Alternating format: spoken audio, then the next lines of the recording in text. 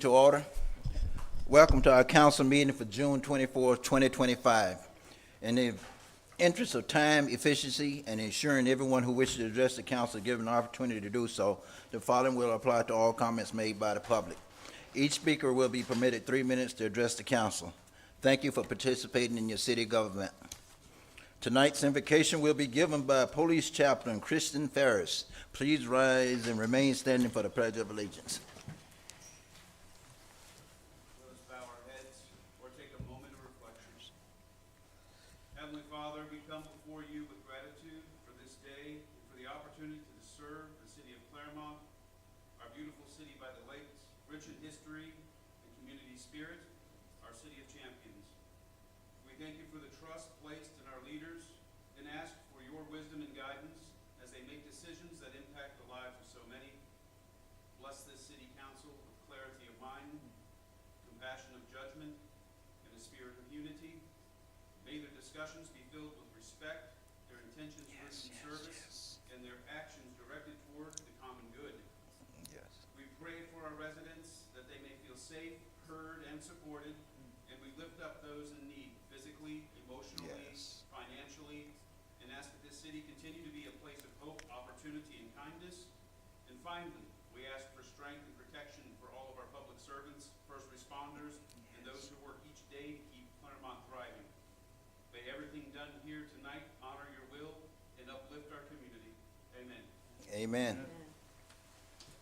I pledge allegiance to the flag of the United States of America and to the republic for which it stands, one nation, under God, indivisible, with liberty and justice for all. Thank you. Please be seated.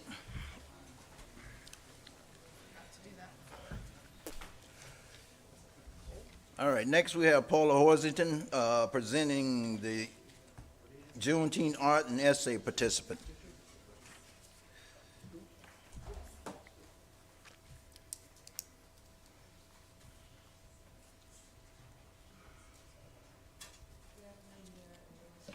Hold on, I don't think that's on. Hit the button. Thank you. Go ahead.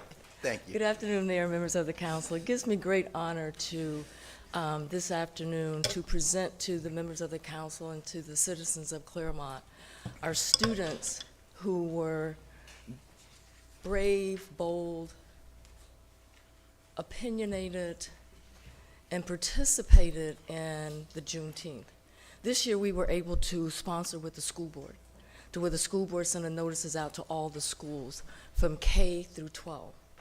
And we asked them, in your own mind, in your own opinion, show us what Juneteenth means to you, whether it's through an art impression or your own words.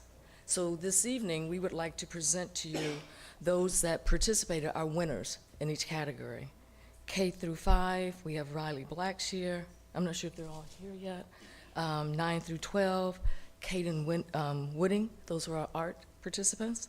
And our essays, 6th through 8th grade, Brandon Davis Jr., and 9 through 12, Jordan Taylor. These students reached inside themselves, did their research on what Juneteenth meant, and you'll see it in their art expressions. In our essays, our students looked at what Juneteenth meant, what it did, and what we need to do as a society to move forward, to honor not just Juneteenth, but to honor our history. So it gives me great pleasure, if I can call them up. We would like for our art participants to show you all their art, and it's our plan to have it displayed somewhere in City Hall for 2 weeks. And then with our essay winners, just have them read their words so you can hear and feel what they feel as young people and what Juneteenth means to them. Riley Blackshear, has she arrived yet?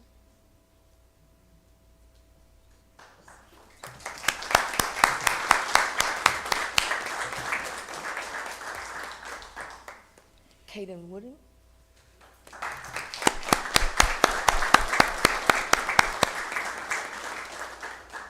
Brandon Davis Jr.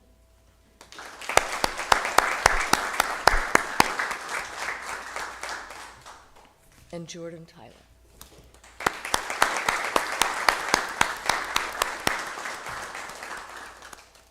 if we can get a picture with the council, and then we'll have our essay winners read something. And if you can turn your art around, Kaden, so they can see your beautiful art.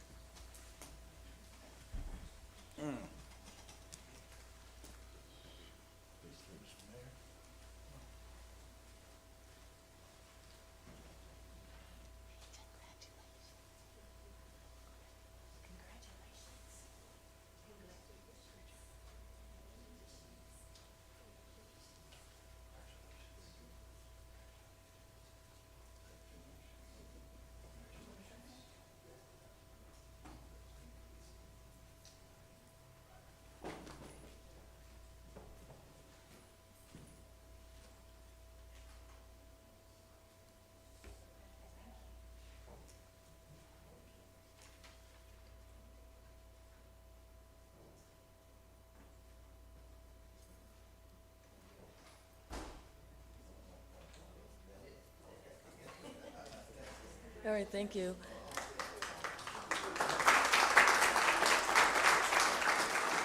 And we'll start with Brandon.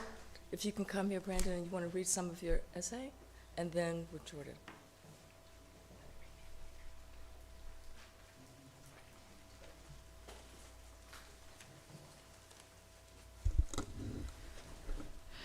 Hello everyone, how are you doing? My essay is called Celebrate Juneteenth. Juneteenth means that I'm free. When I look back into history books, I know that my ancestors were free. I love Juneteenth because I know that I don't have to go through what my ancestors did. The reason that people celebrate Juneteenth is because Juneteenth commemorates the day that 250,000 slaves were freed in the state of Texas, which became the last bastion for slavery during the final days of the Civil War. There are also people who have contributed to the end of slavery, like Harriet Tubman and Abe Lincoln. These people have fought for freedom. This is why I celebrate Juneteenth. Secondly, Juneteenth is a day filled with pride, celebration, and reflection, where you learn about the resilience and determination of those who fought for their rights and ours. Juneteenth is not just about commemorating the end of slavery, it's about recognizing the ongoing journey towards equality and justice. For us, it serves as a reminder that our voice as Black people matter and that we have the power to create positive change in our communities. Juneteenth is a day filled with empowerment, where we can collaborate and feel connected to our heritage, be inspired to continue the legacy of advocacy and also in activism or for freedom. In conclusion, to me as a Black 11-year-old boy, Juneteenth is a day of celebration, freedom, and resilience. It's a day filled with pride within our heritage, where our ancestors struggled for liberation. It means recognizing the sacrifices made by those who fought for equality and justice, and understanding the ongoing journey towards racial equality. Juneteenth symbolizes hope for a future where all people are treated with dignity and respect, where our dreams and aspirations are not limited by the color of our skin. It's a day of joyous festivities and also a time for reflection on the past and commitment to building a better tomorrow. Hello. Hello. And you are our tomorrow.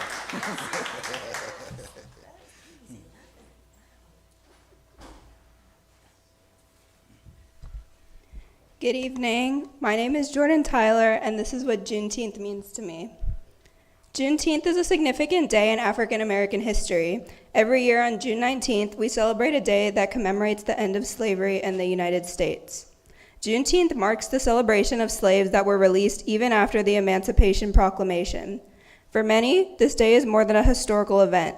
It symbolizes hope, resilience, and the ongoing fight against societal oppression. Reflecting on Juneteenth, we should be reminded of the journey that African Americans faced. They faced adversity and have continued to rise above it. The celebration of Juneteenth emphasizes the importance of recognizing our past while also addressing present challenges and looking forward to a better future. To me, Juneteenth signifies the opportunity to challenge societal expectations. The barriers that have historically limited African Americans are still prevalent today. This holiday should inspire individuals to overcome these obstacles. It should encourage us to drive for success and believe in one's potential. I think about all of the times my friends and I have been told, "You speak so well for a black girl," and how that backhanded compliment carries a statement implying that society doesn't expect excellence from us. Juneteenth reminds me that no matter how far everyone else climbs, we have to climb further through systems built to hold us back and expectations designed to keep us small.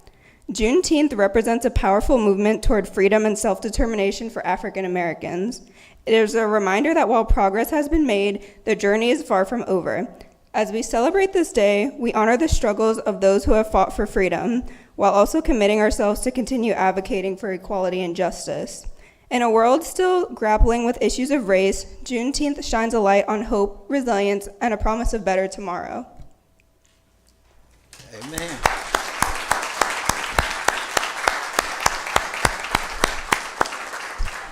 Thank you. Yeah. Any comments? I just want to say you all did a marvelous job, and thank you so very much for being so brave to share your viewpoints, your insights. And to the young lady, I still get told that myself to this day, so I understand.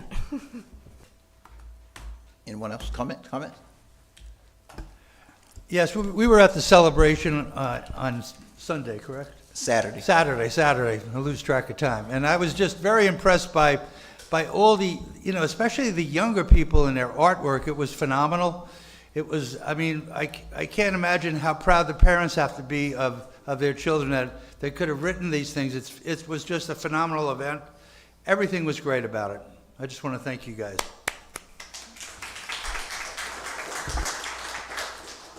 I'd love to commend the kids for standing up here. First of all, for competing in something and winning. That's always a big deal, to put yourself in the race. And then you won, and that's even more exciting. So I commend you on winning. And I am moved by the essays. And I think that the idea of promoting hope and continuing to pursue equality and greatness is really important for all of us. So thank you for that message today. I appreciate it. And let me just add that I was at the celebration as well on Saturday, which was an outstanding event again. Get better and better each year. This was our fourth Juneteenth celebration here in the city of Clermont. As I shared with those that was in attendance on Saturday, to hear these kids write these essays, and the words they put in these essays are really filled my heart with warmth and gratitude, and just so proud, because one of the things I shared with them is a young boy growing up here in the city of Clermont. Back in the days when I was a kid, we was at Waterfront Park on Saturday celebrating Juneteenth. A park, an area of the city of Clermont was off limits to me when I grew up as a young boy because of the color of my skin. So be able to stand there and listen to what they're saying, listen to them words, and knowing what I went through growing up here, where I had to go in the back doors of some of the places, had to drink out some of the different water fountains and see where we've come so far, but yet we have so far to go. And to hear the kids, I was especially touched by the thing at the end. They both said that the future, what lies ahead in the future, and they are our future.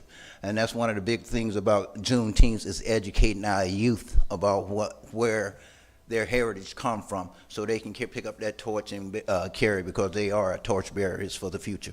And to hear them actually put that in the comments about the future really did me well. But like I say, we've come a long way here. We've come a long way, but yet we have so far to go. So I commend the kids. Great essays. I don't think I was writing them kind of essays when I was 11 years old. I may have trouble trying to write them today. Okay, but thank you. And I thank Mr. Van Wagner. I think we supposed to be making arrangements for the artwork to be displayed. So the artwork will be displayed. I'm not sure if it's the first floor or second floor. Here in the first lobby for a couple of weeks and everything. If you want to send your friends about it, check it all out and everything, we will appreciate it. Thank you again, parents, for taking the time and putting the time and energy into making sure your kids are going down the right roads and everything. So I know parents has a lot to do with that as well, for them to be able to do this. So thank you for being here, and I appreciate everything you're doing.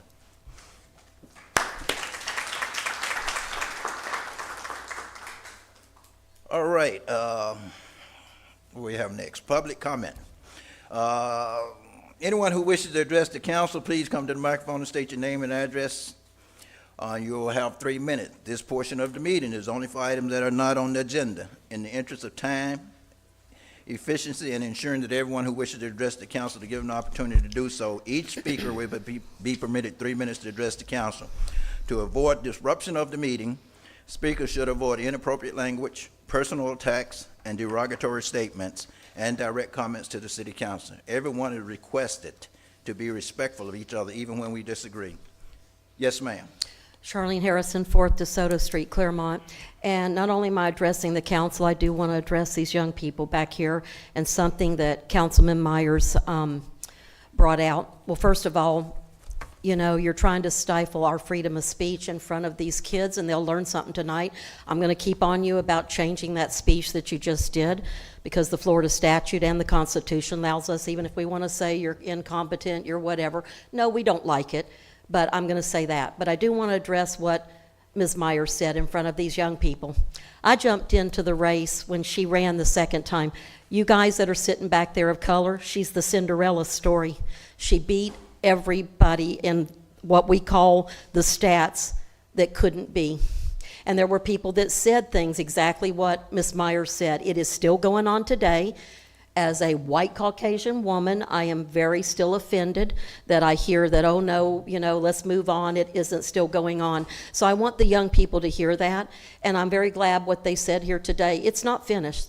It's not finished. We're far from finished. We see it every day.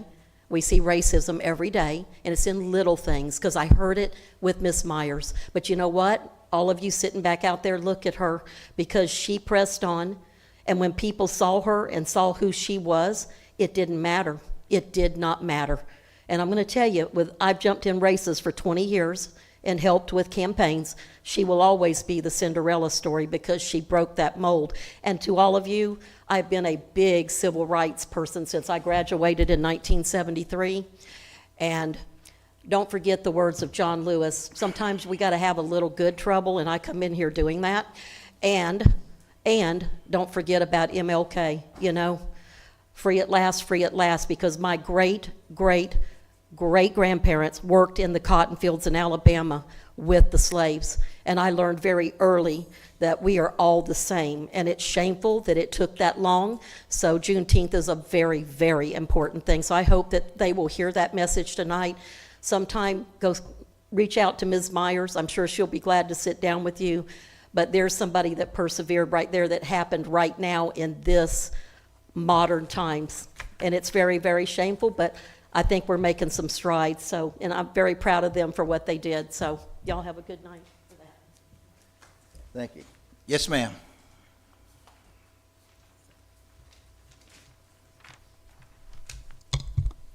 Hi, Linda Beebe, 431 West Minnehaha Avenue.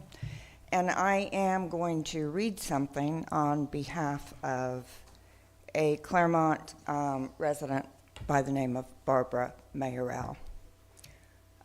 What legacy do we want to leave for our children? Clermont's historic district is a treasured part of our city, rich with charm, history, and potential. But today we must ask ourselves, what direction is it heading in? And what legacy are we leaving for our children? Recently, it seems some businesses feel the need to rely on alcohol to attract customers. More bars are opening, and even liquor stores are being introduced into our once quaint, family-friendly downtown. This was written a month ago, on May 25th. Early this morning, around 2 a.m., police were called due to a large group gathered in the public parking lot behind the restrooms, across from a local microbrewery. The crowd was drinking, playing loud music, and disturbing the peace. An officer responded but did not fully engage with the group. After speaking briefly with one individual, the group was told to turn down the music. Yet soon after, it was turned up again, loud enough to be heard a block away. Meanwhile, 3 intoxicated men were found arguing on Montrose Street, requiring further police intervention. This is not an isolated incident. These gatherings have become more frequent, And what's worse, these individuals were observed getting into cars and motorcycles and driving off, with no apparent sobriety checks, no accountability, and no concern for public safety. Do we really want Clermont to become a destination for late-night drinking and public disturbances? Do we want our children growing up in a city where reckless behavior is normalized and laws are inconsistently enforced? We must remember the old saying, nothing good happens after midnight. It's time we listen. It's time we speak up for safety, for decency, and for the future of our community. We need policies that protect families, not encourage late-night revelry that puts everyone at risk. The question is not just what kind of nightlife we want, it's what kind of community we want. What legacy do we choose? That is all. Thank you.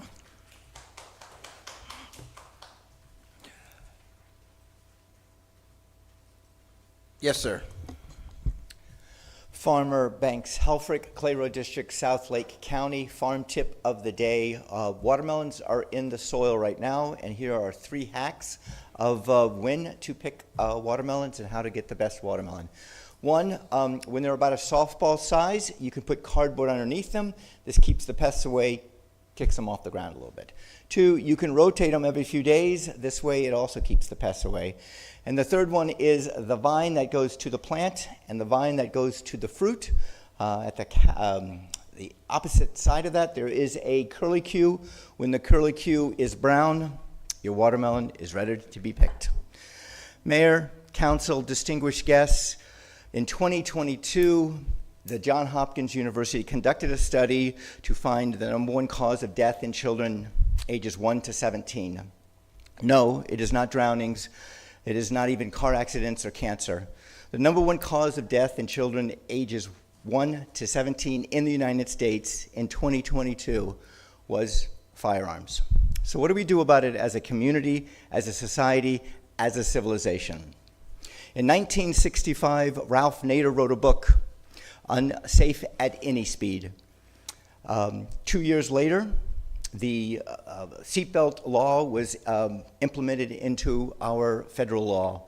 Since then, crumple zones, airbags, and also anti-lock brakes have been implemented into our manufacturing of automobiles. Ralph Nader has almost single-handedly saved millions of lives, and he continues to save millions of lives to this day. So what are we doing today about the issue?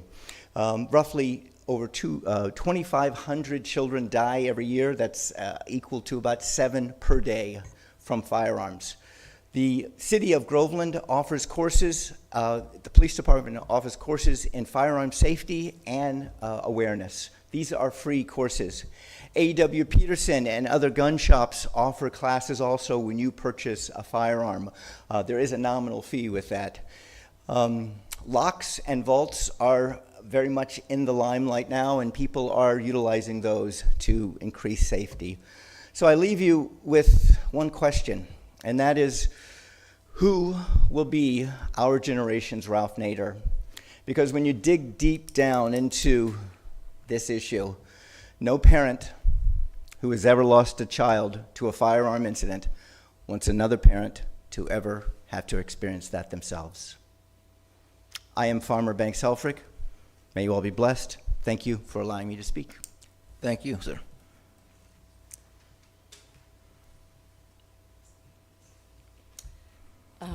Paul, Mayor, members of the council, Paul Hoisington, 564 East DeSoto Street. I just wanted to come back up and again thank you for the opportunity to allow the children to express their thoughts for Juneteenth.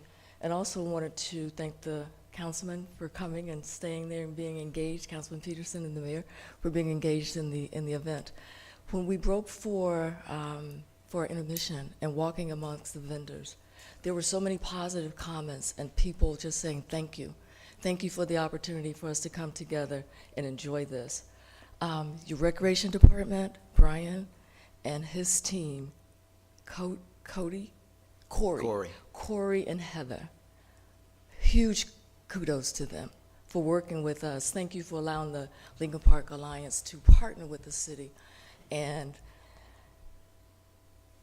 anything that we asked, we worked together as a team to make this come together. It was such a pleasant experience, and also want to publicly thank Sharon, our voice of reason. Okay. Because sometimes we wanted to get off jitter and, you know how things could get. She was a calming voice. She kept saying, it's gonna be all right, the weather's gonna be good, people are gonna come out, and that's exactly what happened. And that shows that we as a city, as a community of champions, how we can come together as one, put our differences aside, and recognize what history has taught us and where we can go future to continue to build this community. So again, thank you. We look forward to working with you next year to make it even bigger, better, and bolder. Thank you. Thank you. This is public comment. Anyone in the public wish to address the council may come to and state your name and address and have 3 minutes. Anyone else? Anyone else? Seeing no one else, I close public comment. And before I move on to the consent agenda,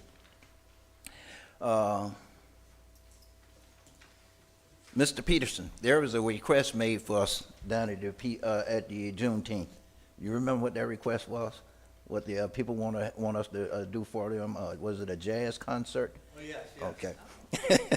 A lot of the talent, we had jazz musicians and everything playing down there, saxophone and everything, and it was a big request that we maybe come together and host a jazz concert or something. So, Mr. Van Wagner, please, sir, if you can look at Corey and Heather, I mean, they do a great job. Maybe get some of the other people to work with them from the South Lake Alliance, who has some of the contact for some of the old people and everything. And maybe we look at trying to get a jazz concert and festival together, maybe. So, yes, ma'am. If I may, this would be in alignment with some of the efforts of the Lake County Tourism Office, and maybe something to, not that I'm volunteering them, but maybe Main Street would want to be interested kind of as our festival coordinator.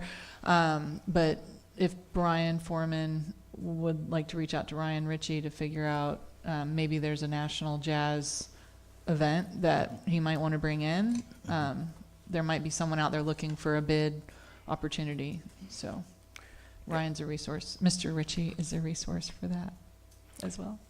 Well, that'll fall right in line. And one of the great things about it, most of the entertainment that was there on Saturday is all local entertainment. And that's one of the things we try to feature with these type of, like Martin Luther King Day and Juneteenth, is try to do our, spotlight our local talent. One other thing, because I don't know if she's going to be here at the end, but I wanted to address the question on alcohol before we move on. I know at the last council meeting I made a comment about, I think we got too many, and I heard you did a survey on the downtown. Can you? The numbers were right in line with what you were saying, but Okay. I'll do a formal presentation for you on that. I don't have all the data because we were trying to look at the exact times it was served, alcohol, but we have the hours of operation, but we're just tweaking it just a little bit, but we'll have that ready for the next council meeting. Yeah. And like I said, the last council meeting, of course, I heard in her letter she was reading, say it was written on the 25th, and that's almost about the same time I was downtown. It came to my attention that this stuff, I guess when the new sports bar that opened up behind Corelli's is what really caught my attention and everything, and started looking at all the different bars and establishments that serving alcohol in our downtown in a little 2-3 block radius. So. Are we aware of any incidents since that time? Has anything come from the police department, or have we heard of anything else, or was this kind of a one-off situation? No, I haven't heard of many incidents, but some of the comments I'm getting is the fact that, and I'm starting to hear more and more about the alcohol and everything like this. Last week I had 2 comments saying a lot of the people don't, some of the young folks, we're starting to drive away from downtown, which is what a lot of the young people is what I was trying to cater to anyway, to keep them off the streets of Disney and all that. And away from alcohol and being home, and I'm hearing comments from some of them, they don't want to come down because there's so much alcohol being in And we there. have the chief Come on, speak. Chief. Yeah. So Mr. Ben Wagner, You say you haven't quite finished your report, put it all together? We're very close to finalizing that. Okay, so, just, who, Ms. Beebe? Yeah, hopefully in another couple of weeks, we have a report on the alcohol in the downtown, so. Do you want the chief to speak Yes, to it, or do you yes, want to wait? Yes, Good evening, Mayor, Council. John Graysick, Chief of Police, Clermont Police Department. I am not aware of large-scale incidents taking place downtown. Yes, we have a large number of, I shouldn't say large, we have a fair number of alcohol establishments in the downtown area. I am aware of 2 incidents that have taken place this year. okay.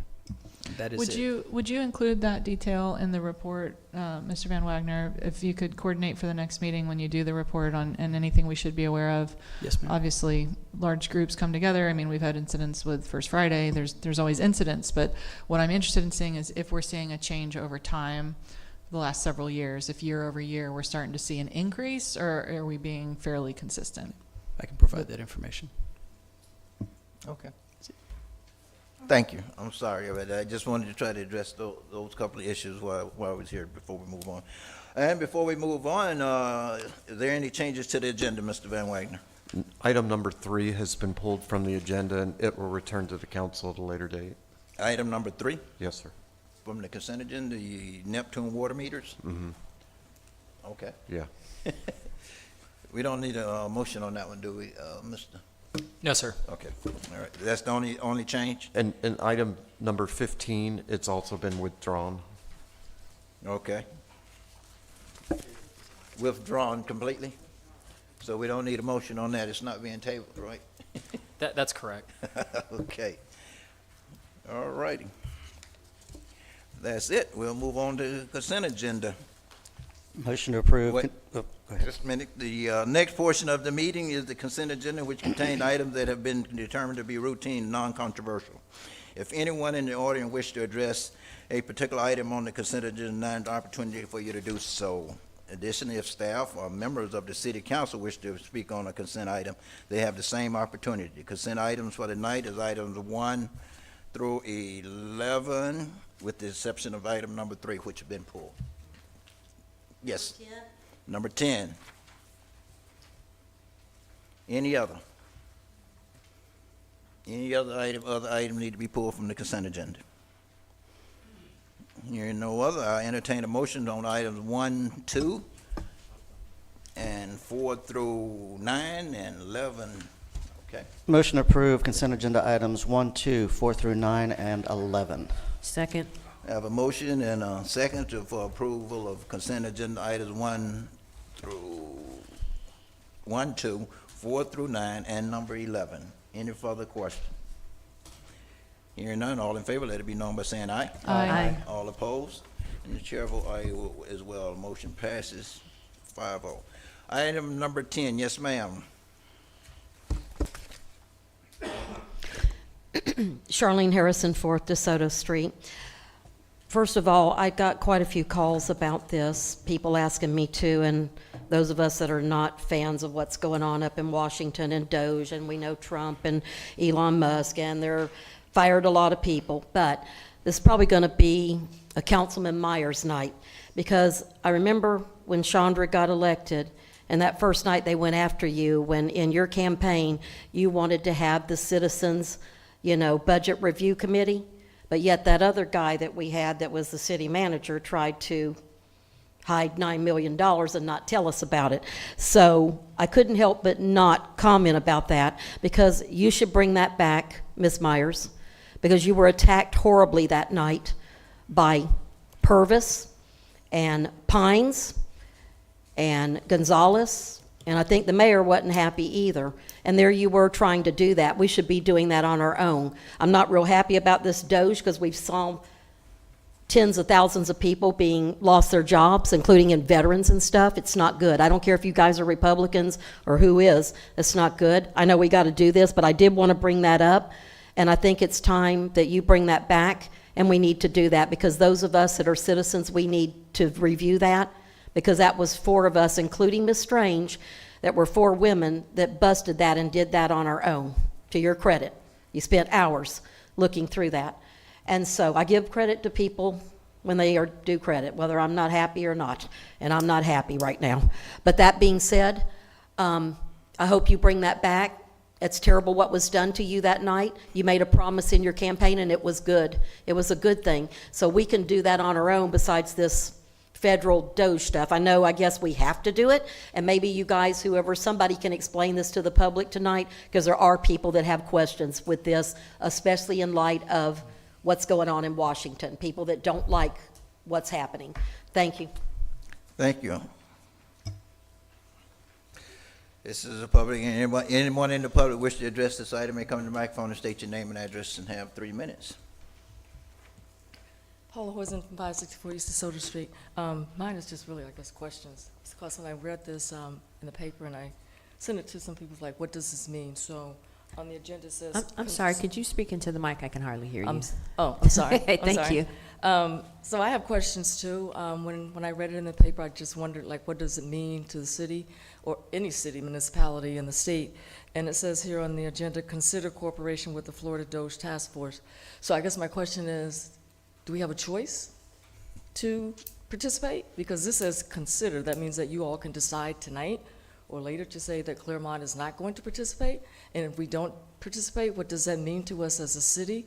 And if there is any type of review, how are the citizens notified that it is taking place, and then what the results are? But I guess my main thing is it says consider. Do you all have an option to consider, or is it mandated that you do, and if you don't, are there penalties to the city? Thank you. Anyone else? This is a public hearing. Anyone in the public wish to address this item may come to the microphone and state your name and address and have 3 minutes. Anyone else? Seeing no one else, I close public comment. I'm gonna bring it back to council.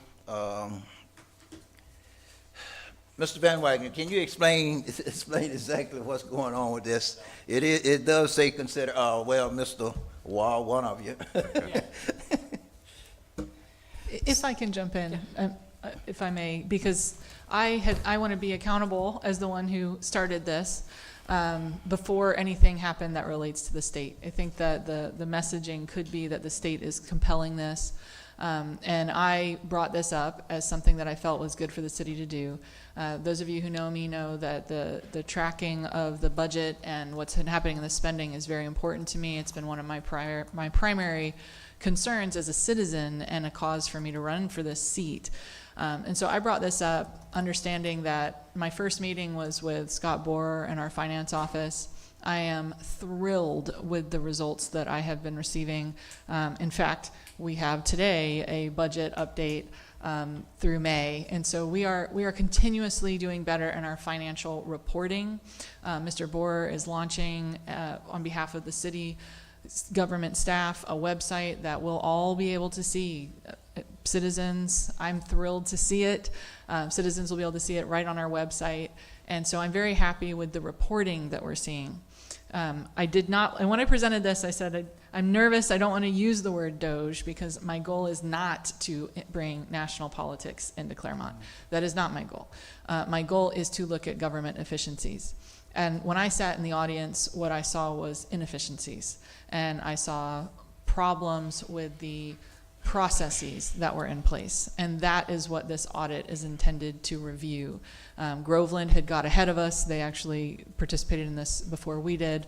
And I had brought it to council at that time. Since then, there is an update from the state, but this is something that we had decided to participate in before there was any communication from the governor or from the state of Florida. And from my perspective, this is about being accountable to the citizens with not only how the dollars are spent, but the process through which and by which the dollars are spent. So for me, that was my motivation in bringing this up. It has nothing to do with politics. I regret that the name has the same name as the national name for it, but I think the purpose is very important to the city, and I think it's a good thing for the government to do to the people that it serves, is provide the information from this report.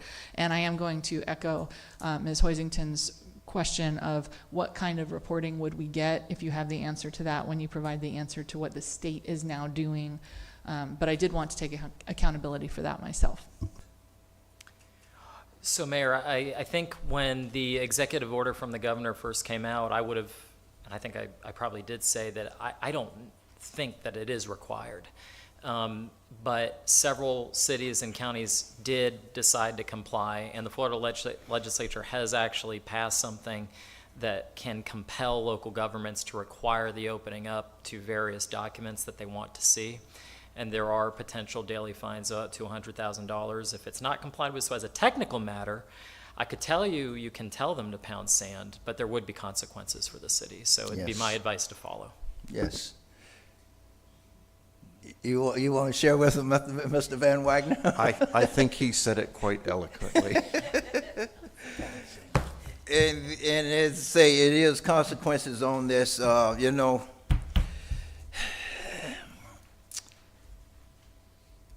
When I was first elected, you know, I came into this thing, and other council members, we came into this thing at the same time I was elected, was trying to be more transparent with the budget process, and because that's one of the things I was hearing out there about so much going on with our budget and our finances and everything. So that's why we changed the budget process. The procedures we have in place now is some of the changes where we do it to try to be more transparent. I started asking for a forensic audit when I first came in and everything. And even 3 weeks ago, I asked for another forensic audit. This dose is about procedures and the way you're doing stuff. And even I hear again from Ms. Forth tonight about missing millions of dollars. This audit isn't going to find missing money. Okay, this is about procedures. And as I said a couple of weeks ago when I asked for a forensic audit again, made a motion for a forensic audit again, if you all keep wanting to accuse us of missing money, do the forensic audit. That's how you're going to find out it's money missing. I don't care. Senior Citizen Budget Review Board isn't going to find it or anything. You have to do the forensic audit. I'm sick of hearing people say money is missing. All these millions of dollars are missing. So if that's the case, do the forensic audit, and we'll find out where the money is at and everything. This dollars is we pretty much trapped, and we almost have to do it. And I'm gonna say this since Mr. Van Wagner didn't want to say it, because we've been allocated a few funds from the state, and basically if we don't do it, they're gonna take the funds back. Okay, basically we being blackmailed. Okay, personally, I don't have no problem with doing the audit. Okay, looking at procedures and everything. And all, if we do other ways we can do things and make it more efficient, that's fine with me. Yeah. But And that's let's not confuse this audit with what's going on. It's more procedure. It's not about trying to find money or missing money and everything. And I like I say, from the time I've been elected 5 years ago, I've been hearing this. But yet and still, I have no one up here, even previous council, that's ready to do a forensic audit and settle that issue once and for all. Okay. Well, Mr. Mayor, I shared that concern. I have been meeting with Mr. Borer. I have reviewed the financials since taking this office, and I feel comfortable now that what has been provided is accurate. I think what you're hearing could be residual from years of citizens asking questions and having stood at that podium and having my company threatened by our prior city council. I was deeply concerned with the procedures that were in place and the way the money was being handled. I mean, frankly, that's why I'm sitting up here.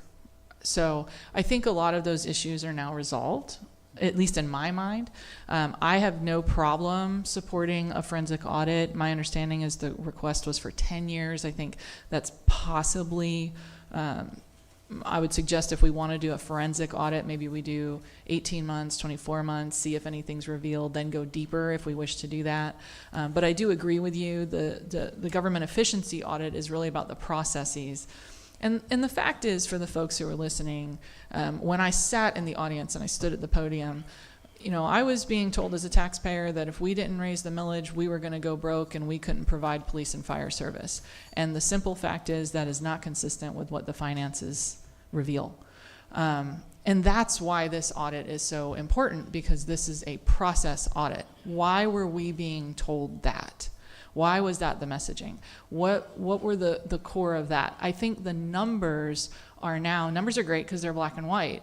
The bank accounts have been reconciled. We've had the audits done by outside accountants. You know, I feel comfortable that the numbers have been accurately accounted for, and we see that we have more money in our general reserves than we need to be carrying, and we're going to have to deal with that next month and the month after as we go through the budget process.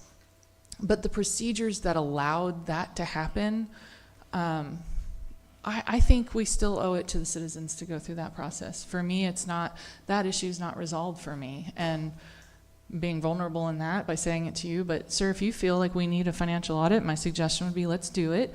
But maybe we start with a shorter period of time and go back if we find things. And I'm not gonna get in your way on that one if you feel passionately about it.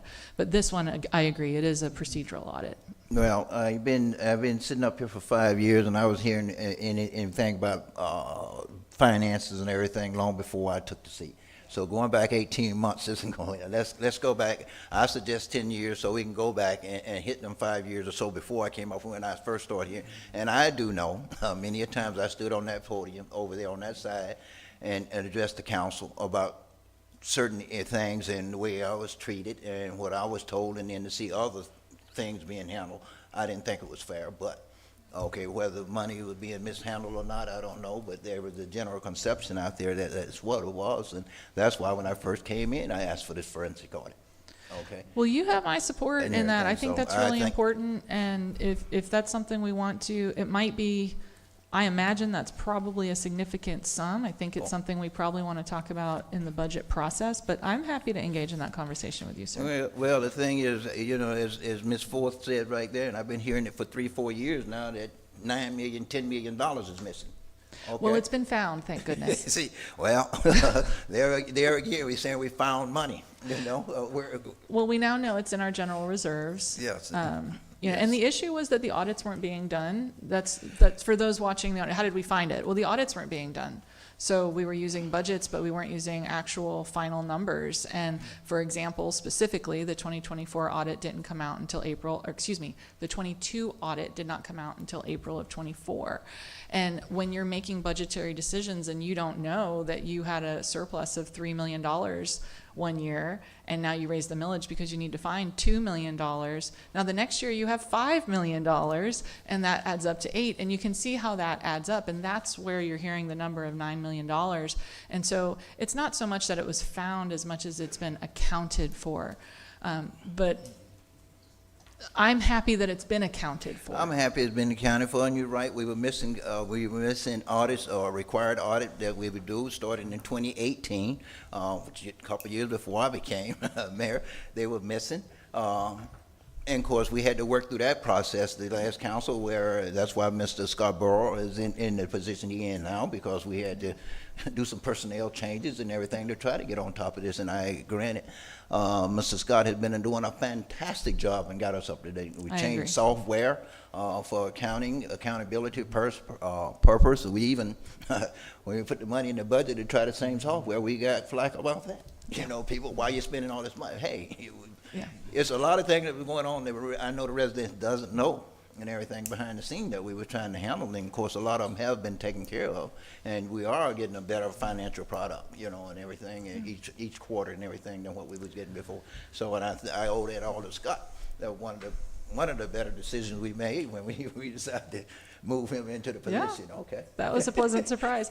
Well, Mr. Mayor, how do you feel about moving forward with this government efficiency piece tonight? And then Mr. if you're comfortable, Mr. Van Wagner, if you can have Mr. Boer include in the finance presentation during budget the cost of a forensic audit for 2 years, 5 years, and 10 years, so that we can look and see what that would cost. And if we can do it, Mr. Mayor, like I said, I'm not going to stand in your way. Anything that lets the taxpayers know that we've been responsible for their money is something I'm going to support. I just think we owe it to them to also look and see what that's going to cost, given what we do know today. But I share your concerns, and I'm sorry for the experience you had, sir. Yeah, well, I mean, I've been around this council, and I stood on this side of the podium addressing this council many more years than I've been the mayor. Yeah. Okay, and I've shared some things, but hey, I also realize, which I hope a lot of residents are finally understand there's a lot of things happening behind the scene and out here more than what you see here, that they don't understand what's going on behind here.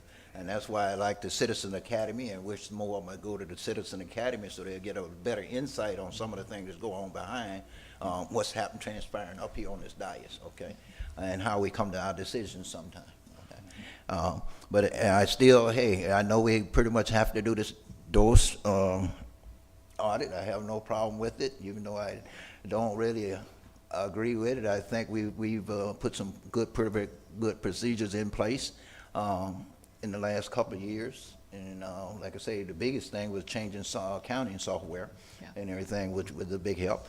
And everything, and being Mr. Scott on board and giving him the financial director position. So he's been fantastic. So, but hey, if we have to do it because the state say, well, are they going to take our money for it? Because personally, I don't mind. I think the money they're talking about was for a project that I don't even know if we're going to even do anymore, right?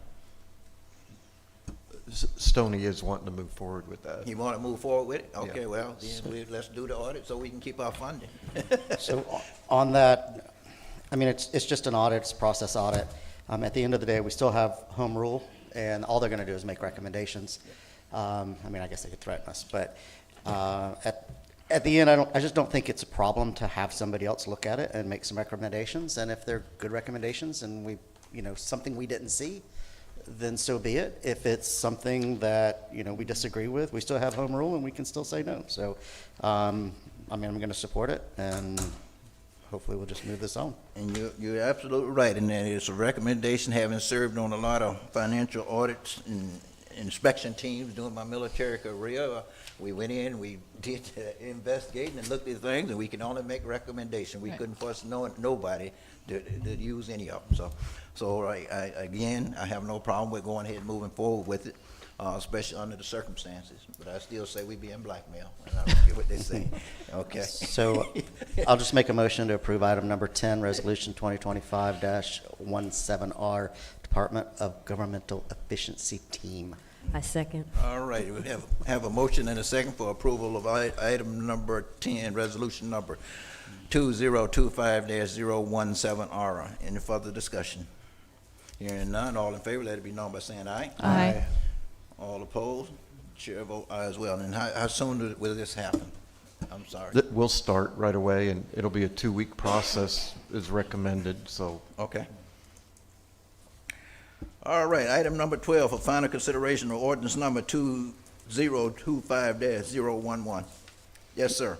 An ordinance under the Code of Ordinances of the City of Clermont, Lake County, Florida, amending the official zoning map of the City of Clermont, referred to in Chapter 122 of Ordinance Number 289C Code of Ordinances, rezoning the real properties described herein as shown below, providing for conflict, severability, administrative correction of scrivener's error, recording, publication, and an effective date.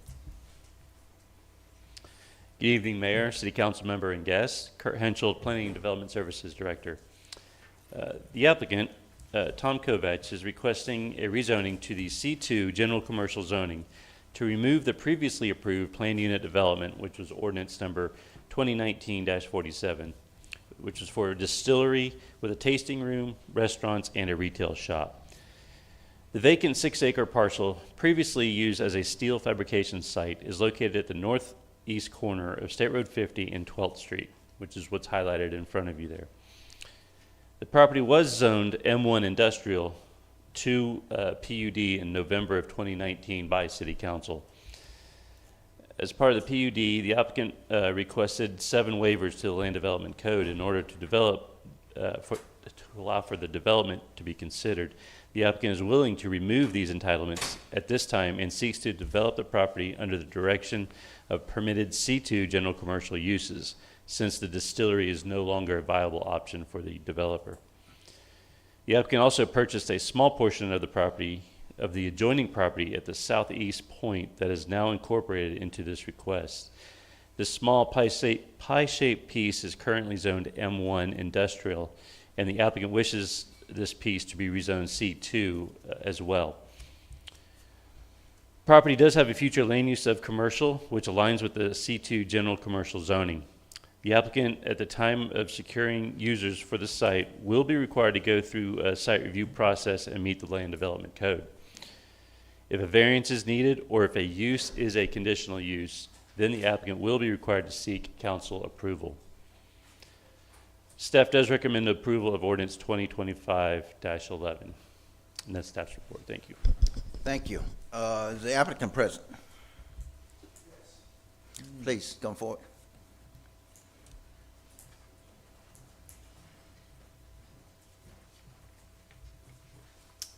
Good afternoon, Mr. Mayor, council members, staff, city employees, and administration. My name is Jimmy Crawford. I am a lawyer with the law firm of Crawford, Modick & Holt, 702 West Montrose, and I do represent Mr. Kovach and his family in Heritage Square, which is the owner of the property tonight. Staff said it quite clearly. It was zoned industrial for decades. It was the metal fabrication plant, and then it closed mid-90s, I think, or maybe late 90s, and was empty for quite a few years. Mr. Kovach and his family came around, and they're, what do you call people who, I'm going to say visionaries, but they think out of the box. They don't think, gee, that's what's there. What can I do with that? They say, what could it be? And they had a dream of a distillery attraction on the property that would make be a Central Florida-wide attraction and attract people from all over. Unfortunately, two things happened. The first was the legislature capped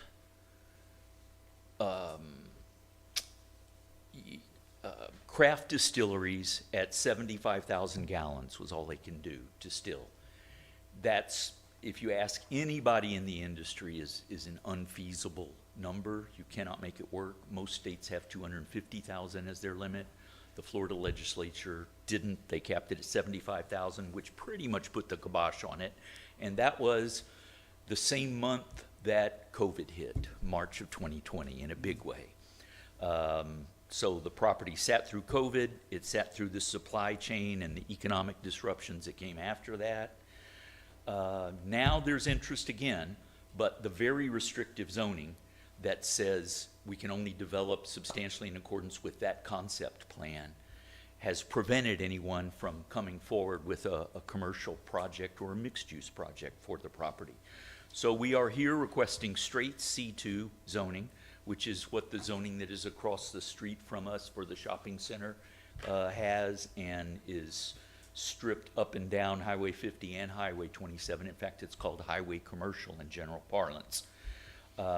We are otherwise surrounded by industrial zoning on our 11th Street side and our north. And that actually segues into the other issue that I've heard people talk about with this, and that is that this property is the western entrance to our city, and it's the last vacant parcel of any size that is there. And we don't disagree that it's an important site, but I would note a couple of things. The aforementioned industrial zoning that is all around us, and that was for many decades the zoning and use of this property with the sheet metal plant. Second, I would submit that I know the city prefers might not be the right word, but it might be an okay word. Planned development zonings for things like this, where we show a site plan and the city has much more, maybe not control, but knowledge of exactly what's going into it. And that is certainly appropriate in some instances, but I would note that more than 90% of the city is straight zoning. You have hundreds of pages of your zoning code that have standards, architectural, aesthetic, landscaping, all of those are in your code, and the regulated community relies on that. So they look, when a national commercial developer comes in here, the first thing they do is they hire somebody or have their in-house counsel look at the codes and see what they can do in what zoning and what are the requirements. I don't believe it's legally permissible for the city to force planned unit developments on people. It's an argument I hope we never have to have. But the third point to it about the entrance to the city and it being an important site is that Mr. Kovach and his family have already been entrusted with a major entrance to our city, and that is 55 West, where they put on the eastern entrance to our city a beautiful building that is commented on a lot of the time. It was the first cross-laminated timber building in the state of Florida. That's a green building solution from Europe. In fact, all of the wood came on a boat from Denmark, I believe, but I know Europe. And the building is indicative of the quality that the family did put up, and will put up on this property. Last point is, I think, my opinion again, if the PUD expires, and this one actually does not have a formal expiration in the actual PUD ordinance, I know we put them in routinely now, we didn't in 2019, but it can be surrendered by the owner, in my opinion, and if that happens, the property reverts to its previous zoning, and that would be industrial again. And while we could sell it as industrial property, that is the least of our wishes. And Mr. Kovach would like to say a couple of words, and then we would like to entertain questions from the council and comments from the public, and then have a chance to sum up. Okay. Yes, sir. Good evening, everyone. So, Can you get your name and address, please, sir? What's that? Your name and address? Oh, Thomas Kovach, 15421 Pendio Drive, Thank you. Montverde. Anyway, so after my last appearance, I received a number of phone calls. Can you speak into the microphone so we can hear? Thank you. It's not all right. Don't say something. Okay, can you hear me now? Yeah. Good, thank you. All right, good. That could go all night. So, I received a number of interesting phone calls that including one to my wife, which was interesting, that I disrespected the PC board last time I was up, and it was the first call I got. The person told me, Tom, you said some things, and I said, what did I say? And he told me what I said. I won't repeat it because then it'll be times two. So I said, well, I don't remember saying it, but I guess I did. He says, well, you did. It's on film. I said, okay, good. But in reflection, I could have and should have chosen some better words. Now, since a lot of you don't know me, and I've been now married 40 years, and when I go to dinner, I wear shin guards because I'm generally kicked for saying something when we're out to dinner or whatever that may not be good for the other couple, or just something that I think about. In any event, I wanted to apologize to the P&C board. I did meet a couple of them and said that. So I thought that was something that should be on the record and appropriate to be done by me. I feel like my 95-year-old mother just brought me back into the candy store and made me apologize. But so much for that. Now, in terms of the property, it's a great piece of property. I wanted to do some really lovely things with it. Unfortunately, that didn't happen. And we have some various plans that we think we might want to do, and it's also up for sale, but there are things that I just have already refused that I didn't think were appropriate. Now, no one knows that because you don't know me, you just know me as being inappropriate. But I don't think in certain ways, and money doesn't do certain things for me. We were offered a lot of money for it. The use for it was just not something I thought was right for the town, right for me to sell it to, and that's not your usual person. Maybe that's because we're not the usual family in that regard, and I think that should be said. Jimmy did a great job, except the building is 50 West, not 55 West. The material came from Austria, not Denmark. It's close. Depends on what port you're standing in. And it is not only the first building of its kind in Florida, it is the first building of its kind in the Southeast. It has also gotten all kinds of awards, which don't get posted because I don't do them and I don't seek the publicity for it. But it is, I invite anybody who wants to see something really different to see it, because it is spectacular. And we had to educate everyone in the city to understand what it is and how it works. So that just gives you a little bit of a background, and I'll now take, and Jimmy will take any questions that you have regarding it. Okay, sir, this is a public hearing, but if we have, for a minute, we're going to open up for the public. If we have any questions, we will call you back up in a minute. This is a public hearing. Anyone in the public wish to address this item may come to the microphone and state your name and address and have 3 minutes. Anyone in the public?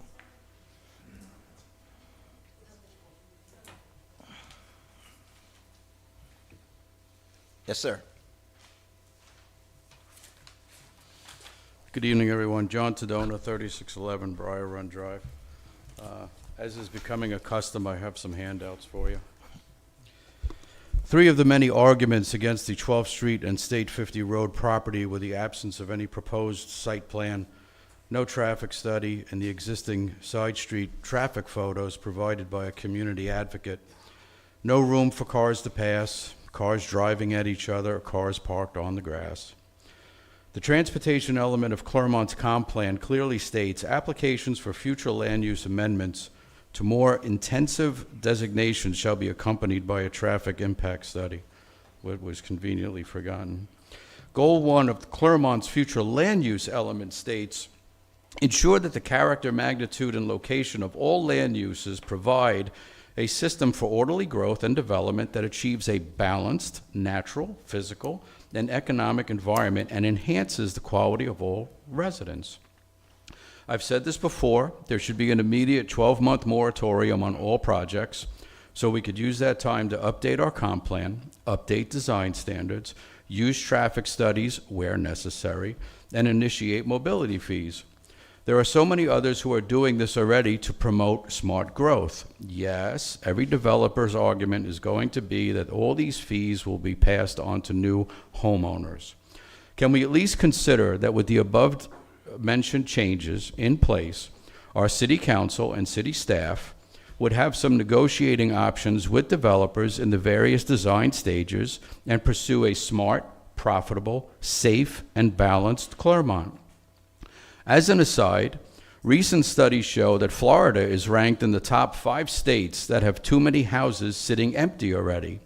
Certainly the economy plays a large part in this, but maybe word is getting out of untold new home expenses, similar to what one Wellness Way resident reminded us of several times.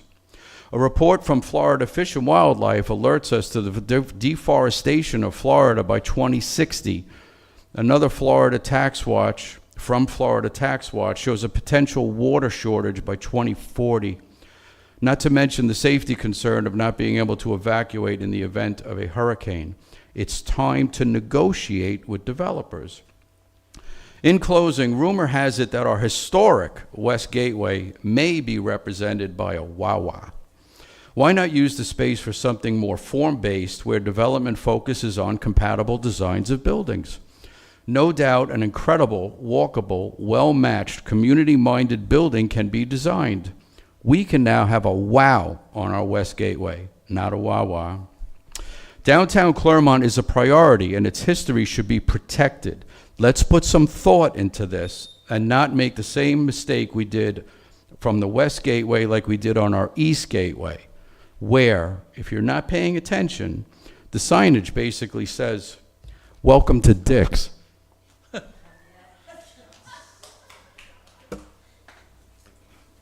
Has a copy of this been provided to Mr. Crawford? You have to have this. And do you object to it being? Okay. Thank you, sir.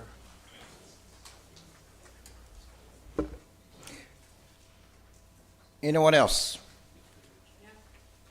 Yes, ma'am.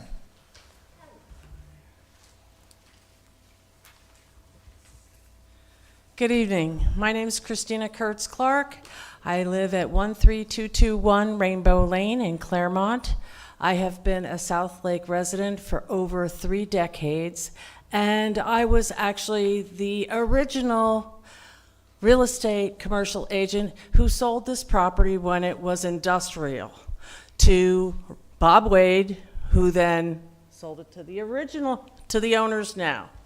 I've watched this go through many phases up here, and do you really want industrial back on that corner? That's what you're going to have. So a commercial use that's well taken care of and well thought of. These guys have proven that they do very nice buildings. They work with the city. I don't understand why you're giving them such a difficult time. We should not give these people a difficult time. We need their tax dollars, and help them. Let's work together, create something that's nice. They want to create something that's nice. Otherwise, we're going to have a car lot on that corner, which is what we almost had 10 years ago. Please understand that we have laws here regarding land use, and they need to be able to use theirs just like you need to be able to use yours. So I hope that you take that into consideration and let them go back to commercial zoning, which is what all is around them on that corner. It's Highway 50. I mean, it's a commercial roadway. So please, take this into consideration, and let's work with them and get a nice project on that corner. Thank you very much. I appreciate all your time this evening. Thank you.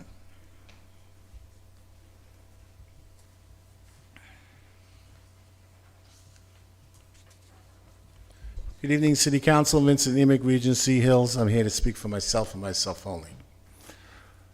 City Council, ladies and gentlemen, I'm not saying don't change it to commercial. My question, and everybody's question that I'm hearing from, is why is there no transparency of what is being built on that property? A lot of ideas. Yeah, there's a lot of ideas. Listen, I would love another 50 West to be on that point. I would love that. But a Wawa, rumor has it, why don't you just change it to Buckabees or Lowe's? I mean, really, what is the problem? Why wasn't it filled out on the original application on page 2? Why didn't he say exactly what they were planning to build there? Just don't say, I want to change the property because it's commercial.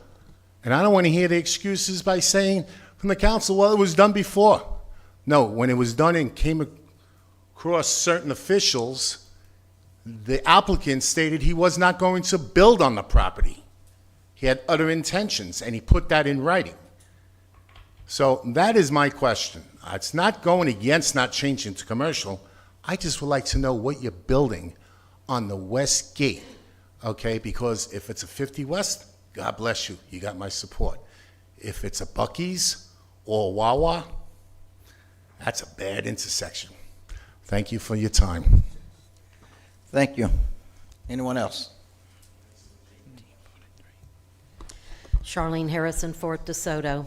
Okay, first statement, red flag, Jimmy Crawford got hired. I take him on for many years, okay? Because he's here because there's a problem and he needs to get it done. And they know it. The second thing, the planning and zoning, 6 people turned this down. Now let's go to the third one that I know personally. And I know Christy Clark, the realtor that just came up here. I just knocked her on the shoulder. We know each other, but we're on opposite sides. you know, we have people, and I've kept it on my refrigerator that Speedy Wolf taught me from, and I know he's still flipping in his grave over the lumberyard crap, that no one has the right to ruin their next door neighbor's quality of life just because they own a piece of property. And this is what we get all the time. Wah, wah, wah.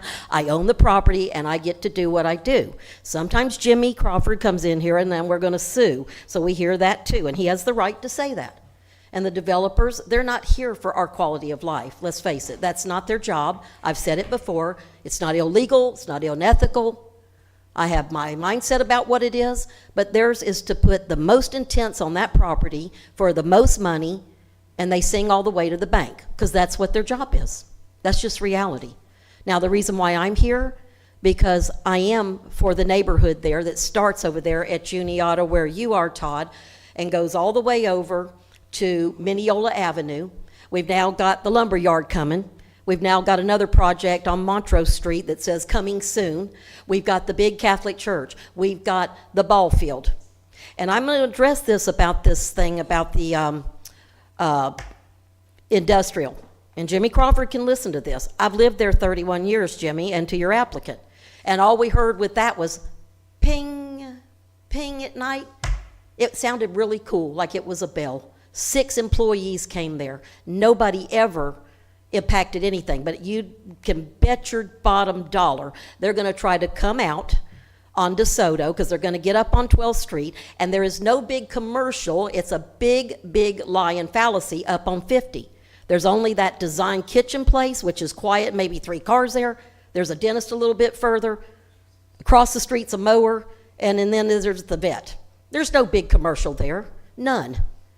And now we're trying to fight it in our neighborhood because you and the city, some of them on this past council, and 1 or 2 of you here, have tried to turn our neighborhood into a parking lot and a racetrack and just a gateway. Let's call it DeSoto Street and on over as the gateway to the downtown. And what you think is when they come out of here, if they can't do a right in and right out off of 50 or only go one way onto 12th Street, meaning going that way, which what I would call it north, what are they going to do? What will they do? And they're right. There's no traffic study, and nobody will tell you what they want to do. Why? I've been doing this a long time, folks. Why? There's what you need to ask. Thank you. Anyone else? Okay.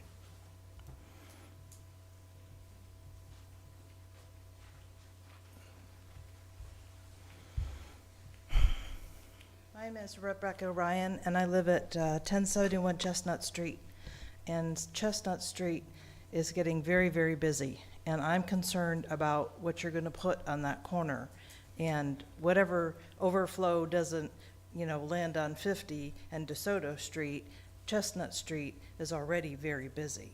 And so, I know there have been some time studies done for the people going up and down Chestnut Street, and they're not doing 25. That sign is right there across from my street, from my house, and they're not doing 25. So I know that piece of property has been empty almost as long as I've lived there, about 10 years. And so I am concerned about more traffic. 50 at 12th Street and 50, when I leave every morning to go to work, I do not step on the gas when the light goes green. I wait because they're going through the red light on 50 all the time. I sit there at that red light because there's a car in front of me and I can't turn right because there's no right turn lane to go down 12th Street, to go down towards 561. Not that I go that far, but there needs to be a change to that corner. And if you're going to put, I don't know, I don't want another distillery. I see that's being tabled, but whatever you're putting on that corner, I'm concerned about more traffic. It's crazy already. Thank you. Thank you. Anyone else?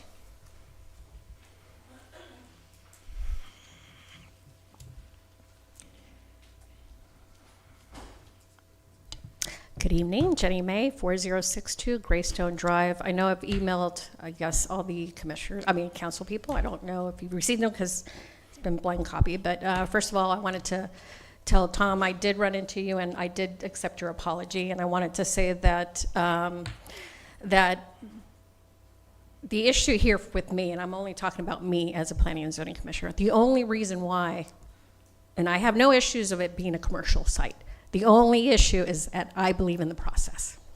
And the process, especially on the application, if you look at the cover letter and you look at page 2, it asks, what are you proposing? And it says required. It's a required answer on the application. What are you proposing to do? If you guys have the page there, you got to look at it. And he says, remove the PUD. Okay, you're removing the PUD, but what do you plan on proposing? Just a simple question, and that's what wasn't answered. Again, on record, I'm good with having a commercial site, but just tell the citizens, the community. You got to give it to them. Let them know what is being planned there, just like us. That's all we're asking. Just follow the process. Simple. Don't deny it. Tell him to bring a project to you. Send it back to the commission. Have us look at it. Have us look at it and say, vote yes for commercial. That's all he needs is a rezone. Then bring it back to you. Can't deny it, because I think if you deny it, it takes 12 months. You have to, there's some rule there. Yes. Yeah, so let him bring you a project so that we all can say yes, so that we can make the community feel good for that corner. And you know what? The gateway word came out of someone on the commission. The only reason why they probably said gateway is because there is a monument right across the street that says, welcome to City of Clermont. Welcome to the City of Clermont. So don't you think that would be the gateway? Welcome to the City of Clermont. Let's make something special. He says he's going to make something special, but what is it? We're just asking what. That's it. Thank you very much. Thank you. Anyone else? Anyone else? This is a public forum. Anyone in the audience wish to speak to this item may come to the microphone and state your name and address and have 3 minutes. Seeing no one else, I close public comment. Bring it back to council. Yes, sir. Yes, sir, Mr. Mayor, Crawford. may I try to respond to a couple of those comments? Yes, you may. And I will be quick. The first gentleman, and I apologize, I didn't get his name. I was writing something else at the time. I apologize. But the first gentleman talked about traffic study required for a flume, and that's absolutely correct, but we're not doing a flume.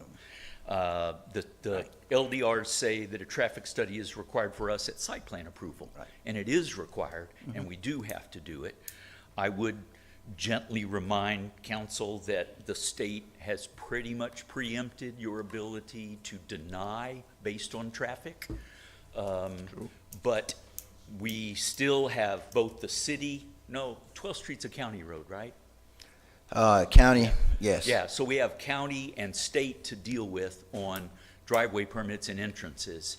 And I do have, can I show this real quick?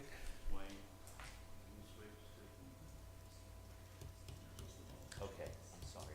This is the concept plan for the existing PUD, and I just wanted to show everybody. It had 2 exits on 11th, one at Juniata and one close to DeSoto. It had one on DeSoto and it had one on 12th. It had none on 50, but we did not own at that time this parcel, and we now do. And we believe. I thought it was plenty loud.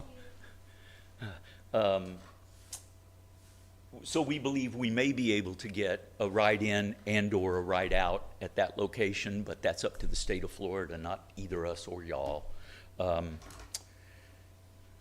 The staff report, we talked about the comp plan, I completely agree. The staff report says we are consistent with the comprehensive plan. And I would say that the staff report is the only competent substantial evidence that's in the record on this. We don't have a planner or an engineer, neither does anyone else. And the staff report recommends approval and finds that we are consistent with the comp plan. A lot of folks want a wow at that corner, and I understand that. I know that Mr. Kovach will work with the city on some creative ideas that we may have for the future, but none of them work with the PUD that we have out there. And if somebody really is serious about wanting wow, the property's for sale. So whether it's the city or a group or anyone else, it's out there, and we're certainly willing to talk. Both Vince and Ms. Ms. May, talked about the process and how they don't like not knowing what's going to go there. And I sympathize with that. And I think the city is embarking on a wholesale review of code and comp plan that might result in some really significant changes. I think that's a good thing. Our LDRs are basically 20-plus years old, with minor tweaks here and there.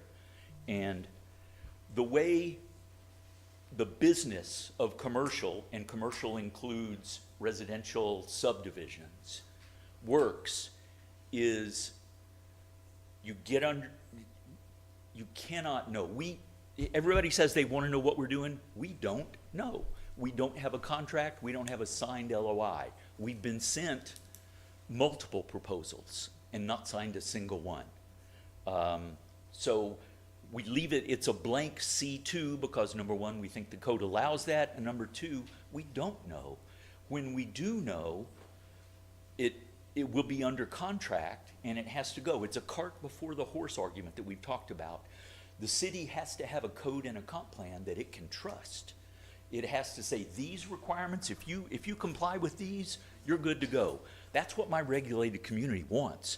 We don't even really care if it's hard to comply with. If we know coming in, like I said, that national builder that comes in and sends somebody to look at the code, it'll go like, okay, that we got to do front porches on every house. We got to do this, we got to do that.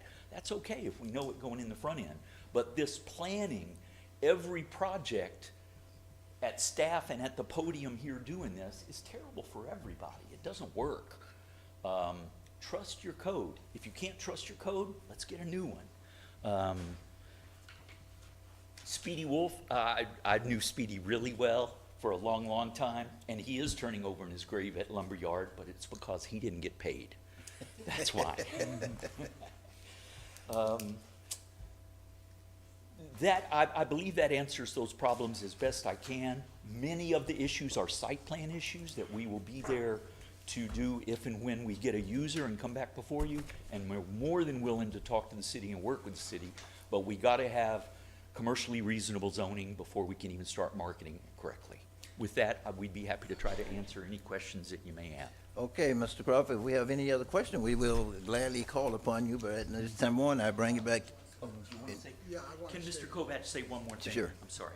Well, it'll be more than one. First off, there's a few insinuations or comments, and I just don't like letting those things go. I don't think they're correct. People get to come up and say whatever they want, and they walk away. Well, I hired Jimmy Crawford because I like him. He also happens to be a damn good land use attorney. And he also fits the bill because he's highly honorable. And that's why Mr. Crawford is here representing me and my family. And he didn't hire me to say that. That's just a fact, and I wanted to answer that person who impugned on that. Second, it's Buc-ee's, and Buc-ee's takes 40 acres, so there will be no Buckabees or Buc-ee's on that corner. Oh, okay, well, then, fine. Then mine is a joke, too. The second part, or third part, is we don't have any use at this particular time. We've had offers, I said it before. Some we've outright rejected. Some are looking interesting. Some involve us, some don't. But it can't stand the way it is. It has to change. And that's where it is at this moment, and I would gratefully appreciate a commercial zone. Thank you. Thank you. Okay, as I said before, Mr. Crawford, Mr. Covey, if we have any other question, we will call upon you again at a later time. But right now, what say council? I do have a question for the applicant, if that is okay. The way I see it, the council is presented with two options. One is to grant your request for commercial, and the other is to deny it, in which case you can revoke back to the industrial. And I'm curious to understand why you are choosing commercial instead of the industrial, if you can speak to that. Well, first off, I didn't know it would be turned back to industrial, so that, sure. I'm sorry, just for clarification, it reverts back to the PUD. That's what he's here. He's got a PUD now for the distillery. It's very specific for that right now. But can't he just revoke his PUD? It didn't have a time limit on it. We do that now, but this one did not. It is a zoning of PUD, which is indefinite right now. In other words, it's been rezoned PUD, but it doesn't have an expiration date in it. That was my question. Right. What's the expiration date on the PUD? There's And not. if the PUD expires, it's automatic go back to industrial. But the problem I have with it going back to industrial, you have a lot more options of what you can put out there compared to what you can put out there as commercial. We don't want industrial. Right. And my argument, and it's not a legal argument I want to have, is that PUD is a contract zoning. Right. It's applied for by us. We can abandon it, I Right. believe, and it would revert back to the original Well- zoning. We don't, I almost didn't even bring that up because it's not a viable option for us. Well, I guess that was gonna be my question to Mr. Waugh. If they abandon their PUD, does it automatically revert back to the original zoning? If it was abandoned, so to speak, it would go to M1 industrial. Okay. And M1 industrial, let me make sure I'm get this right. M1 industrial give you more options of what you can put out there, where commercial will limit it, less limited what you can put in there, right? Well, on the M1 industrial, you can put everything on the commercial you want in there anyway. That is correct. Okay. Actually, I've got self-storage people that would be dying to get a hold of it. So M1 industrial, basically, you can include all the commercial you want to put in, and I guess that's why you asked that question, Ms. Strange, is Right. why commercial instead of going back to M1 when M1 give you real range. I didn't mean to bring that. I do want to, in case it requires disclosure, as you know, I do a lot of research as I prepare for these. I've had 2 conversations with planning and zoning commissioners. I've had 2 conversations with different folks who live and or work in the historic Clermont district, and I had a conversation briefly with Mr. Crawford leading up to this meeting. I don't think anything was particularly material, but I just wanted to put that on the record in case it mattered. I mean, for the council, and I'll be done, to me, I'm going to beat a dead horse on this one. Our problem is we don't have a form-based code. It's not Mr. Kovach. It's not his problem. He did not cause the problem that our code is a use-based code. I don't see how it's even really a question, frankly, if he's abandoning his PUD and he wants commercial zoning. And it's not where our hands are tied. That's not my point. It's just that this is a practical development issue. He's not going to do the distillery anymore. Do I like the idea that certain commercial uses could be there? No. Do I like not knowing what could be there? No. But I'm a big fan of the free market and property rights, and I think he has the right to a commercial property here. And, you know, I think our best bet is to work with the property owner to communicate, as I think he's heard, and I think he has done a good project on the east side of town, to say, what do we want? And that brings me back to the point that I continue to make, which is, if we have a form-based code, if we have a new master plan redesign, then folks like Mr. Kovach and others can say, okay, I see the vision that you have for this area. I'm going to go make that happen for you and make my money while I'm at it. And I think that's a community, and that's how we should behave with one another. So my concern with the objections I've heard is that they're kind of control-oriented, and I understand the fear, but I don't believe in operating out of fear. And I just don't think that there's a better option. If he wants commercial, I just think that we should, I'm going to vote yes. Let's put it that way. So, And Ms. Strange, if I might, one of the don't wants that I've heard is a car wash, and I would note that a car wash is conditional use in C2, not a permitted use, so we can't do one without coming back before you and asking. And I think a lot of the other points about accessing and traffic, these are all site plan, and if you don't have a plan, you have to be able to market the property, you have to be able to explore the plan, and I'm not going to condemn a property owner for asking for a blank slate to get creative. I think that that's valuable so that he can see what options are out there. I think as a council, we're going to be asking for proposals on different properties so that we can also explore what's out there. And so I understand what he's wanting to do, and tonight it's going to be a yes for me unless Mr. Howard finds a creative way to talk me out of it. So I'm not going to talk you out of it. I don't want to feel like I'm holding somebody's property hostage by saying that, you know, you've got this PUD. I talked to Mr. Kovacs 2 months ago about this and said, hey, is there any possible? And he said no. And this was before we knew it was going to come before us. This was out of, hey, you know, can we get something moving on this property? And so then it's before us now for this. So, you know, like I said, I'm just not going to hold somebody's property hostage so that we can have control over what he does. I just don't think that's fair to anybody. Commercial makes sense there. You know, my grandfather and my uncle both had businesses that were basically under the eaves almost of Excelitech and William Steel when it was there. It was an eyesore for decades. I mean, decades. It was just horrible, and it was always our entrance. So, I mean, I hope you do something better. I mean, I really do. You know, obviously, you know, it's your property, but I think it's a great piece of property.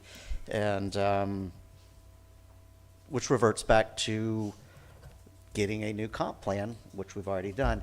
And the nice part about that is that it can happen quickly as an overlay on this side. So I think all things can be true. And, you know, hopefully if things aren't done quickly, maybe you can work with our team as our comp plan moves forward and say, okay, I see your vision. And so I think that was well taken from where Allison was going from that, and I think that's the direction we're going. So I'm going to support it. Anyone else? Yes.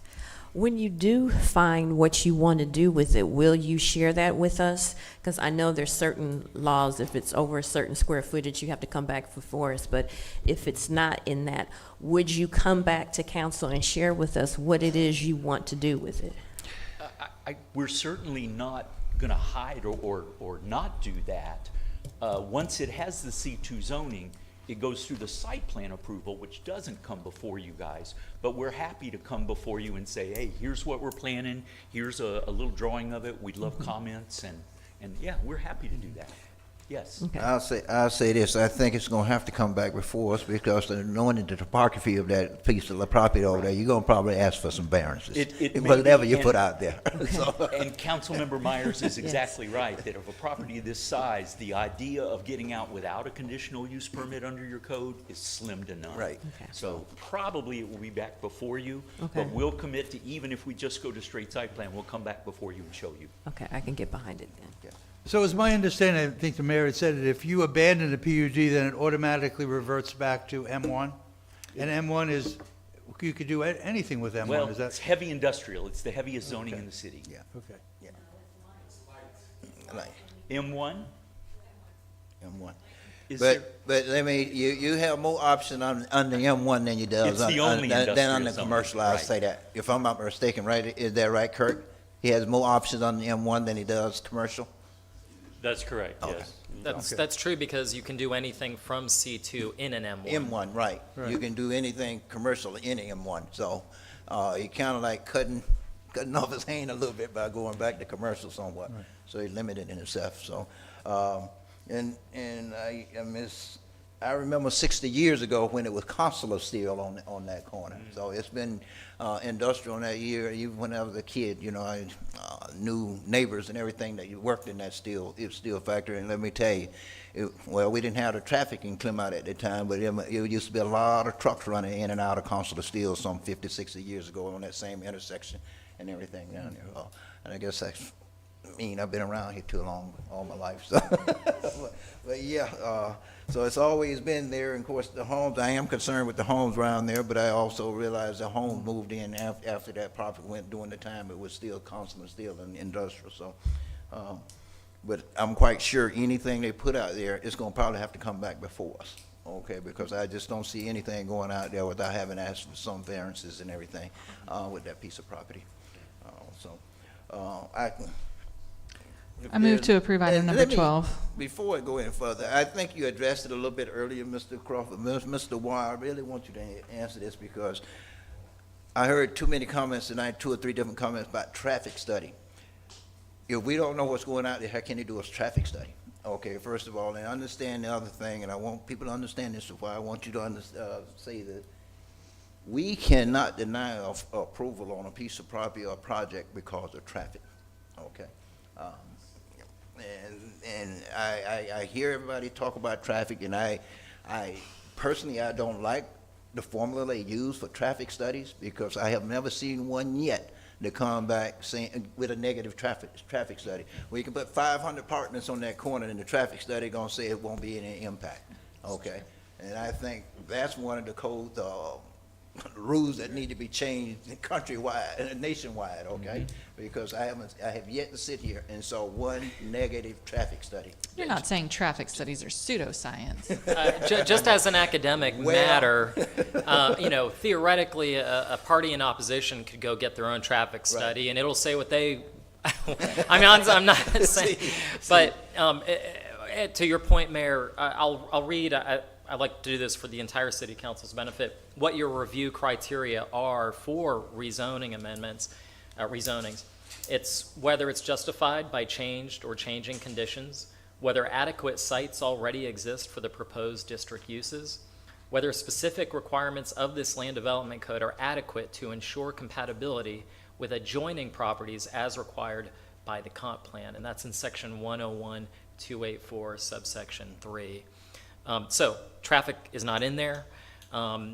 However, if you thought, adjacent uses, that might be something you can consider. Changing traffic, maybe you could look at that as a changing condition. It doesn't define, but yeah, that's not a super strong factor for denying a rezoning. Right, so I just, I hear people talk about traffic and I'm very concerned about it, but I know what our obligations are when it comes to traffic. And I will also like to let everyone know that we've already approached the state over a year ago to do a study on that corner because of the fact that I knew about what was coming in down with the lumber yard. And we do have an issue down there, and I think I just asked Mr. Van Wagner to check on and see where we are on that, if I'm not mistaken, a couple weeks ago. When you're going north and south on 12th Street, we have no left turning lane, okay? And so you get all kind of craziness going on there, on that corner there, and I don't know how they put a turning lane there, but didn't put a light to turn. The turning lane is there, but you don't have a left turning light. So we've been asking the state now for over a year or so to come back and look at it, and they're supposed to be doing a study to find out what they can do to improve that intersection in the meantime, okay? Mayor, I just have one other legal point I was hoping to address. We've been talking about abandonment, and I just want to make clear that, whether or not PUD zoning is contract zoning, and this is my legal opinion, is that it depends on what your ordinance says. It depends on what's in your local land development code. Your land development code doesn't yet address unilateral abandonment or something like that. So we may have a difference of opinion as to whether or not it can be unilaterally abandoned. I don't believe they can, but just if that affects your decision at all, I don't know. All right, thank you. Yes, sir? You got a motion in a second, I'm ready to vote. So you're saying that they can't abandon, is that what you're saying? There's a difference of legal opinion. Oh, I did not hear the motion, I'm sorry. That's all right. That's what he's saying. Allison made it, I second it. I moved, he seconded. Okay, I have a motion, and I'm sorry, I did not hear. Motion and a That's all right. second, what was it, approve? Approved. Okay, approve item number, where we're at, 12, ordinance number 2025-011. Is there any further discussion? Hearing none, this is a roll call. Councilmember Strange. Aye. Councilmember Howard. Aye. Councilmember Myers. Aye. Councilmember Peterson. Nay. And the chair vote aye as well. Motion passes 4-1. Okay. We'll see you soon Good. on this one again. Yes, I'm quite sure we will. Thank you, sir. Item number 13 and 14 are for final consideration of ordinance number 2025-022 and resolution number 2025-011R.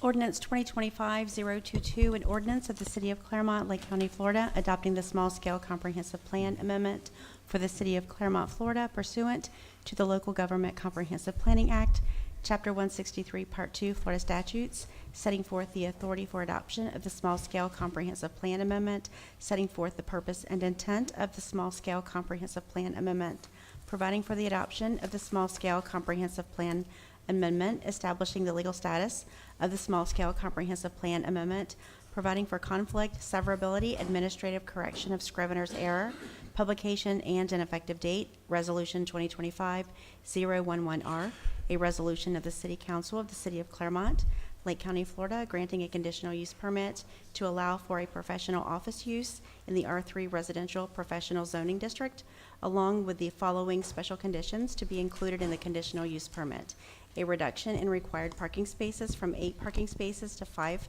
spaces, and to allow the 5 parking spaces to be located along the right-of-way, as shown in the site plan prepared by Burkett Engineering, dated January 2025, providing for conflict, severability, administrative correction of scrivener's error, publication, and an effective date. Yes, sir. Good evening, Mayor, City Council members, and guests. John Cruz, Development Services. The applicant, Dr. Blair Handy, is requesting a small-scale comprehensive plan amendment for the subject property located at 963 West Juniata Street, which is outlined in yellow on the display. The single-family home was constructed in 1954 and is approximately 1,550 square feet of conditioned space. Dr. Handy would like to convert the home into a medical office for audiology practice. The size of the property is approximately 1/4 of an acre. This request is being heard concurrently with a request for a conditional use permit to allow office use in the existing R3 residential professional zoning. The small-scale comprehensive plan amendment would change the future land use from medium-density residential to residential office. The requested medical office use is not a designated use in the medium-density residential land use. The medical office use would be allowable in the residential office future land use per policy 1.7.1 of the city's future land use element. Within the city block, the current future land uses are downtown mixed use, medium density residential, and residential office. One existing parcel within this block is currently designated as residential office future land use. The parcel is being used as office use and is bordered by medium density residential. The proposed medical use would be similar to the existing office use and would be bordered by medium density residential and downtown mixed use. The proposed residential office future land use would provide a more appropriate transition from medium density residential instead of the previous downtown mixed use that was considered before you several months ago. Staff is in support of the small-scale comprehensive plan amendment to change the future land use from medium density residential to residential office. And the Planning and Zoning Commission recommended approval 7-0 as presented. And I will move on to the conditional use permit. Conditional use permit resolution number 2025-011R. The applicant is also requesting a conditional use permit in order to convert the home into a medical office. She intends on using the existing footprint of the house with no plans for additions at this time. Dr. Haney will work on site by herself, and the hours of operation will be 10 a.m. to 2:30 p.m. Tuesday through Thursday. She will only see one patient at a time. She would like to add a few parking spaces in the city's right-of-way in front of the property for her clients, similar to the adjacent dentist's office to the east. Public Services has reviewed her proposal and did not see any concerns based upon the submittal. More detailed engineering specifics would be required at the site plan approval stage. The current zoning is R3 residential professional under section 125-250, conditional uses of the R3 zoning code. Professional offices may be allowed, including doctor's offices. Under section 125-247, the purpose of the R3 district provides for those professional services not in direct conflict with the residential usage and which do not generate traffic of such a nature as to require industrial commercial zoning. Due to the nature of a one-on-one doctor-client setting, the small office space, and the provision of 5 parking spaces, the medical office is not expected to generate a significant amount of traffic over the current residential volumes. With the current placement of the structure and the lot dimensions, adding spaces under current zoning designation is impossible due to the Land Development Code requirements. The applicant is requesting 2 special conditions as part of the conditional use permit application. The first special condition is to only add 5 parking spaces instead of the required 8. The 5 spaces can be added in front of the existing building, and on display north of the building is the 5 spaces. The second special condition is use a portion of the city's right-of-way to allow construction of the parking spaces. While a majority of the spaces are within the property, a small portion of the spaces will be in the city's right-of-way. Staff has reviewed the applicant's proposal and has no evidence that granting the conditional use permit at this location being incompatible with the uses in the area. The Planning and Zoning Commission recommended approval 7-0 as presented. Staff supports the request for a conditional use permit with the 2 special conditions and recommends approval of Resolution 2025-11R. That concludes staff's presentation. Thank you, sir. Is the applicant present?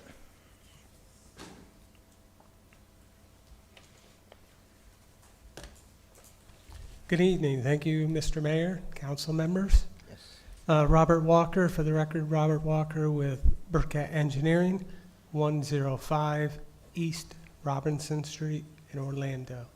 So we've been working, we've been here before, and we worked with staff, and Mr. Cruz been very helpful in getting us through this process. Want to commend him.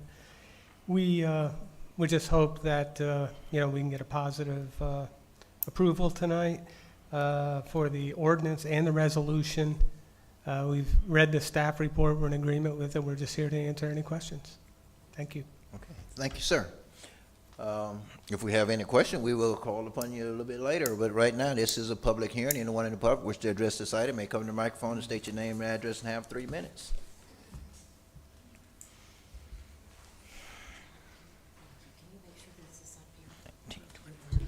Charlene Harrison, 4th DeSoto Street, Clermont. This will be in our neighborhood, and I want to thank, you go ahead and put it up. Oh, just wait for the time. Y'all stop the time. Okay. You always have to do the real thing and not what nobody really sees. Go ahead, start Anyway. it over. Start it over, please. Thank you.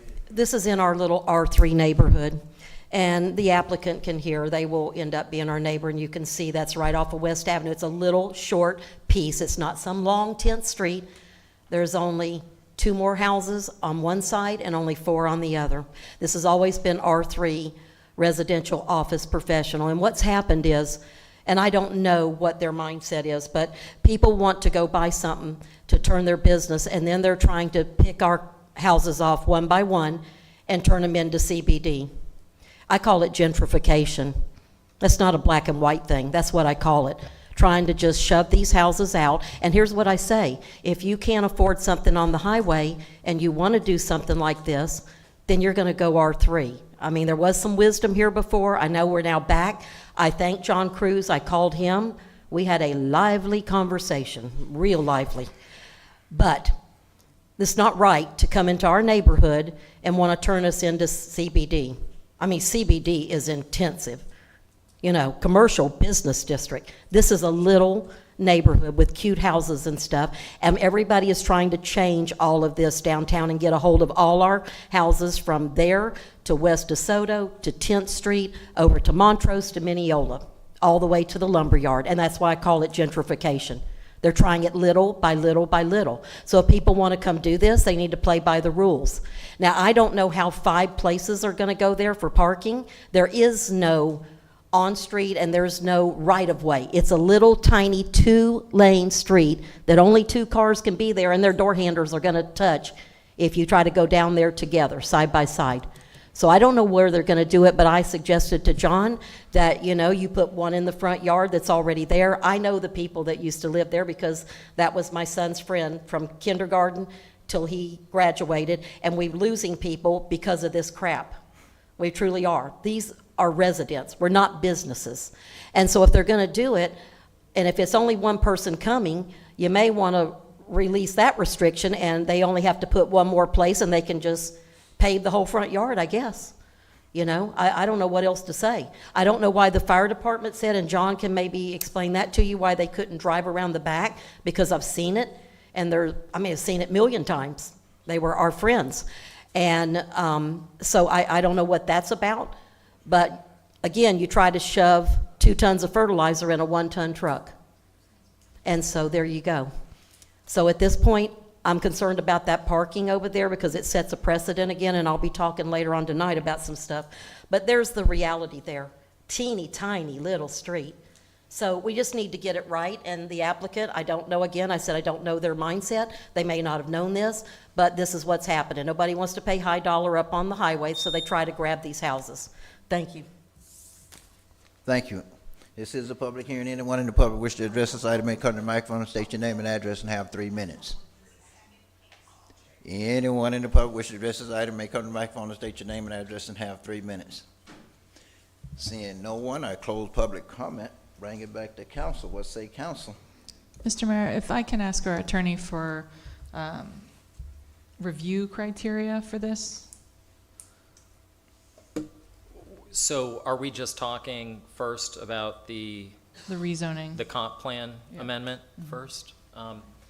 So in your code, again, section 101-284, subsection 1 talks about consistency with the comprehensive plan, or in the case of a plan amendment, consistency with the remainder of the plan and its goals, objectives, and policies, and consistency with applicable sections of this land development code. So for example, I think in subsection 2 you could consider, you know, whether variances are required or not as a part of ultimately wants to be done. In 1, I think you'd be looking at, does it fit the policy objectives of your comp plan, that kind of thing. So that's the review criteria for that. Now, with the CUP, and I recognize that the city's blended this a little bit, there's a lot more criteria on the CUP. And what it talks about at first is the general criteria for granting a permit, and that's in your it's in your regular code, section 101-212, subsection C. It says the granting of the conditional use permit will not adversely affect the officially adopted comp plan. Such use will not be detrimental to the health, safety, or general welfare of persons residing or working in the vicinity. The proposed use will comply with the regs and your LDCs. And 4, the proposed use may be considered desirable at the particular location. But then your code goes further, and it gives a bunch of other factors for how you should think about those 4. It doesn't just let you determine what's in those 4. It says you can look at the density or intensity of the development, the compatibility of the development, is the transportation system sufficient, are the utilities good enough, stormwater management, site planning. It says the development shall be planned and designed to consider building layout, orientation of units, environmentally sensitive areas, landscaping, off-street parking and loading areas, and finally, Mr. Nemick's favorite, solid waste disposal. So. And what is the future land use? What's the comp plan say about this property? Currently or proposed? I'm sorry? What it currently states or proposed? They're asking for future land use to residential office. What does our current comp plan say? The current comp plan is medium residential, which does not allow office use. And the future land use is the same? That's our anticipation for this property in the future, according to our current comp plan, is medium density residential. I'm just going to go back to the slide that shows so currently the future land use is medium density residential, which does not allow office use. The request is to go to residential office under policy 1.7.1, which does allow office use. And looking at all the other properties around it, the one to the east and the one in the very most southwest corner, what are those? The one directly to the east is downtown mixed use, which is the dentist's office. And then the one on the southwest corner of the box is the accounting office, which has a conditional use permit from 1990. And what for- street is the accounting office on?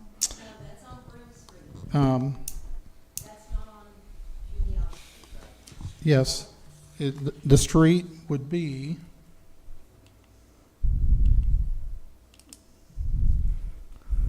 we have 10th, Juniata, and then the one further south is Broome. Broome. Thank you, Broome. And if you look down in the bottom left-hand corner of the screen, you can see the accounting office with the parking lot. Uh-huh. And again, the far eastern, the dentist office. And on as the well. on the CUP, there's a request to address the parking. Has there been any investigation into the impact on the stormwater system when we pave over all the green space in the front of this house? Again, that's something they did come to site review and we discussed it. I know that it was mentioned by a resident about parking around back. And fire department contact was there, and they need 20-foot wide clear path to get around back, and they don't have 20 foot. So that's where this request is. But in terms of that, engineering didn't have an issue with it. Our environmental services looked at it, and they would look at it when it comes through site plan review. They may have to put infiltrators up underneath the parking, but it's something that can be dealt with at site plan review. So the fire department needs to be able to access the parking, since they can't in the back. That's why the request is to put the That parking is on the correct. front, because it's a public safety issue. That is correct. I'll stop after this, but I agree with the sentiment, as I stated at the last time, that this is a person who's buying a piece of residential property instead of buying property on 50 or in downtown. And I'm not going to support it. It could change in the future comprehensive plan. It could change, but this is spot zoning to me, and I just don't think this is consistent with the use of the surrounding neighborhood. I think this is a neighborhood where we need more residences, and I think we have a public safety concern and a future comp plan concern here. So for me, I'm going to be a no on this one. Mr. Ward, can I ask a question, please, sir? Yes, sir. I know the state passed a law a couple of years back concerning home businesses. And basically, if my understanding, please correct me if I'm wrong, my understanding about the law for home businesses, basically you can operate a business out of your home without the city having any say-so in it. Sure. And everything. If you live there. If you're a resident, you have the resident, you live in it, you can operate a business out of it. There are certain rules about that. The general answer is yes, that is what the law says. Okay. But I think my understanding is they're not going to be living there. That's my understanding. It's only 10 to 2, so obviously they're not living there. Well, this is the same applicant that came not that long ago, and you all were adamantly opposed to it because you needed some changes, and it looks like staff did try to make some changes, and now you're still not wanting to grant this for her. Yeah, the issue I have is this is spot zoning, and it's an effort to convert residential property to commercial property that's inconsistent with our current code and plan. If we had a different code that said, yes, this should be mixed use or residential offices, then I would be inclined I would approve it because that's what the plan says. Our current plan says this is residential. And so what we're doing is, and the more we do this, correct me if I'm wrong, but if we approve this and the property to the west decides, well, they want a higher and more intense use, we have to grant it at that point. I don't agree with that. I think No. you still have discretion under the code sections as explained. Each case is considered on merits, but here's the problem I'm having with this is the fact that if you go down 10th Street, I think it's 3 or 4 homes already down there. I think it was mentioned earlier there's already businesses in there as well. And I agree, it was some years, and I stood right there at that podium and fought against it, where previous council actually considered basically trying to buy all the people out down there, was considering trying to buy them all out and turn it into part of the business district. And we kind of fought it, but over the years, businesses have always been down there, and of course I remember, again, I guess that's why I've been around here too long. I remember when it's always been somewhat industrial, because I remember when he was the auto body shop over there plumbing shops, all these different businesses was already existed over there. Homes came in, and now some of the people moving out, and they are purchasing and building homes into the converting them over to businesses, and I really have no problem with it as they come back and do that. And you're probably right. A lot of them is doing this is because, you know, the cost of buying property along Highway 50 is very expensive, but also it's not much out there. Or downtown. Yeah. I mean, So yeah, this is happening all over. I see it, you know, every day. People buying these homes and everything, and conducting businesses out of them. And we got a lot of businesses out of homes out there. Of course, the people living in them that's operating that we have no clue about. They're even operating out of them, and we have no say so in it. So I have no problem with what we're doing here. I am a little concerned with the how we gonna get 5 spaces on the street. I don't think we really need 5, because if you're only seeing one patient at a time, why we need 5 spaces, I don't know. 5 parking spaces. and that's my issue with it is we're dealing with residential property that the question is to rezone it, and it's a question to rezone it in a way that doesn't support our code as well from a functional standpoint on the parking. You know, this is a street that people can walk on. Now there's going to be 2 parking lots here, and I mean we're just making more parking, more asphalt. I don't think it's consistent with the use. I don't think they're looking to put more asphalt in there. Too much more asphalt is scary. But then again, I'm quite sure it support our codes. That's staff wouldn't recommend approval of this, you know, and everything. So I'm not going to say it's not supporting our code somewhat. They need a variance. I mean, it's a change Well, in the code. They need a variance. But hey, it meets all the criteria. I'm quite sure that's why staff recommend approval. So, yeah. If I may, John, can you, I've just got some questions. On the property to the east, Yes. the parking that is out by the road on West Juniata, Yes. is there a sidewalk that runs to the south of that? Not that I can recall. Hang on, I'm trying to get back to that. There is a sidewalk that runs along the northern portion of the property line. It actually jogs down in front of those spaces. We had to get an easement from Dr. Perez because the sidewalk was put on his property. And then it turns to the north, and then the sidewalk is north of his property line, comes across the driveway, comes across the walkway, and then it comes across his parking lot, and the sidewalk ends at his western property line where this corner of this property meets. So we're looking at those 4 or 5 parking spaces on Juniata. Are we able to, see, these are further up. Would we be able to put those closer to the road and have the sidewalk go? That is something. Following his sidewalk, it would make more sense.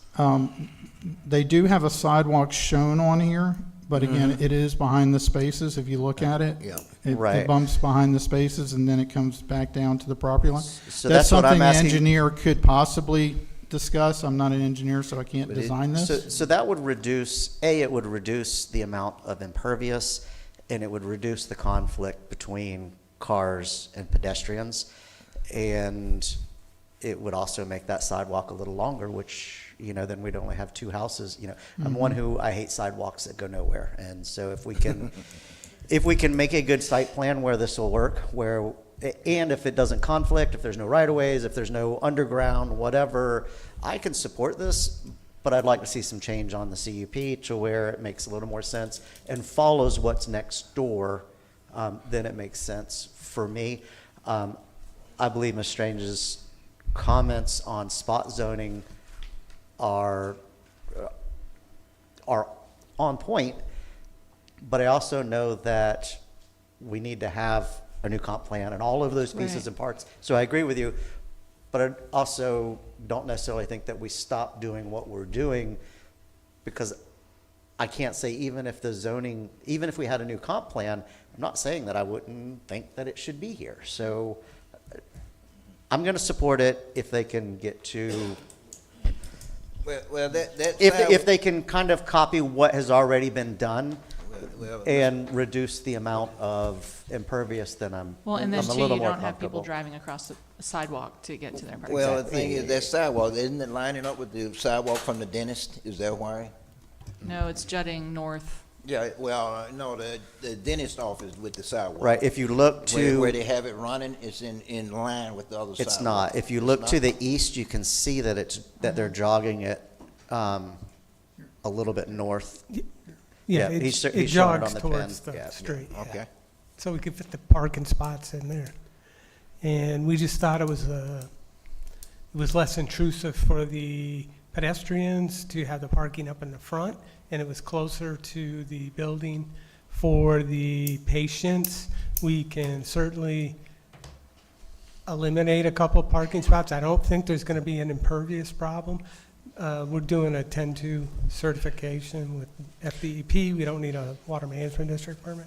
But we were going to convey the water, just to let you know, we would convey the water towards, with a slot drain, and then it would go to the east, and it would convey down the side of the house to probably some small little 1-foot berm type of stormwater system. It wouldn't be that complex, but I mean, I know what Commissioner Strange is talking about, spot zoning, but we kind of went to this zoning because of the last project. We tried to stay consistent with the dentist, so we went to a lesser, it's still residential. So It's, just so you we're know, clear. residential office. I'm not disagreeing on that. I have no problem voting there, but I don't want to put the cart before the horse. If you can't get the sidewalk in front of these cars and reduce that interaction between cars backing out and pedestrians walking, Sure. then I'm not going to support the CUP. So I don't want you to. Right. I need to know that the CUP can be corrected Yeah, we and could- make it to where it is more in line with the next door neighbor, because this is not.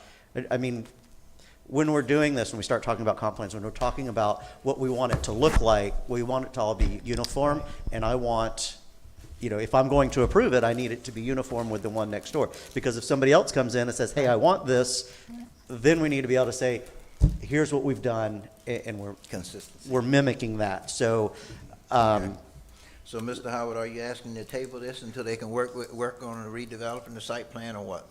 that, I'm just trying to get where they're One going. other Well, if you thing, if I can can get mention, we don't have a problem doing the sidewalk the way you want it. We can have the angled parking like it's over there at the dentist's office. The only thing is a sidewalk would have to probably be maybe somewhere on our property. We don't have a problem giving you a sidewalk easement. And that was what I need, so. Yeah. Maybe Yeah. on your property, is that what you Yeah, said? if it, you know, just to make sure we have the parking spaces that fit in there. So I really don't have the dimensions Correct. right here with me. And that's what he's And saying on then the we dentist would- office, we would that do the a sidewalk sidewalk is easement actually on his dedicated to the property. city. Well, I'm not, if you're only going to take 3 or 4 patients at a time, what's the problem with just having as many parallel parking spots as you can fit? I mean, what's the problem? Hi, my name is Dr. Blair Handy, 104 Blackstone Creek Road. So for the parking situation, the reason why we need 5 parking spots, so 1 is for handicap, okay? So that leaves 4 parking spots. And as John has mentioned, this is not just parking for my office. It is parking for any public parking. So if there's an event, people can park there. So I wanted to point that out. But the reason why they needed 4 parking spots. So even if I'm seeing 1 person at a time, there will be crossover, okay? I have to park, and then there's a handicap parking spot. So let's say a family comes, okay? Let's say mom and dad don't travel together. So we've already taken up 2 parking spots. We've already taken up, actually, we've taken up 4 parking spots. So if there's a situation, again, when the next person comes in, we don't want to have them park on the street, again, if they're not traveling together. Or if they come with someone else. If someone comes, mom and dad comes, or a friend, or grandma comes and watch kid while I'm testing baby, the parking spots need to be there so there's no one parking on the street waiting. Because there might be someone there waiting for the next person. And the next person might have a friend or colleague with them to help with the appointment.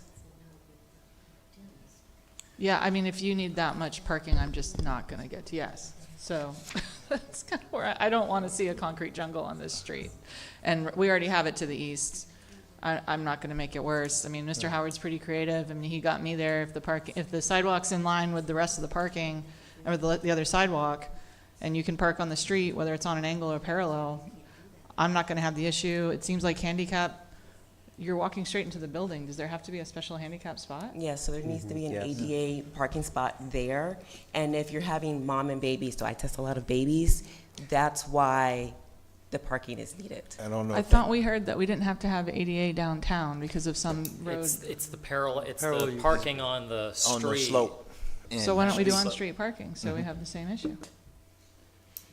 I think the point you're making is like if you're gonna have 3 people that are gonna come for an appointment, and then you gotta anticipate the next person's 3. So obviously you don't have enough parking for 4 or 5, because you're gonna have one of them. Do you have staff that's gonna be there also? Well, that's what I'm saying. That's why I need the 5 at minimum, because you Right. don't So, know if there's going to be 3.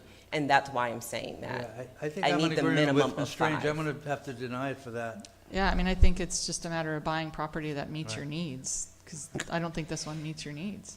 So, can I say something again? So, some of the clientele will be elderly, so that's why the handicap parking spot is needed. So you have to have an ADA compliant parking spot with a ramp leading up to the building. So that is, to have an office, to have a building, for my practice as a doctor, I have to have an ADA compliant parking spot and a handicap spot, parking spot for that. I don't know if that's true or not. I don't.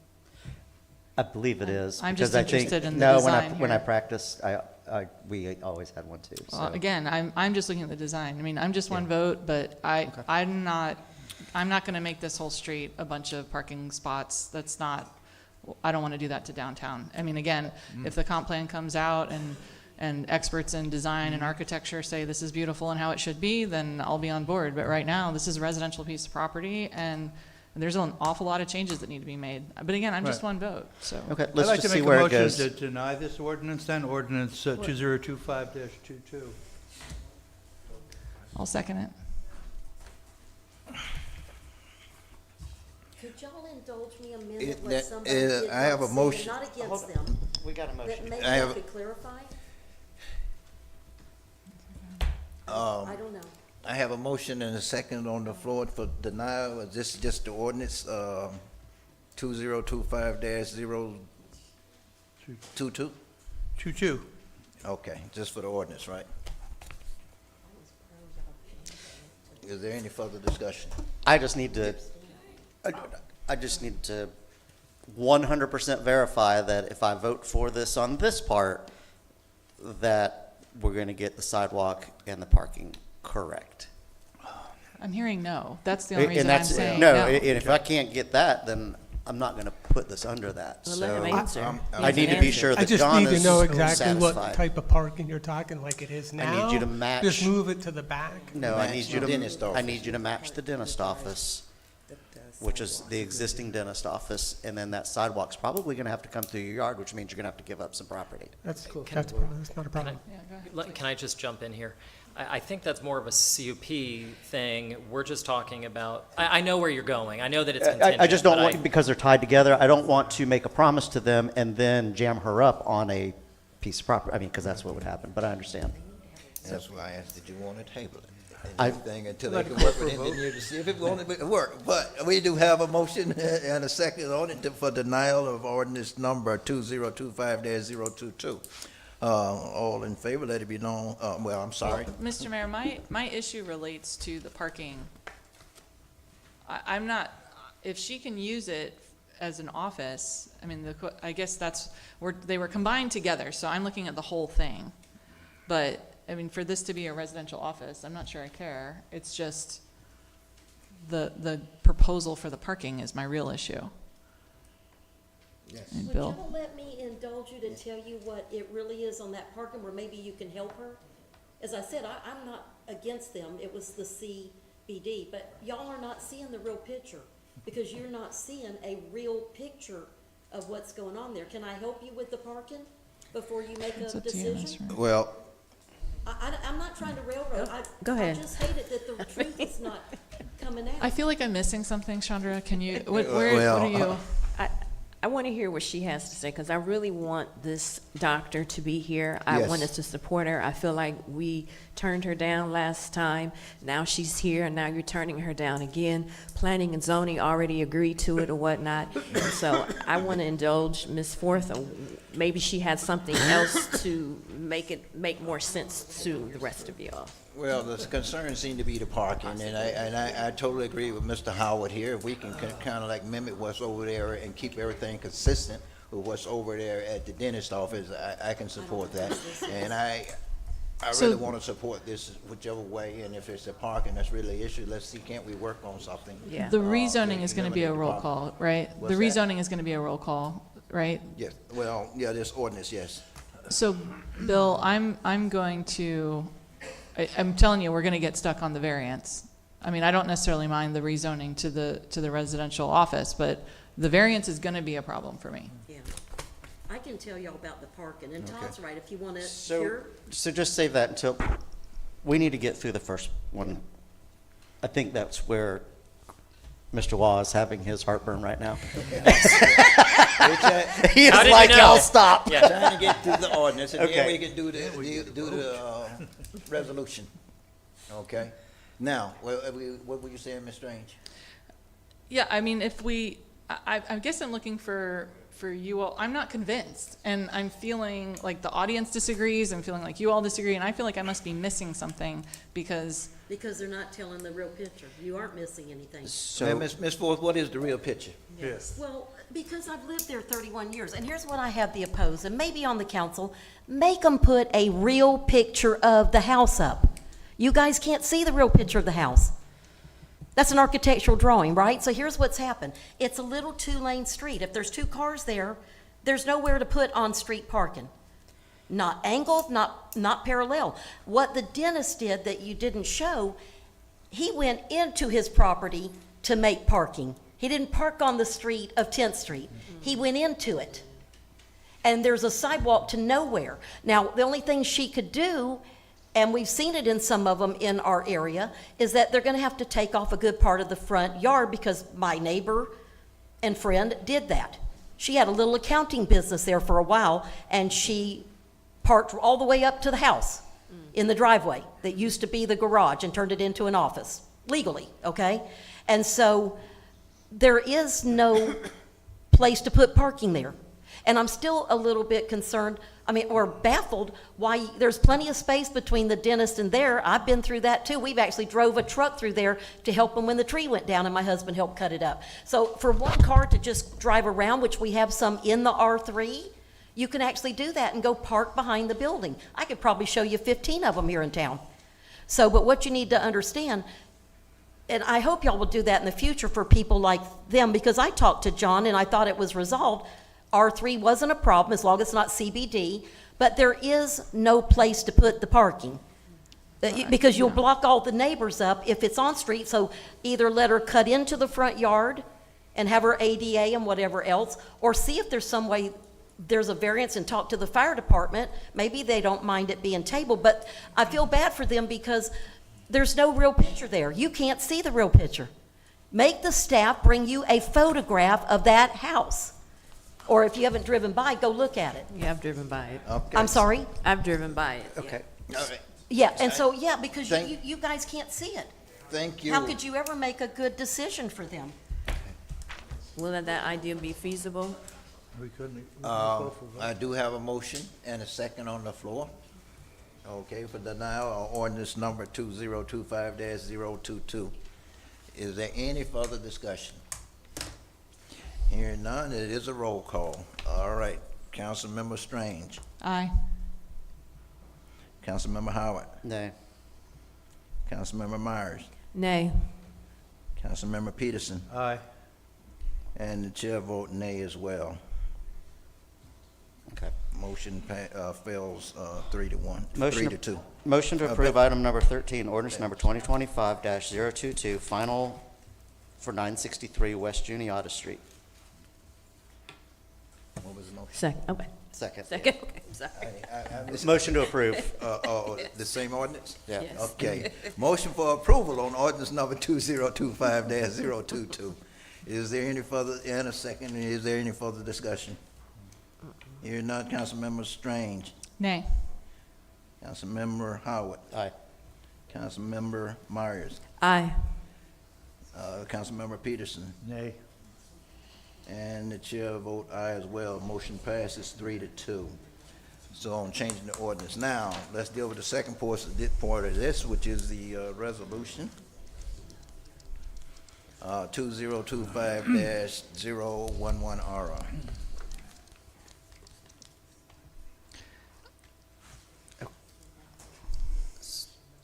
I'm going to suggest that any CUP that's attached to this be tied to the property owner and this particular use. Say any CUP? Yeah, anything on this that it be tied to this specific property owner and this specific office use that we're approving. Correct, so it'd be Okay. just for Right. audiology. So if, in other words, if she moves out, it goes away? It goes away, Correct. yes. Sunset, okay. Yeah. Okay. Is that a motion? Hold on, no, because I am not approving this until Mr. Cruz says that we have enough agreement on this parking. I mean, that is, That's why I suggest let's table it until we work with engineering. You want to, Well, I'm curious to hear what you have to say. I know we've had this discussion, and it goes with the property, not the property owner. And in there, there are some conditions in the conditional use permit that talks about if they abandon the use at that location for 180 days, the CUP goes away. They're going to be stuck to the 5 parking spaces. So there are some land use conditions in there, but in terms of,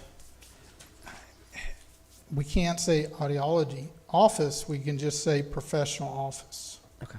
That's kind of like saying we can't say mattress sales or chicken place. It has to be more generalized, because then we start discriminating. So we just say the professional office, if they can make the parking work with 5 parking spaces. And there is something in here that gives us the right. It's under section 1, item 12. Let's say it changes hands, another office goes in there, and without having business tax receipts, we don't know who's coming and going. So new person comes in, they go in, and then we receive complaints about the parking there. We do have the right under section 1, item 12, to bring it back to you for opening the CUP or revocation, and it's in the conditional use permit under section 1, item 12. okay. Well, section 2, unless I'm missing it, there's nothing that says that this is tied to the property owner or the use. In fact, section 2 says it can be used for any permitted use. I mean, I'm not seeing what you just said. I think he's talking about section 1, number 11, which states, should the professional Right. office cease operation for more than 180 days, a new CUP shall be required for a same or similar operation.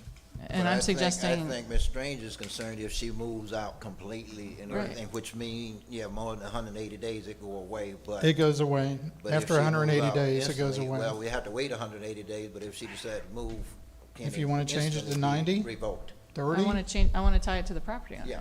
As soon as she decides to sell a property or whatever, it instantly revoked it. Revoked. So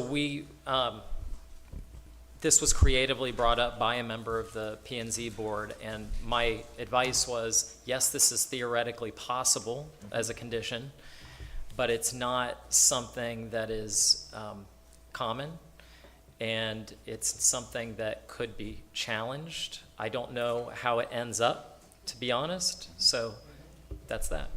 So we could limit it to an audiology office, but they could challenge it. You as a city council have a great deal of discretion and power, and I hate to tell you what you can and can't do. I think that But you should. there's a level of restriction that you can get away with and feel like you're okay with that. It's immune from, I don't want to say immune, but you'll win a legal challenge. And then there's conditions that you may not. So tying it to an owner based on the way that our code reads would be the most aggressive condition that I've seen in any of your CUPs, and I just don't know what would happen if there was a challenge. But it is something that's theoretically So we could just possible. say medical office, that would loosen it maybe enough?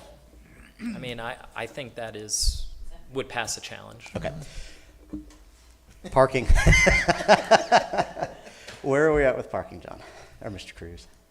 I talked to their engineer, and again, this is more of an engineering feat than a planning aspect, but with discussions with him, he does feel that he could bump the parking out to the north. They would grant a sidewalk easement and bring it down to the south of the parking and then bring it back up. But really, they're only required to put the sidewalk the width of their property on the street, so it's going to come down and then stop and terminate till whenever that's picked up further to the west. But the engineer did feel confident that he could make that work. Okay.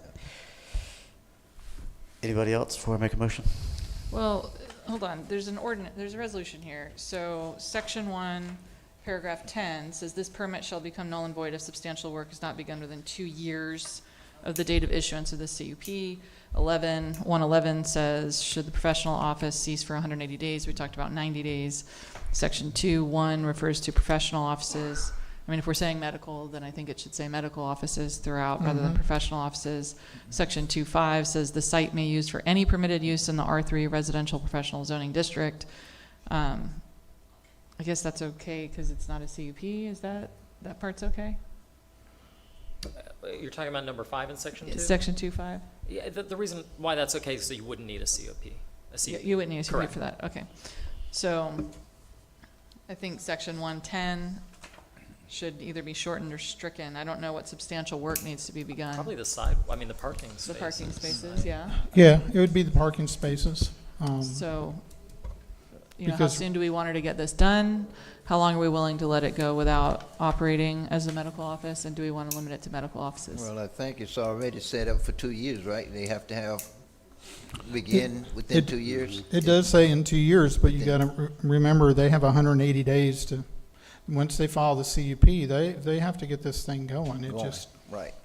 It's just not going to sit. Yeah. Because then technically you could say the medical office ceased operation for more than 180 days. It hasn't started.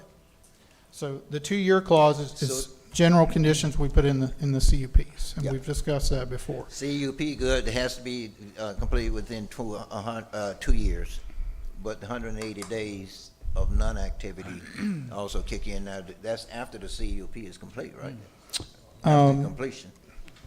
The 180 days don't start before the 2 years. That's a good point there. Right? But there's conditional use permits that, like churches that go in the strip centers, Right. there's no construction. In terms of they walk in, they take over the suite. There's no construction in there in terms of that. So really, if you wanted to, you just tie it to 180 days for both of them. And it's not 2 years because it's from the time, because they have to have some sort of a inspection. So it would be from the date of their first inspection is when the 180 days would start. Yeah, I mean, the way that the wording is, it says, should the use cease? So it has to Right. begin first. First, it has to begin first, which they have 2 years to begin. Right. See, that's I'm what you with you. gotta understand. Okay. Here we go. There we go. You can do it. And look, I'm not trying to prevent anybody from operating a medical office. I think that the purpose is likely very good and important. My concern is this is a real estate question. So we're taking a piece of lower cost residential real estate, we're increasing its value, and we're allowing the property owner to sell it as if it's a real estate play. And I'm not suggesting that's what she's doing, but I am saying if we don't protect it, that is what people could do. And so if her intention, as I believe it is to operate a medical office, then I don't see any issue with putting shorter time periods on it so she can start operating and start providing the important service to the community that we're allowing her to have this real estate benefit. Because at the end of the day, we're giving her land value. I mean, that was your Ms. initial Strange. argument, right? That we're taking residential property and we're converting it. Yeah. And now people could be flipping it for this reason too. But from a greedy government standpoint, it's better for the city for that to be some level of commercial property because it removes the Save Our Homes. It's then subject to the 10% increase. So from a revenue generation standpoint, it is better for the city. Okay, you want to Well, make? well, let me say this too, Ms. Strange, I hear what you're saying about converting these properties and everything, and people buying properties to ask for these ordinances, but guess what? That happens every day. But we don't have to Developers come allow out it. here, people come in the city of Clermont, whether it's downtown or here, any vacant property, they buy it, knowing it's not suitable for what they're gonna do, but they come in here and we change everything, see? So that doesn't bother me too much, okay, and everything, because that's why a lot of them come before us, because they bought a piece of property that's Can not answer suiting the their zoning needs, question. and they have, even though it's out there and it's vacant and everything, it's not suiting the need for what they need, they have to come in and ask for these different variances. But we Alice. have discretion. So this- Councilwoman, yeah. I'm just speaking on Ma'am, behalf of planning and please, zoning. please, back away I was from just the going to tell you about the microphone. zoning. Okay. Thank you for respecting your commissioner. Go ahead, Mr. Howard.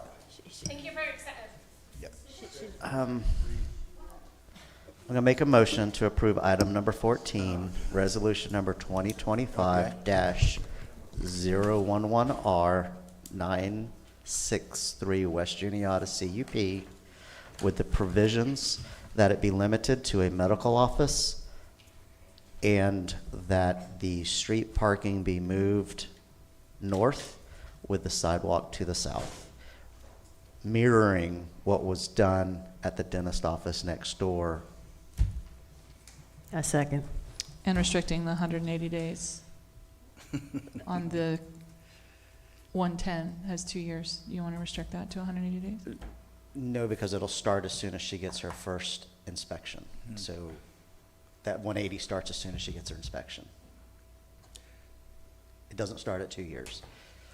She has, so on the CUPs, they have to start within 2 years. But the 180 would start as soon as they got their inspection, is the way I would read it.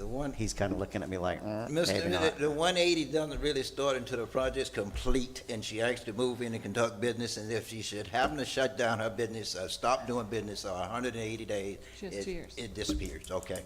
That is correct. That's how that works. Because it says it's when it ceases operation. Right, ceases operation. We're giving her permission to do this under the CUP and everything. However, we're giving her 2 years to start her operation. Is that what you want? Okay. 2 years to That's the way our start? code And reads. if after she start in 2 years and it becomes a business, if she stop at any time for 180 days, consistent, it disappears, okay? It'll be revoked, okay? But you can't start that 180 days until the business is actually in operation. All right. Well, So- seconded. So I have a motion and a second for approval, of item number 14, resolution number 2025-011R, with the stipulation that it be only used for medical office and the moving of the parking. Is that correct? Correct. All right. Any further discussion? No, sir. Hearing none, all in favor, let it be known by saying aye. Aye. All opposed? Nay. And the chair vote aye as well.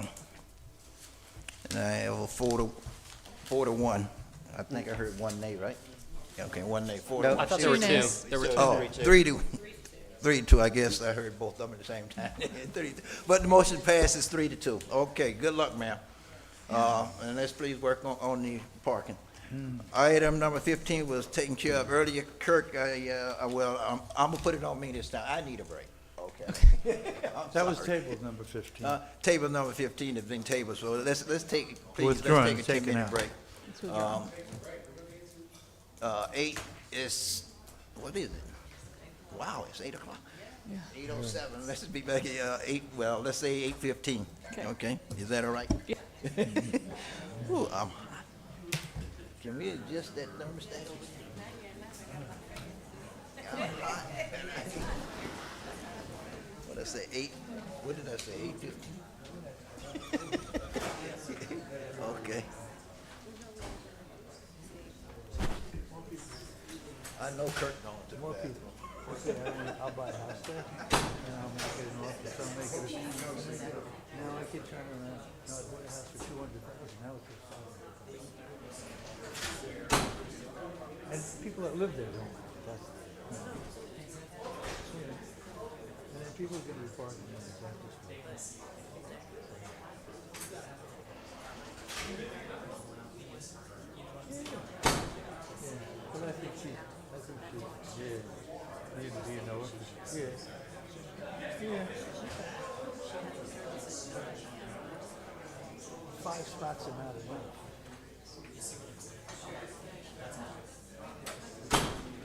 And then she, if you look, it said, remember she said 9, 10 to 1, but in here it's to 8 to 6. Yeah, look. That's the thing, that, you know, there was, what was it, 15, right? It's over now, we've had, you know, look, 8 to 6, and 8. Yeah, well, she could say anything you want, but that's what's over here, you know. It's like, if you say, I'm only gonna see one patient. All right, that's really nice that you say that. Yeah, my wife goes in there too. We'll go in, there'll be 3 people in there. No, really? Cochlear implant? Yeah. Ooh. Yeah. Okay. I do it, my oldest daughter did that for a while. The kids with cochlear implants.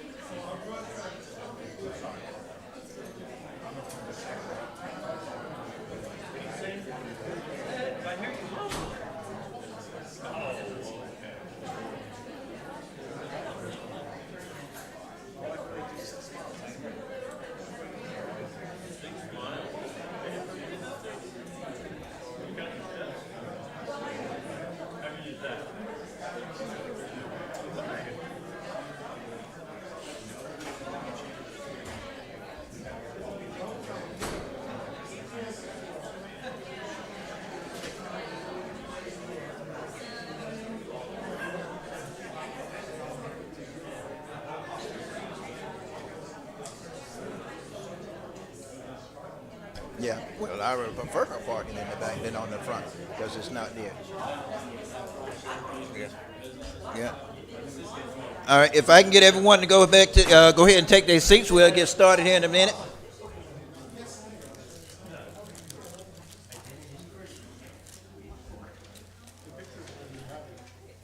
Well, I didn't take 10 minutes. I think it was only 7 or 8 minutes, so I can get going, because I didn't realize it was so late. All right. If everybody take a seat, I think I have eight. I'll wait on Miss Allison.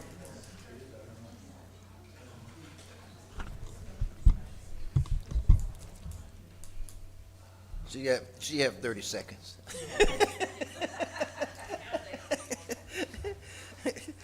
Oh, I'm sorry. It is 8:15 now. You can go ahead, Kirk. It's 8:15. Go ahead. We'll go ahead and start here. Good evening, Mayor, City Council members, and guests. John Cruz, Development Services. This is agenda item 16, 739 10th Street variance request. The applicant, Philip Stockman, is requesting variances to the Land Development Code. One of them to allow a rear yard setback to be 5 feet instead of 7.5 feet as required for an accessory structure by section 125-520. And the second variance request is exceeding the maximum impervious surface ratio coverage for the single family lot, 55%. The applicant would like to install a 13 feet by 23 feet in-ground swimming pool with a surrounding patio area on their property located at 739 10th Street. The property is currently being used for single-family use, is located in the R3 zoning designation. Staff has reviewed the applicant's request for the placement of an in-ground pool, encroaching into the required setback and exceeding the maximum ISR, and does not support approval. The variances would not provide uniformity and character of the surrounding neighborhood, and while the property has the absence of a rear neighbor, staff remains concerned about visibility, potential stormwater runoff, and overall compatibility with adjacent properties. Strict adherence to the rear setbacks and ISR standards supports the city's goal of orderly development, effective stormwater management, and consistency with the Land Development Code. Section 101-246 of the Land Development Code requires a positive finding in the review criteria and findings in order to grant a variance. Staff has evidence that 3 of the 5 do not meet these findings in a positive way and recommends denial of the request. That concludes staff's presentation. Thank you. Is the applicant present? Yes, President. Please. Thank you, Mr. Mayor. Good evening. Thank you, City Council. My name is Phil Stockman. I live at 739 10th Street. My family and I moved here to Clermont in 2023 after almost 20 years of living in Atlanta, Georgia. We sold our home in 2020 and we bought an RV. We traveled coast to coast twice in the hope of finding a place where we would love to raise our family. We kept returning to Central Florida as we had friends here and feeling like we were home every time we came back. My wife first visited, was the first one to see Clermont of the two of us and absolutely fell in love. We had searched the country, literally, for a town that was walkable and had lots of activities nearby. The original house we had planned to purchase ultimately fell through due to numerous issues. New listings in this area are pretty rare. As our hope dwindled, my wife spotted the house we now call a home. There was only one problem. It checked almost no boxes for our list other than location. The house was 986 square feet. Every appliance was over 20 years old. The laundry room was outside on the back patio. There was an electrical panel in the kitchen cabinet over the sink. There was a power pole in the backyard with our neighbor's electrical and cable feeds dangling so low across it that I could reach up and touch them.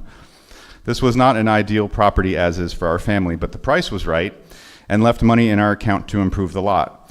We simply didn't want to miss our chance to live within walking distance of Lake Mineola and downtown Clermont. So in the midst of purchasing the house, we also called several contractors to plan an addition. If that didn't happen, I was going to have to sleep in the shed. I immediately began improvements. I met with Duke Energy to propose installing a new pole at the street and rerouting my neighbor's power line from over my backyard. This cost me personally about $1,600 to correct an issue that Duke referred to as power trespassing.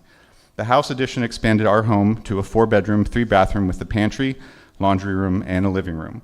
Our water heater was upgraded to a tankless and is in the laundry room, which is now inside. We decided to sell our car at that point. because we had been walking almost everywhere since we moved here. This was in October of last year, and we still don't own a car. My wife, Elena, walks to her chiropractor, Dr. Osborne. My 16-year-old daughter, Mary, walks to her rehearsals at the New School of Rock and was just selected to join house band after auditioning for members of Creed.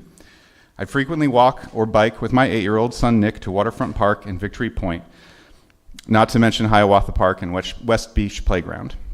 As I understand, staff have advised against the variance, and I've done some research, and I would just like to share the following in conclusion. Number one, context-sensitive infill equals flexibility. This is a small, irregular lot in an older neighborhood, not a master plan subdivision.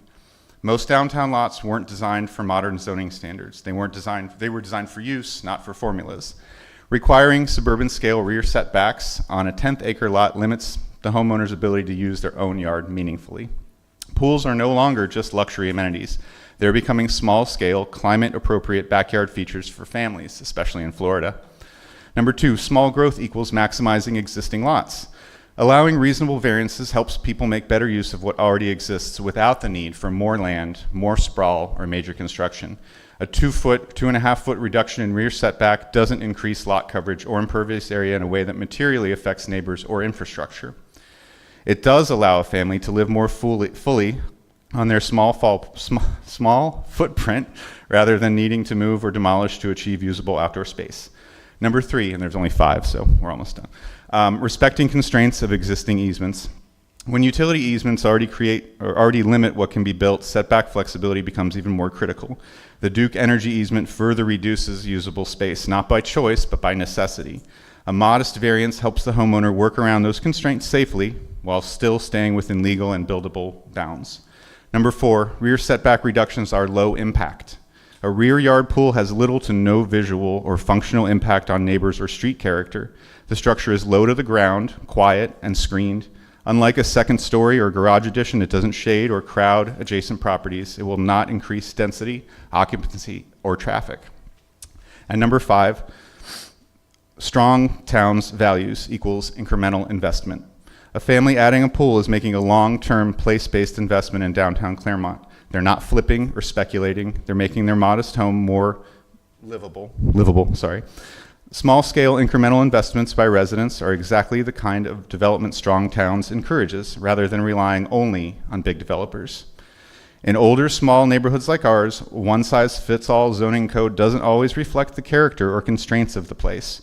A modest rear setback reduction to 5 feet allows a family to add a small pool in an already constrained backyard without harming neighbors or the character of the district. These kinds of adaptive, small-scale improvements are exactly what make downtown living vibrant and viable for real families. Thank you. Thank you, sir. If we have any other questions, we will call you up at a later time, but this is a public hearing. Anyone in the public wish to address this item may come to the microphone and state your name and address and have 3 minutes.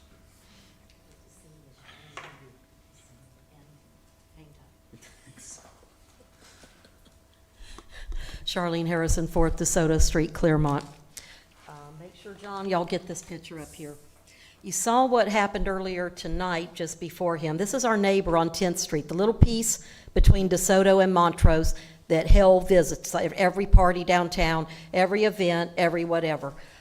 They are our new neighbors. They have done a very nice job. This is one of the smaller, oh, that's not his property. I've got it there for a reason. Oh, it's gonna be there for the next 3. I'm about to nail this home for this neighbor.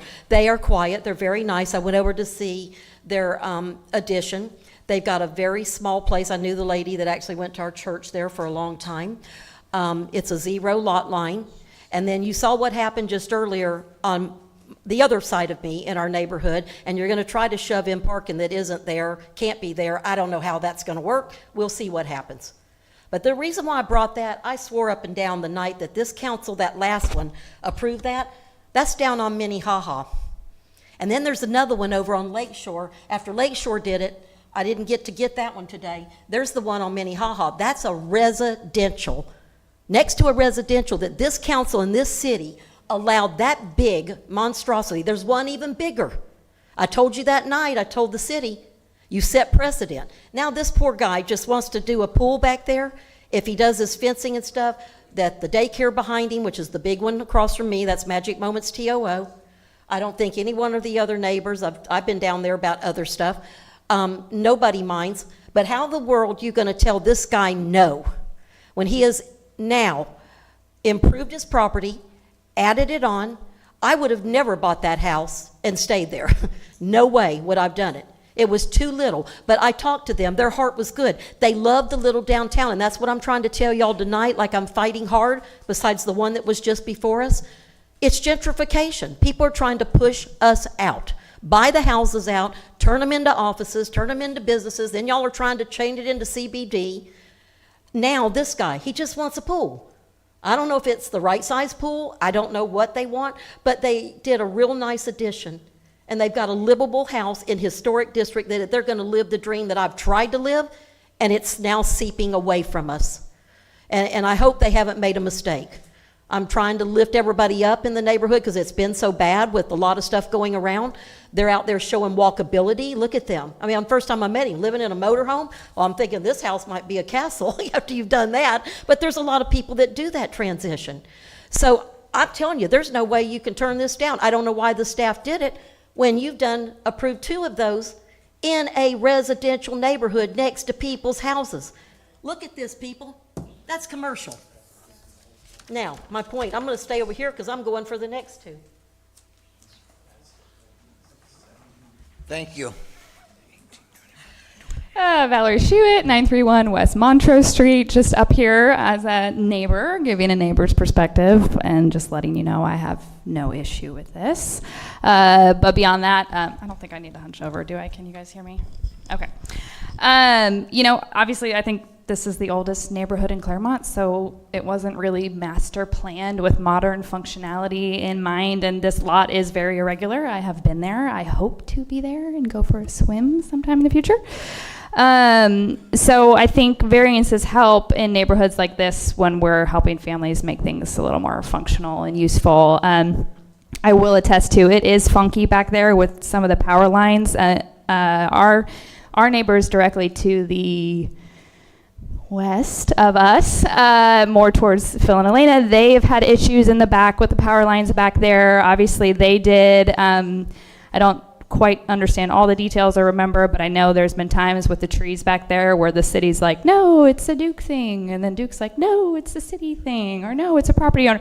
So it's a little bit wonky back there, and I think their lot took the biggest hit when it comes to some of that power infrastructure. So I think anything that we can do to just make this the home for their family would be awesome. Thank you.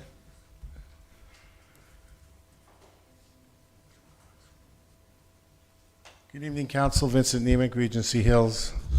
Here to speak on myself only. I just have a question. There was a picture up there. Yeah. If you could just put it back up of the property where the pool is.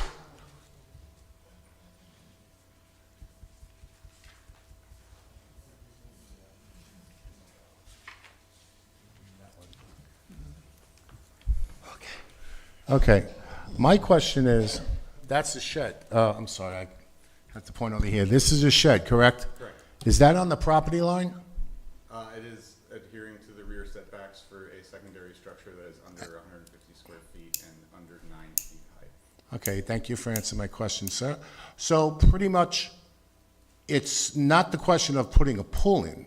Correct. The question is asking a variance for a setback, which is 7.5 to 5 feet. So my question is, why don't you just lower or shrink the pool a little bit, so this way we all could say yes on this, because we're talking about setbacks. That's what we're talking about. We're not talking about you can't have a pool, all right? And I just like to know, why is that shed? Because it looks bigger than 10 by 10 on the property line. That's the only reason why I'm asking these questions, because I didn't know where the property line was. I didn't see the direct map on the top. Maybe you guys should be looking at that. Thank you. And this is a public hearing. Anyone in the public wish to address this item may come to the microphone and state your name and address and have 3 minutes.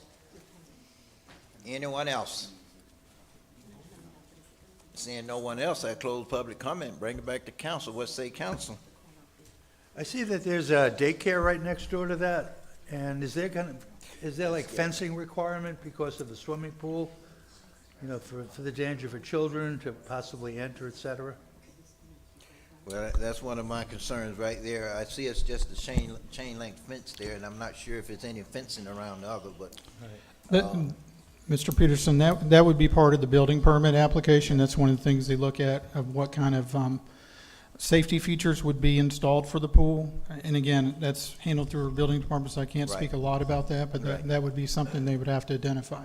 But he did say that they were going to cage it, so if they cage it, then it's sealed. Did you say you were going to cage it? I was certain I read that, so. Yeah. It was another picture that had the size of the pool, because that's one of my concerns. I apologize, that was taken with a drone, and that was right when we were doing construction and just after the hurricane came through, so it's still trying to just keep stuff out of the yard and out of the street. So that pool is 10 feet wide towards the back? Sorry, those numbers aren't right. Oh. Yeah, It's 13 by 23, and So it's even bigger than 10? Yeah. Right. So currently, we can get, I think it's 11 by 23, but the pool will be closer to the house as well. And what I'm really trying to do is not eke out a bigger pool. I'm trying to get the pool further away from the house so that there's more space. Well, instead of going 13 feet, can you shrink it down to 10 feet wide? One of my, Kirk, at John, and I heard about utility lines and power lines. Do Duke Energy have access back through there? I can't answer that question, but on the survey, you see overhead power lines coming into a pole. So on the survey, it's showing something there, but we don't research the easements on the back from power companies. I guess I know, they have to be able to access their poles and everything back through there, so. They can on that north side. Okay, it can, okay. They have an easement on that side. So for me, there were two issues. One was the impervious, and as I looked through this, and I did have to call Kurt on this, the actual interior of the pool is counted as impervious too. And I can tell you that when it rains, it just fills my pool up because I never fill it up. I'm not sure that that's impervious, that is going to be runoff. So I'm not sure I agree totally with that. It's also, if I read correctly, that you're going to be using pavers that are semi-pervious. Correct. So I'm not overly concerned about the runoff. In the back, it's a parking lot. There's a dumpster off to the side of it. I just don't think I'm going to support it. I don't think it's that horrible. We're only talking about 2.5 feet to the back, and there's nothing back there. So I just don't see this being that big of a problem. I have a question for staff. Is this an old alleyway that was somehow converted to a lot? Again, I can't answer that question. I know that it's not. It never was. No. What is the property behind it? It's a It says- daycare. No, sorry. Page 337, existing daycare is to the right, and then rear property. That's a drainage ditch, I believe, for the daycare. Yeah, it's That's a for their impervious retention impervious pond. ratio. Interesting. They put the back kids in there.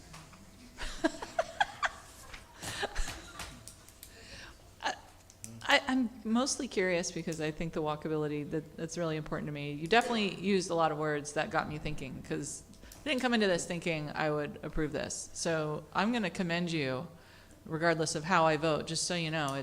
I'm still undecided because of you. How do you not have a car? Where are you getting your groceries? Like, seriously, how do you get your groceries, and where do your kids go to school? And I'm not trying to, it's like, how are you doing this? Over-deliver, So I want more of it. That's what I'm. My daughter started virtual school in Georgia, Okay. and we just transferred to Is your Florida homeschool? virtual school. Okay. She loves it. She took to it. She does so well. She's really at the top of her class. And our car just sat in the driveway longer than we used it here. And my wife started doing Hungry Root. She wanted to try a couple different orders.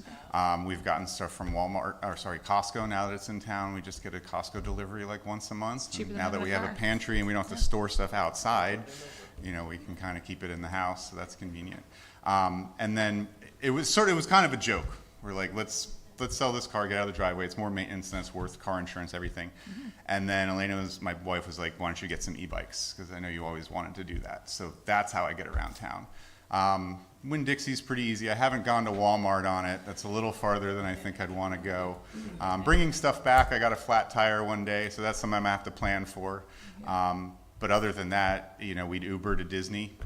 I've got friends who come, everybody comes to Clermont. It's like living in Orlando. Everybody wants to visit. So I've got friends here every other weekend. Hey, where do you want to go? You need to go to Walmart, Home Depot. So we're just making it work. I love it. Here's what I'm struggling with. I see, and maybe Christian, this is for you to counsel me. One, this is what I'm looking for in the downtown area. So I do like that. However, if this was an ADU, I know how I would vote. The fact that this is a pool, I'm worried about an attractive nuisance situation. And then I'm worried about the actual potential impact. And I realize pools are supposed to be built by contractors who always get it right every single time. But if they don't, there's a lot of property owners around this. And these are the issues that I'm concerned about with this pool. I guess I'd say two things to that. First, I think the criteria for variance approval have been presented correctly. You know, it's 5 criteria, you know, reasonable use, interference with adjacent owners, strict compliance with the LDR would not further any legitimate city objective, granting it is consistent, that kind of thing. So there is a very strong Florida statute that talks about what you have to do with new pools that are constructed. I think old ones are grandfathered in, but I think it addresses a lot of what you're talking about, you know, requiring a certain height of fence and cover and that kind of thing. There are potential code violations from our code enforcement if that's not obeyed. So I don't know if that's helpful or not, but I would just urge looking at the criteria.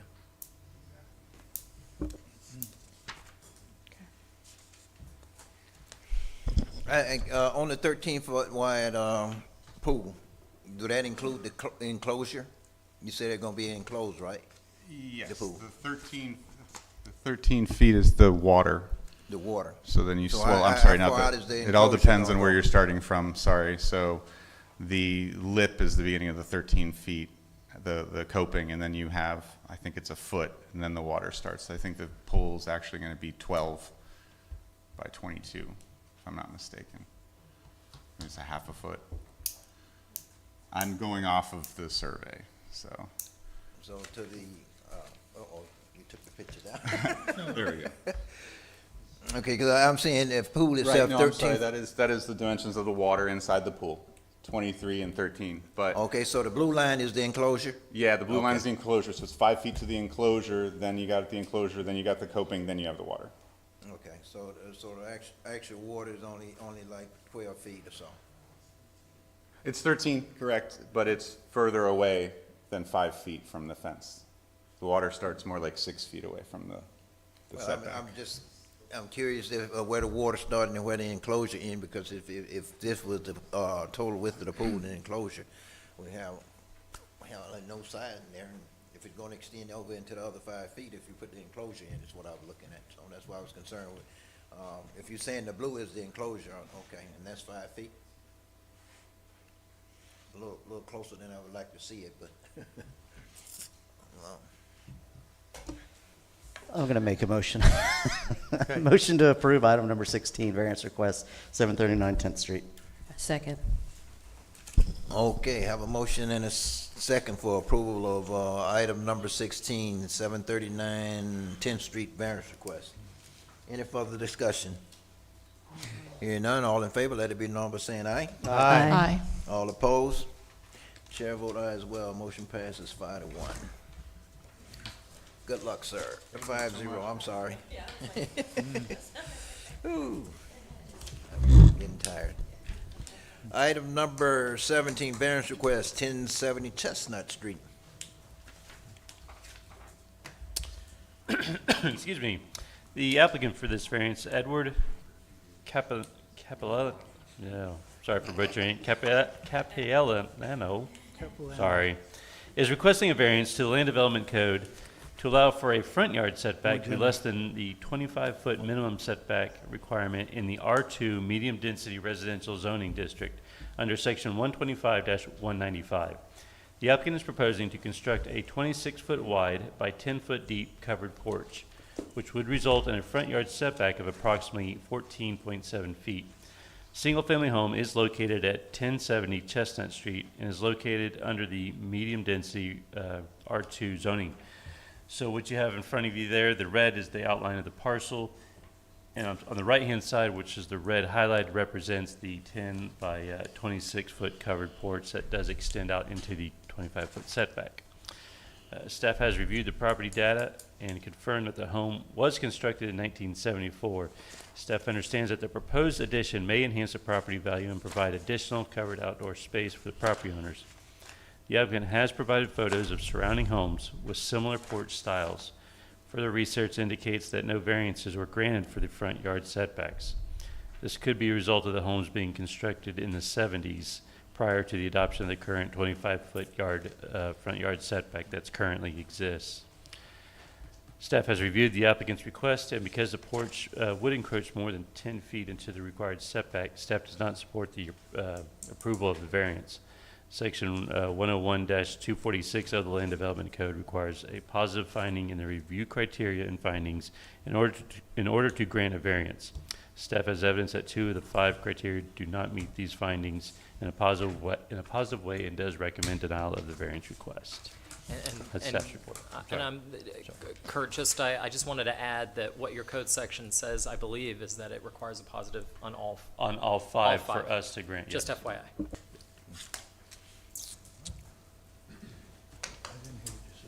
Good evening, everybody. My name is Edward Capilano. I live at 1070 Chestnut Street here in Clermont. What were the 2 items you said that I provided that were wrong? Or No, that's it. Oh, okay, sorry. Just a little correction. I don't remember the exact date that the variance was approved, but at 1107 West Magnolia Street, it's not quite as big, but they requested a variance for the extended front porch. And that was relatively recently, probably within the 2000s, not 1974 when my house was constructed. So I've lived here in Clermont since roughly 1989, 1990-ish. This is my first house that I bought here, and I have worked tirelessly improving the property all around. I've done stucco all the windows, added square footage, and overall improved the property as a whole. And this is the final piece to my puzzle. I don't know if you have them, but I had provided like a concept design. I didn't go fully with the architectural design, but I do have an architect and an engineer ready to go if this is approved. And then the front of the house is literally the last little bit. So I'm ready to do the siding, get the front porch done, and then wrap this whole thing up and continue to live here in Clermont like I have done for a long time. I did seek out approval from my neighbors, went out and just kind of little petition, showed them a concept, design of what I'd like to put out there, and I didn't meet any opposition from any of my current neighbors. So the porch from the front of the house to all the way to the overhang, it's a 10-foot total. From that, there's still roughly 32 to 34 feet from there to the actual curb of the street. So I don't see why it would impact the city at all. I think there's still plenty of room for any future development there. And I guess that's kind of all I've got. Okay, thank you, sir. If we have any question, we will call you back at a later time, but right now, this is a public hearing. Anyone in the public wish to address this item may come to the microphone and state your name and address and have 3 minutes.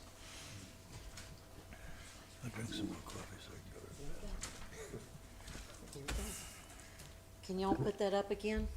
Charlene Harrison, 4th DeSoto Street, Clermont. Exhibit A, I'm going to be for the next one too. There that is, next to a house, Lakeshore Drive. Then a bigger one is on Minnehaha. I hated I didn't get that picture today. And here's these people, this is a just regular house like ours. It's behind Ace Hardware, and if you go down Chestnut before you get to 12th Street. I went and drove all of these. Maybe y'all don't, but I do. And you should have a real picture of the house. Again, demand it starting tomorrow, that it's up on the screen when everybody's here. That's not going to hurt anything. He's trying to make that better. Whoop-de-dang-do. That's what I got to say. I'm serious. Really. And they got to come in here and like beg, and you let that person have it, that Gonzalez had 10 signs all over that, and a donation, and I don't know who knows who anybody over on Minnehaha, but somebody's got money, and these affluent people get what they want. You can't even explain this. So every time that's variances, I'm coming in here with this. Every single one, because it's not right. It is not right. And these people, it's going to be no detriment to nothing. I looked at his house today. It's going to make it nice and make it look, there's a lot of them around there with nice porches. I don't know if he's going to screen it in or what he's going to do, but there you go. So try to tell him no after this. Thank you. Yes, ma'am. Rebecca Ryan from 1071. I am across the street from him, and I've got to say he's an angel. He came to this neighborhood probably 5 or 6 years ago, and he has done wonders for my home. He's helped me tremendously. And to see what he does with his property will increase the value of my property. But anyway, I hope, I pray you say yes. Thank you. Thank you. Yes, sir. Hello, Ben Jolin, 1003 Chestnut Street. I live a couple houses up from him, and since he's moved in, he's done nothing but improve the property. So I just urge you to please let him continue to improve it and just finish making a nice home for him and his family. Thank you. Anyone else? Anyone else? Seeing no one else, I close public comment, bring it back to council. What say council? You said you're going to be enclosing this. Is it going to be increasing the square footage of the house, or is it? No, sir, it's not enclosed, just a open, covered front porch. Okay. That's it. I have a question. This is a concept in our packet, Yes, ma'am. but this one has an elevated porch, a raised porch. Are you proposing a raised porch? So currently there is a step up into my house. So I wanted to match that with the concrete. Then that one step that I already currently have to take would be towards the front side, like towards the road. So this has 2 steps. Can you give me 2 steps? Can I give you 2 steps? Yep. Possibly. I'd have to get with the architect and the engineer. Yes, Yeah. ma'am. Yes. You're gonna have an elevated porch? Yes, ma'am. I like it. Thank you. So people are going to fall over because I'm approving variances. So I'm going to support this one. The problem that I have goes back to what Allison's been talking about with the comp plan, especially with these non-conforming houses, non-conforming lots. I mean, who ever dreamed of a lot with that little chute off the side of it? I mean, you just look at stuff and be like, all right, how did we get there? But when we start dealing with a lot of these older houses that are 1,000, 1,500 square feet, if we're not going to find ways to allow people to improve these houses, then we're going to run into a problem. And on a lot of these non-conforming houses, we did this with one on Lakeshore. We allowed them to put a 2-story that was very close to the rear lot line. So, you know, we just got to find ways for people to improve, especially in these older sections. Because these houses, I mean, it's 1970. I mean, he needs to do some work on it. And so I will support it. I think it looks good. I hope it turns out that way. And I hope more of your neighbors do it. And Kurt, with this porch extending out from the house, what, 10 feet? Yes, sir. When it come out 10 feet, how much room is left between that and the curb? Approximately 15 feet. Approximately 15 Yep. feet. And the house, the one in the red circle there, that's the house, right? That is the house. Yeah, that's the property line, the red. One of my concerns is, and something I see in the city quite a bit when we do these and approve them, extended out 10 feet with that road there, someone come up to the stop sign there. Is there gonna be a blind spot there? I can't see this being at all in what we call the visibility triangle. yeah. It would not It will not. encroach into that. Well, that's my only real concern with the invisibility there, because I know we have that issue in some of the areas around here, and of course, we've made people move fences because of it. They get too Yeah, close. fences typically Stuff do like get in that. those areas, Yeah. but this would not be. No, okay, well, that was all my concern, if it extend out 10 feet. And I'm not too thrilled about extending out past all the other roof lines along the road, because that'll be, use the uniformity with all the homes out there. Now you exceed the uniform look going down the street there when you extend out. But if it's not gonna cause any visibility problem, I can probably get there, okay? With I move to approve item number 18 so long as the porch is elevated with at least 2 steps. Second. I have a motion and a second for approval of item number 17, variance request for 1070 Chestnut Street. Any further discussion? No. Hearing none, all in favor, let it be known by saying aye. Aye. All opposed, chair vote aye as well, motion passes 5-0. Yes, sir, good luck, sir, thank you. Item number 18, variance request, 931 West Montrose. I think you really wanted it. Agenda item 18, 931 West Montrose Street, variance request. The applicant, Valerie Shrulit, is requesting a variance to land development code. She's actually requesting 2 variances. One is to allow a second accessory dwelling unit on a single lot that would exceed the maximum allowed, and 2, to allow rear yard setback to be less than the minimum setback requirements for a detached accessory dwelling unit. The property is located in the central business district. The property has an existing ADU located over the garage on the property and a non-conforming bomb shelter on the south portion of the property. The applicant proposes to construct a 30-foot wide by 24-foot deep 2-story secondary accessory dwelling unit. Due to the condition of the existing non-conforming structure, the proposed structure may need to be built around it, resulting in a rear yard setback of approximately 6.8 feet, which is encroaching on the required 7.5-foot setback. The land development code permits only 1 accessory dwelling unit per property. The addition of a second ADU would increase residential density in a manner inconsistent with the intent of the code and may contribute to a more commercial character for the property. Furthermore, the proposed placement of the second ADU would encroach on the required rear yard setback, potentially setting a precedent for similar requests for additional ADUs and reduced setbacks. The applicant could add additional units based upon the CBD zoning. However, it would require a commercial review process, which would include stormwater, parking, landscape, and fire code. Section 101-246 of the Land Development Code requires a positive finding in the review criteria and finding in order to grant a variance.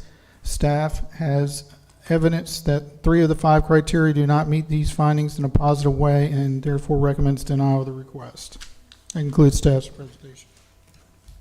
Thank you. Applicant present. Yes. Guys, I feel like we're having fun tonight. Can we keep it going? Is there a clicker or someone gonna, will this work? I have some pictures to make Charlene happy. Oh. Oh, it was in the packet. I thought it made it into the presentation, but maybe it didn't. It's actually in their packet, but Oh, not in, okay. not Sorry. in the PowerPoint. Jumping ahead, sorry. Well, you all can see, hopefully, in the packet there, some of the images, some drone shots.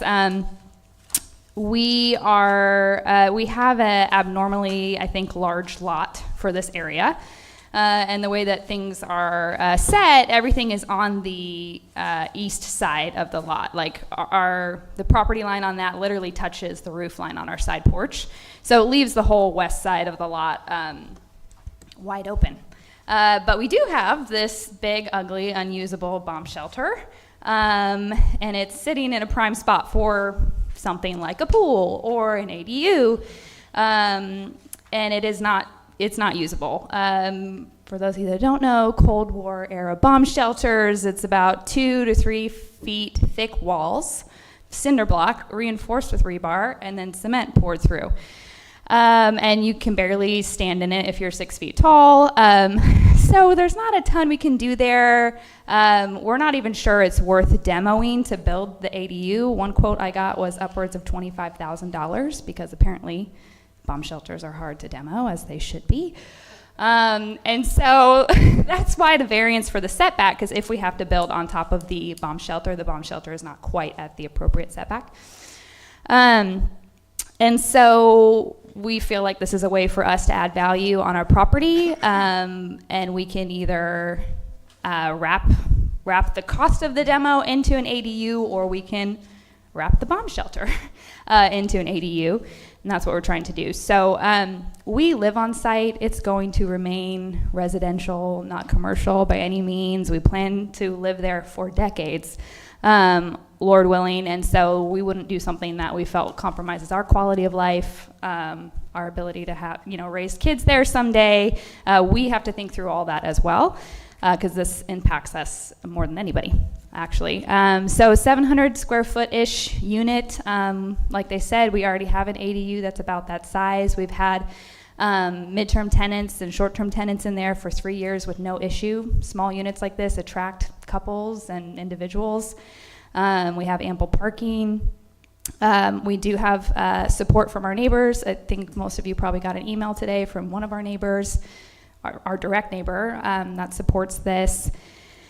There's a big picture why with ADUs that I think you guys understand, so I won't belabor the point, but for the public, I'll just say, this adds a diversity of dwelling type in an area where that should be encouraged, which promotes socioeconomic diversity and affordability. It also helps with affordability. We're essentially house hacking because we're going to live there. This is our home. It helps us with affordability. For some real context for that, we had a rude awakening. We bought our house in 21. We had, for the first year, just a construction insurance policy on it because we weren't living in it. When we went to go move in 22, our best home insurance quote was 10 grand. So our first year living there, because of the old homes, we know there's a home insurance crisis in Florida that's hopefully getting better, but it's going to get better the slowest for older homes. That hit us. It hit us at the same time that property taxes went up, so we had a very rude awakening when we went to move into the house. A year later, we got our renewal. We had made no claims. Our renewal was for $28,000 for home insurance. So at that point, we switched to Citizens for the low cost of $7,500. So I just say that to illustrate this can contribute to affordability for homeowners. And I hope I say that for the public too. I hope more people will take advantage of some of the ADU incentives that are out there. So I'll just finish by saying I think this is one of those rare variances that actually kind of makes the property make more sense. Bomb shelter doesn't really make sense. The size of the lot, it's going to create the feel that we have similar lot sizes to our neighbors and be more consistent in that. There are other ADUs in downtown. It's one of the places I think that probably has the most of those here. And this is it's building in gentle density in an area where we wanted, and we're okay with it. So I hope you guys will support that. Thank you. This is a public hearing. Anyone in the public wish to address this item may come to the microphone and state your name and address and have 10 minutes. 3 minutes. Yeah. Get it up there, John. Oh, wait. Charlene Harrison, Fort DeSoto. You want to turn that on? Or is he going to do it? You gotta do it over there. All right. I guess we know what it is, but I want to put it up there for the record. Okay. These people didn't have any trouble at all, and it's on there on the side thing, and it's huge. And they were going to put just boats in there, and you can't see around this dark side over here is that there's a boat out there right now, a big silver trailer, and a motorhome. And we don't give a crap. And like I said, whoop-de-dang-do, because it's two of them. That is not residential, and these people are, again, we have people downtown that are trying to pick up these properties. They're in there, they're young, they're trying to make things work and fit and make it good, something that is, workable. And I don't even care if I didn't like what they were doing. I'm going to continue to come down here because it's wrong. I say everybody gets a variance now. I don't care who they are. They want to put a topless bar, do that, I guess. But you know what? Not a fan of it? Yeah, look at Todd. But, you know, you can't even write this story, and I'm going to keep coming down here and doing it. And don't put these people through the ringer. Just let them have it.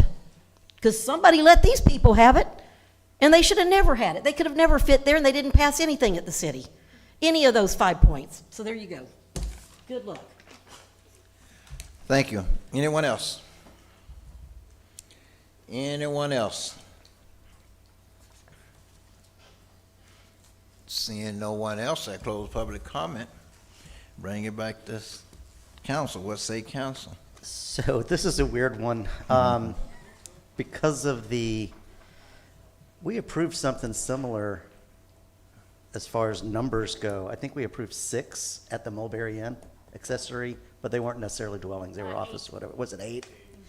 So I'm not going to approve 8, but I'll approve this one. So, you know, I think this makes sense. She is in CBD. You know, at what point do we go from accessory dwellings to commercial? I don't know. I think 4 definitely gets there, but you know, if you had duplexes, then that would still be just multifamily, not necessarily commercial. So, well, it doesn't matter. I'll support it. Good luck. I'm going to support it, but I have 2 questions. Maybe this is out of curiosity. The first question is, please explain, I don't understand what the role of the bomb shelter is in the building. Like, I can't visualize. I've seen the whole packet, but I don't understand what you're trying to do. And the second is about the future potential for this property.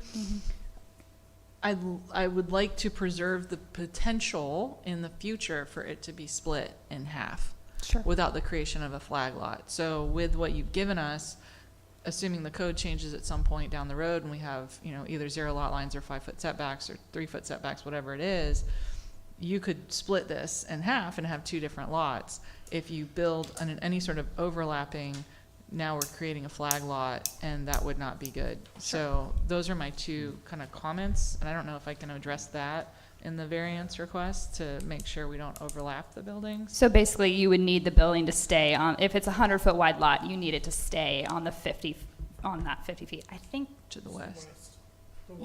Yeah, on the 50-foot. So just from the wide. potential in the future that the lot could be split, but how are you building around the bomb shelter? Well, that's the uncertainty. So we're here because the bomb shelter is an inconvenience. We're here before we're getting into any engineering, just to explore. So that we went ahead and threw in that variance. We might demo it. But like I said, that just depends on how difficult that is. There are some demo companies that wouldn't even come and quote it. There's another guy that said, oh, I did one once. They were paying in the, you know what? And so you're going to see a bunch of quotes at $25,000 for that. It requires a machine, I think, that costs $5,000 a day that involves like going into the ground, and I don't know.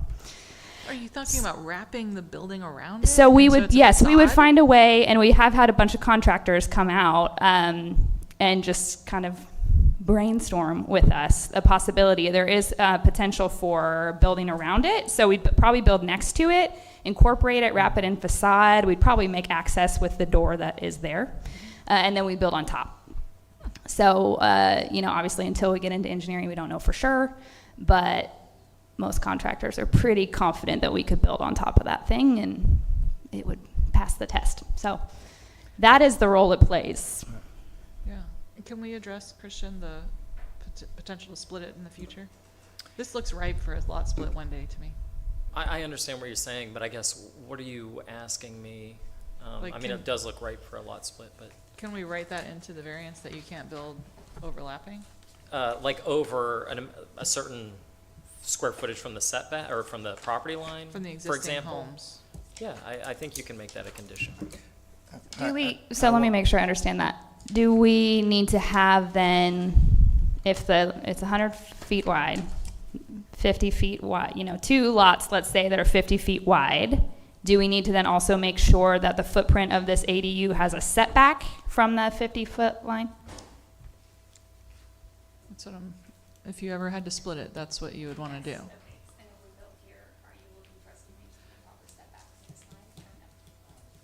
Well, we don't know what the I setback think would we be. got to get this on the record. Yeah. Yeah, sorry. So, I mean, we don't know what the setback might be. This is downtown. This is the potential to be. For residential? No, not in the residential. It's 7.5 feet down in there, So setback. that's the, Though, I don't think it'll stay that way. if I'm not mistaken, that lot is 100 feet wide, if I'm Yes, not mistaken. correct. Because it used to be 2 homes there, and one was Oh, really? demolished years ago. That actually That explains it.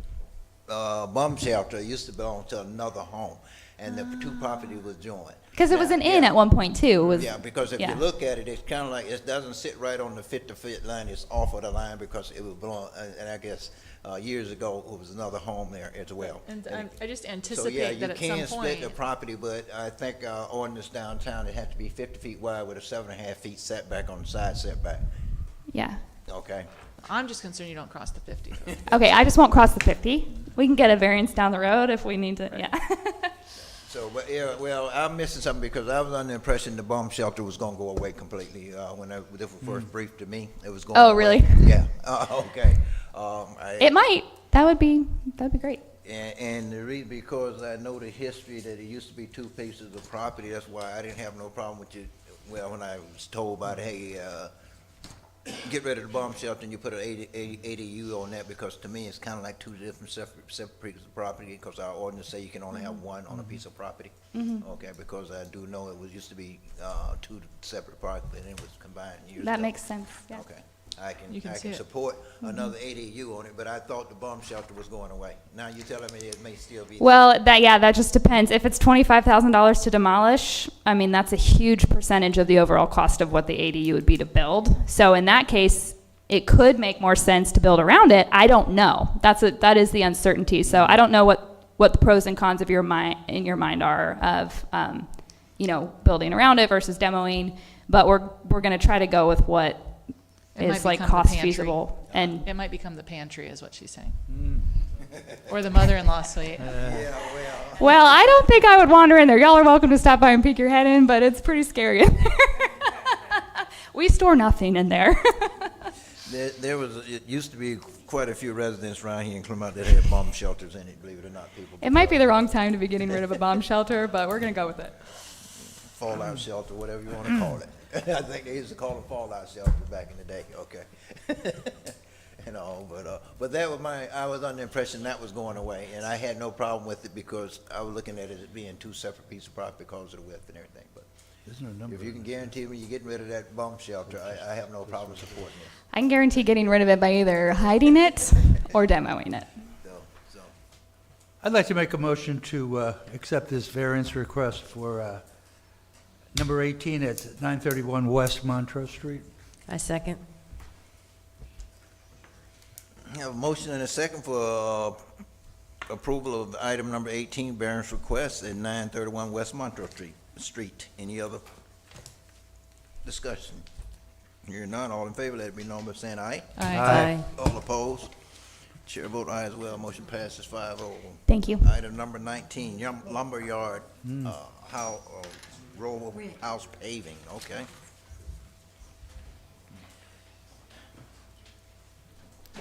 Sure.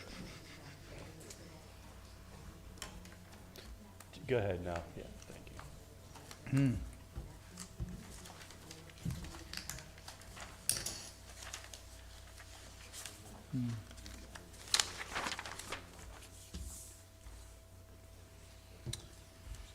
Okay, this item was added at the request of Councilmember Howard to discuss for the lumberyard parking.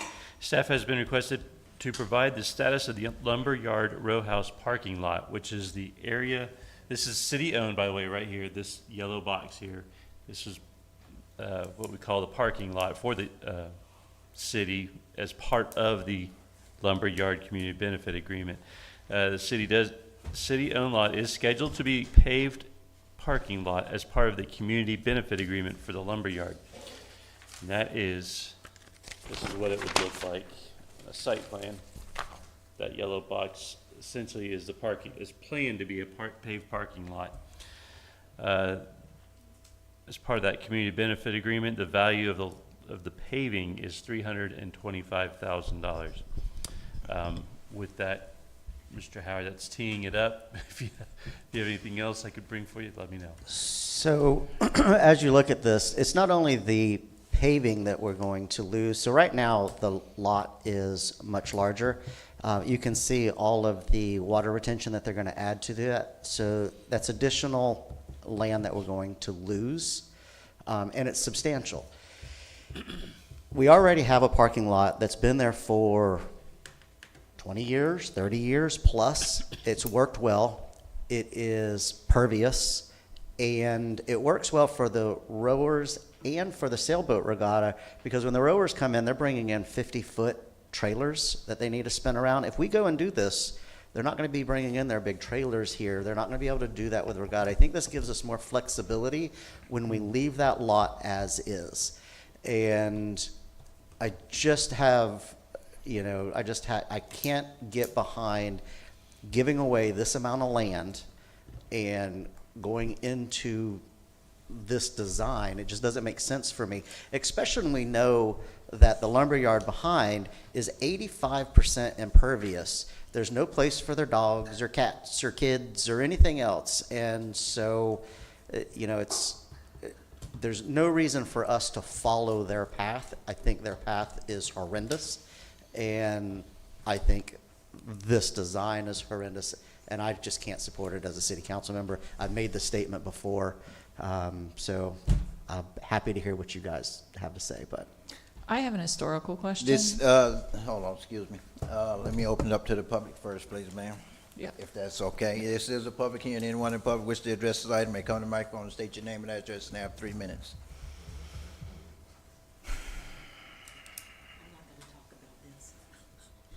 Charlene Harrison, 4th DeSoto Street, Clermont. I know this is probably off the thing. I tried to get Rick to ask. You have an employee at the back of the room that has to stay here at the end, Dana, which is a nice lady from our water department. I was going to ask, because there's no applicants here, I don't guess, if y'all could move that up as a courtesy, because she was here. She probably should have been on the first of new business. I don't know why it wasn't.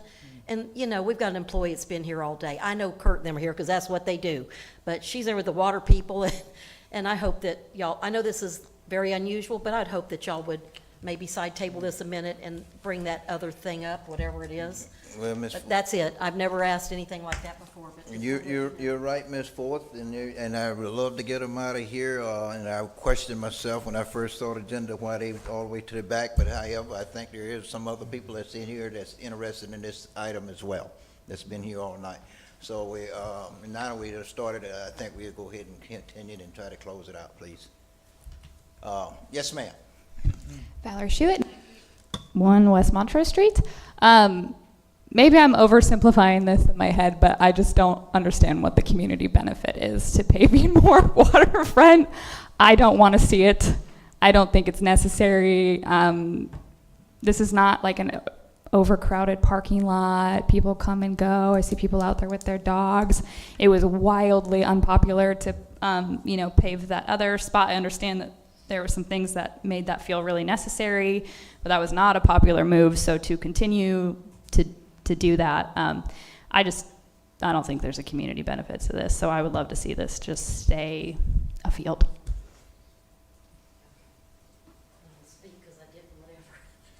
I didn't use my time, but Charlene Harrison, 4th. And I'm sorry, I know that's I just feel bad for people and employees. So DeSoto Street, Clermont, yeah, and we know. I've fought so hard for the 31 years about this lake and stuff. We don't need to be paving anything.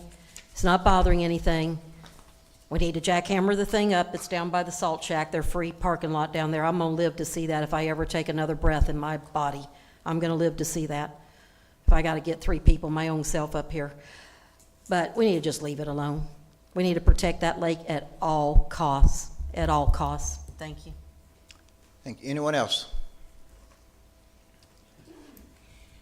Mayor, Commissioners, my name is Rebecca Wilson, 215 North Eola Drive with the law firm Lowndes, and I'm here on behalf of Pendler and the Lumberyard. And just a couple things that I wanted to express and appreciate Councilmember Howard's opinion on this. Just a little bit of clarification on the swales.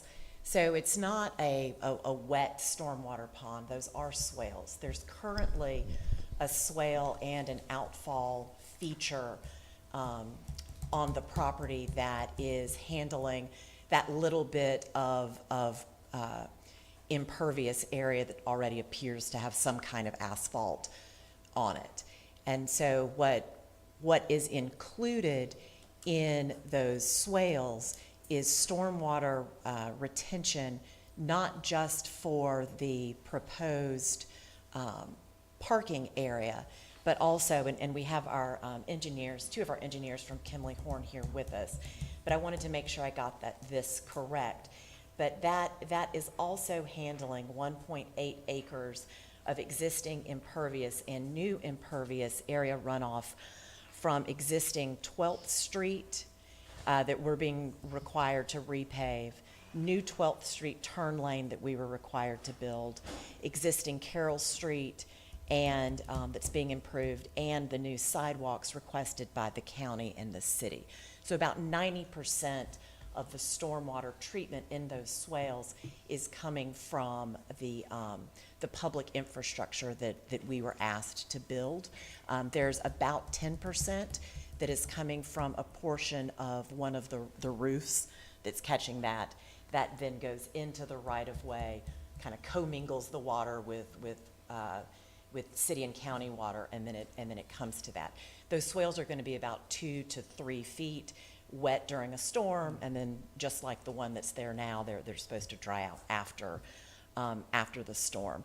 So, and just for the audience, this was not a public benefit that we thought was a public benefit, or that we're asking to be considered a public benefit now. The commission that was in place at the time did place this in the agreement that was approved in November of 2024 and deemed it a public benefit at that time.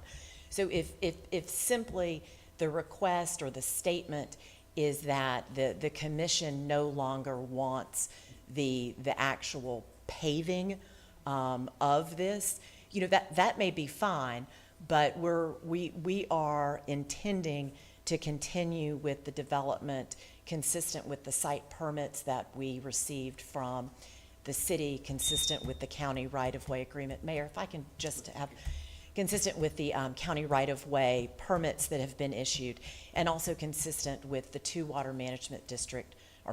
the one water management district permit that we have that's consistent with 2 letters that the city sent in support of that water management district application. Your city staff was aware and signed off on the location of these swales, and in fact, we actually worked with your parks department on the location of it, and making sure that both the proposed paving and the location did not impede rowers from being able to access the lake. So we want to move forward as approved, and consistent with our permits. Again, if it's just the paving that's an issue, we're happy to have that discussion. I'm going to remind council that we gave them I don't think public comments over. Oh, I'm This is sorry. public comment, yes. Anyone else in the public wish to address this item may come to the microphone and state your name and address. Have 3 minutes.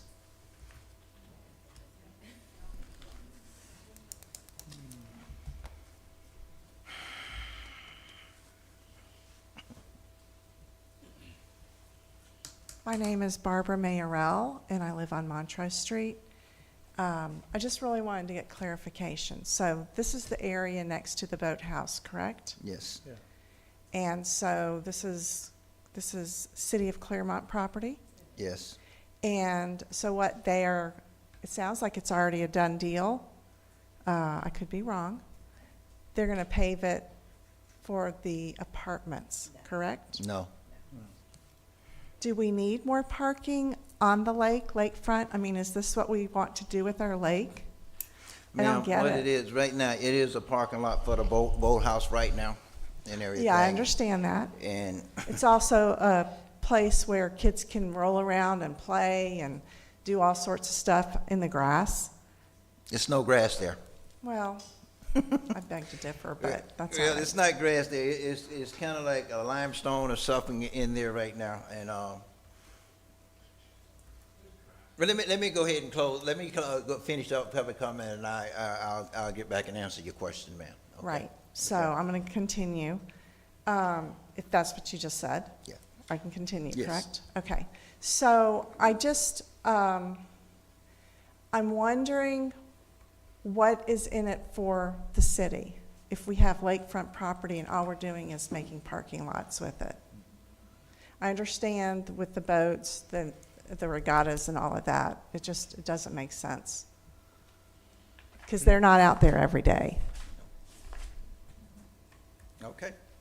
Anyone else? Anyone else? This is public hearing. Anyone in the public wish to address this may come to the microphone and state your name and address and have 3 minutes. Anyone else? Seeing no one else, I'm gonna close public comments. Ma'am, just to answer your question, right now, basically at the row house, it is a parking lot. It is already a parking lot. It is not grass parking lot. It is a limestone somewhat parking lot. And here's the thing. Every time it rains, a lot of the sediment and water and everything, where did it go? It goes into the lake, polluting your lake, okay? So when they came to us and with all, she just explained a lot of other storm water and everything gonna be directed back that way. We looked at it as saying, hey, let's pave this parking lot. We redirect the water. We can stop polluting our lake with the runoff from the rain and everything going there. We redirect the water into the storm water retention pond that we have right next there called Victory Point.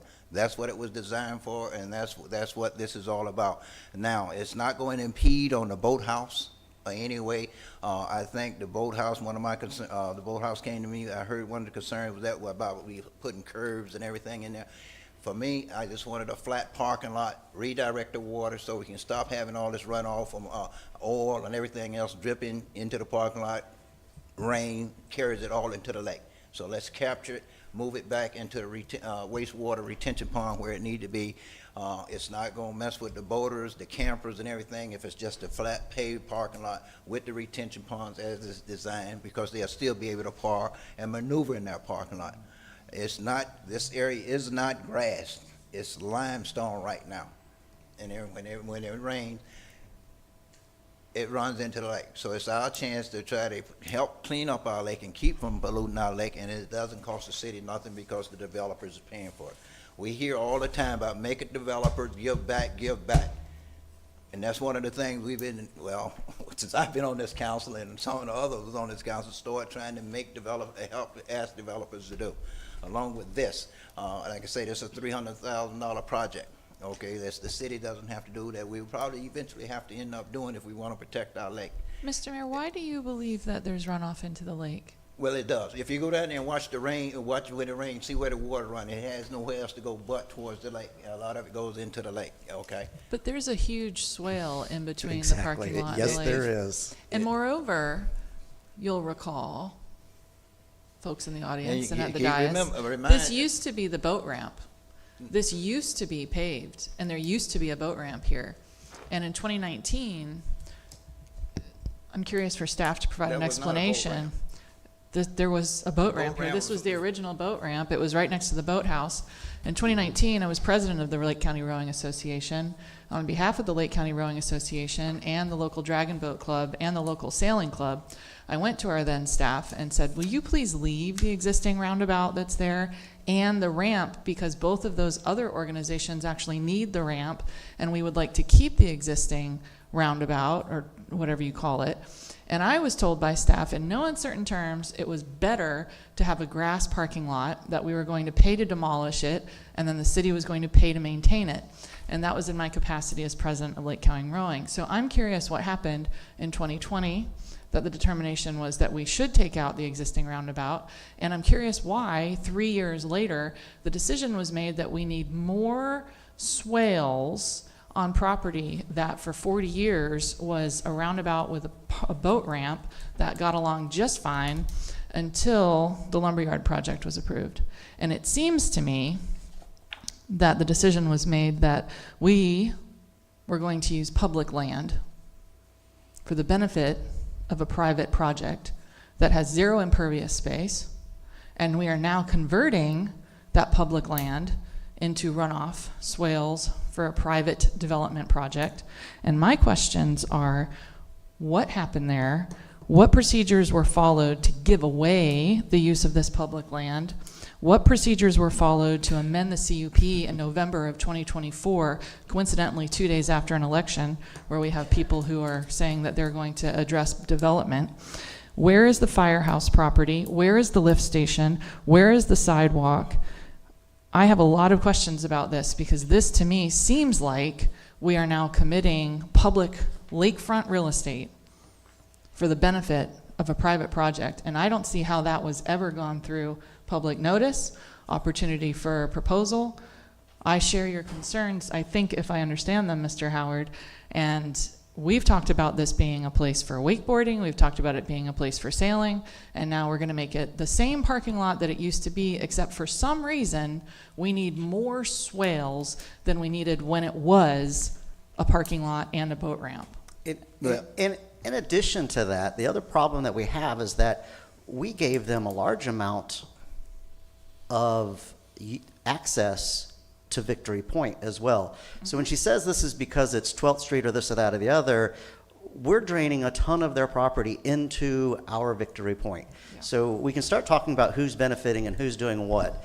But at the end of the day, they knew that I had... Didn't we extend our permit at that time? Yeah. To No, be able to accommodate it? Hold on. When Victory Point was designed, it was taken into consideration of the lumber yard at the time. It always been designed to have all the runoff from the lumber yard to go into Victory Point. However, that work was never complete. We are not giving up any property. We actually gaining property from this project, because right now, to be honest, is this road that leads into the row house. Guess who it belongs to? It belongs to the lumber yard and not us. So they're going to be allocating that road as well to give us access to the row house. It's a whole lot of different things in there that in this agreement and all that's going, we're having to take a look at, because we really right now is using private property to even get access to the row house, okay? And that's one of the other agreements that's in there, is they wanted the community to give back. They're giving us, which road is it? One of the roads to have that access to the boathouse, yes, a lot of the swells and the design, I understand, is going in and going to cause a lot of the water to run into that parking lot area and everything, as well as to Victory Point. But Victory Point, the lumber yard has always been calculated into the wastewater treatment at Victory Point. It's always been calculated in there. Well, what was the expansion? There was a new engineering that had to be done at some point in the last 5 years. There was a point that we said that Victory Point was full, and then suddenly there was an engineering that said, no, it's not full. What happened there? And why did this boat ramp get torn out, and why are we putting it back in? I wasn't part of that decision, previous administration, for the boat ramp. The boat ramp came from staff. The boat ramp got torn out so they can put in Victory Point. That's what the whole reason. No, it was torn out in 2020. Victory Point was installed many, many years before that. It wasn't torn out for Victory Point. It was torn out when we moved the boat ramp from this location to the east side of the lake.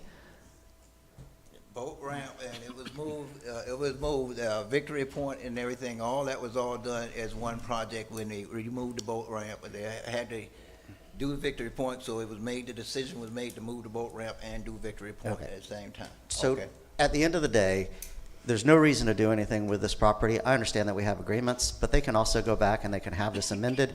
We're actually taking away impervious property, turning it back to pervious, leaving it as is. It's not that big of a deal.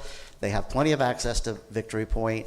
I just don't see why we can't get to that point. They knew this was a problem.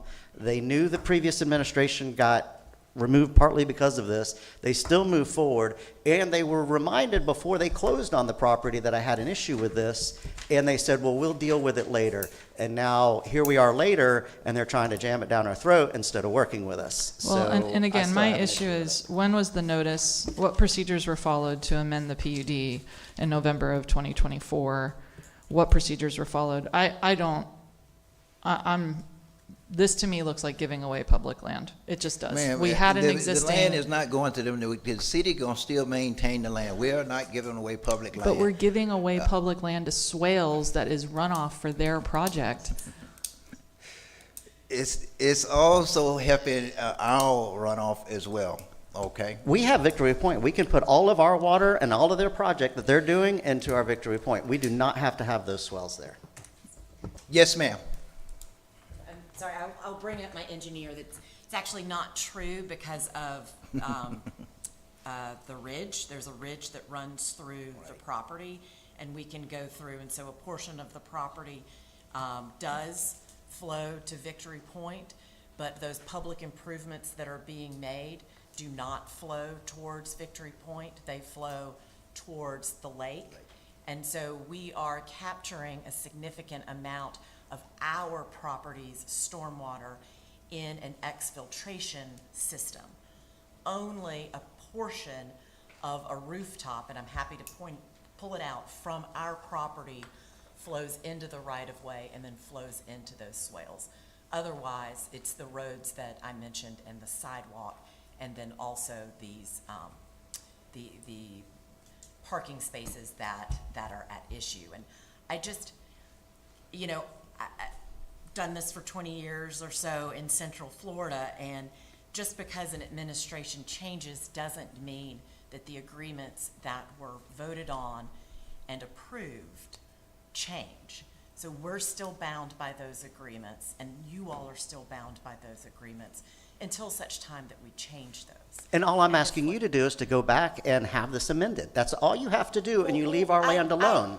I feel like if what you want is for some cooperation to go back and amend it, then that's why I'm here, right? But that's all I've asked, and they were aware of that. And if they amend that little part and they just leave that piece of land alone, then I'm happy, and I think other people would be happy. And that's all it takes is just that amendment. And I will tell you what they said was that, oh, well, this will push us back 6 months and it'll cost us $1.5 million. And that is a problem for me, because when you start telling me that your bottom dollar is more important than the greater good for Clermont in the long term, then I have a real issue with that. And that is what was said in the meeting that I had with your counterparts. I was not in that meeting, nor am I here to litigate that. What I'm here to say is if your request is that we amend the agreement so that we don't build the parking, we are amenable to that. We cannot agree to remove the swales because those swales are serving property that is city property and county property consistent with water management district permits that have been issued and that we are under construction consistent with. And those were not issued without the knowledge of the city.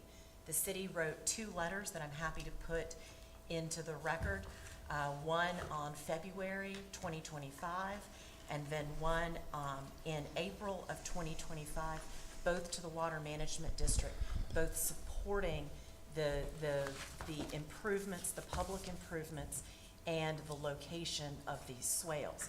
So we're moving forward with the staff that we are required to work with in order to execute on the agreement that is currently in place. Is that the November 24 agreement? It is the November 24. And I've asked twice if it was properly advertised to amend the PUD, and nobody's answered that question, and I would like an answer to that question. Yes, ma'am, it was, because it came before the council and everything, so we No, had that. was it publicly noticed with 2 readings? So remember, the public benefit agreement is not the PUD. It is the manner in which someone earns the additional density. And so the original agreement, the original community benefit agreement, stated that it could be amended by agreement of both parties in writing by vote of council. And so that's what occurred in November. And since we're going to bring Do up... you agree with that? Since we're going to bring up the density, your guys' survey was wrong. And that changes that community benefit agreement, because it changes what we got to give you that density bonus. Also additional land that was taken out from one agreement to the next, because we don't have the current agreement in our packet. To take your input on that, how do you believe that the benefit agreement is wrong? Because your survey was wrong. What's the example? with Brian's property. You guys were off by over 13 foot trying to put that, as he calls it, a pooper in his backyard. So the agreement requires that, I believe it's that we dedicate approximately 17,000 square feet. And we've got our survey, we can show you that we're in compliance. Well, this survey disagreed because you had Do to you have move it. I've seen it. So, but you had to move that in 13 feet by 100 feet. So you don't have that much land. Are you, we came here to talk about the parking. If what Well, you're no, you trying- brought up the density agreement, so that's why I was asked a question as to whether or not it was properly noticed. And I was saying the purpose of the agreement, and how we believe that it was properly noticed. At the end of the day, we could have this taken a look at because we're taking out all of that impervious space. It would reduce the amount of swells and it would not take up as much land. So, you know, if you guys are unwilling to do that, well then, Well- you know, I have a major problem with that. And I would like to get our attorney's advice on the advice that was given to us by the counsel for the applicant. Well, I think there are two potential notice issues. I think the way that the original ordinance was written, I believe that there is an argument that it should have followed usual PUD amendment procedures, although the representation made by Ms. Wilson is correct about the text. But it's really the substance over the form sometimes, and if something is integrated and incorporated and essential to the terms of a PUD, it's possible that it may have had to obey the other notice. The other, now that we're talking about it, is Florida Statute 163.380 subsection 3A, which talks about what you have to do to give up ownership or any ownership interest in redevelopment area property. There are notice provisions related to that. This, I believe, is in the redevelopment area. It's arguably an interest in the property, and there. What interest do we have in the property? Well, you have permits now for drainage. On city No, property. No, for your drainage in yours. According to your that testimony. you signed off on twice. According to your testimony, it's about the majority of it for sure, but not all of it. And therefore, as you said, there's, I guess, one rooftop, and so there, as I said, there is now an argument that there's an interest at play. And I'm not interested, I'm not willing to give up public land to any private developer without going through the proper process for an RFP to figure out what could be done with this land. Because as I see it, right now, we have, and look, this land was used for the exact purpose that is being proposed for decades, and it didn't need these additional swales. Well, what's different? Development. Now, the argument is, well, they're streets, there are streets. But our streets are having to be expanded because of your development project. That's your development project that's adding to the additional water necessity on this property. So as I look at it as a citizen, if I'm sitting in the audience right now, I am furious at this council for giving away lakefront real estate to a developer who's coming in and doing a massive development project it's not walkable. It doesn't have green space. This is not for the betterment of the community. This is for the betterment of someone to come in and do a massive construction project. And I cannot be convinced because this exact design existed until 2020. It was on this property. May I just say 2 points? I think there's a flip side to everything we've been talking about, and one of those points is something that Ms. Wilson brought up. And it's a doctrine called equitable estoppel, okay? It's the idea that once something's approved, if they spend money on it, if they rely on the permits, if they rely on city action, I just want you to be fully aware, you know, they could obtain potentially injunctive relief depending on what we do, theoretically monetary damages. So I don't know what the city council is contemplating. I just want that to be something that is thought about and considered. The other thing is, the way I look at it is when the city is receiving a benefit from something, which I think the way the city construed it is that the parking lot was a benefit at the time. I think that the city can probably waive that, and it doesn't sound like that's a point of contention, but I don't think an amendment is necessarily needed for that isolated part. That's just my opinion. I just wanted you to know that going forward. Mr. Wah, since this is listed on the agenda as consider parking for a lot option, there's no action we can take tonight on this, right? Well, so Mayor, this gets into a nuance of sunshine law, and I'll just say that according to Attorney General opinions, well, let me take another step back. According to the sunshine law, you can add items to the agenda as long as it's done in the sunshine and it's done in the open. You can do that. There is no requirement in the sunshine law that an agenda list out every single item, believe it or not, for your meetings. Now, for some agencies in Florida, that is the case. It is not the case for municipalities. Which is why a lot of cities and counties, for example, have additions in the beginning of a meeting, because they'll add stuff. The caveat is that if something is controversial, according to Attorney General opinion, they say it's really not a good idea to take action on something that, now, it does say consider. But it says consider, and when we did discuss, this came up, and we weren't able to make a decision. Yeah. We had to propose, we've been saying consider on every item for the last 7 months. Yeah, I don't have a problem with the council taking action under these terms, but I just want to caution. Well, here we go again. Going back to Ms. Strange's point just now about the November council meeting that was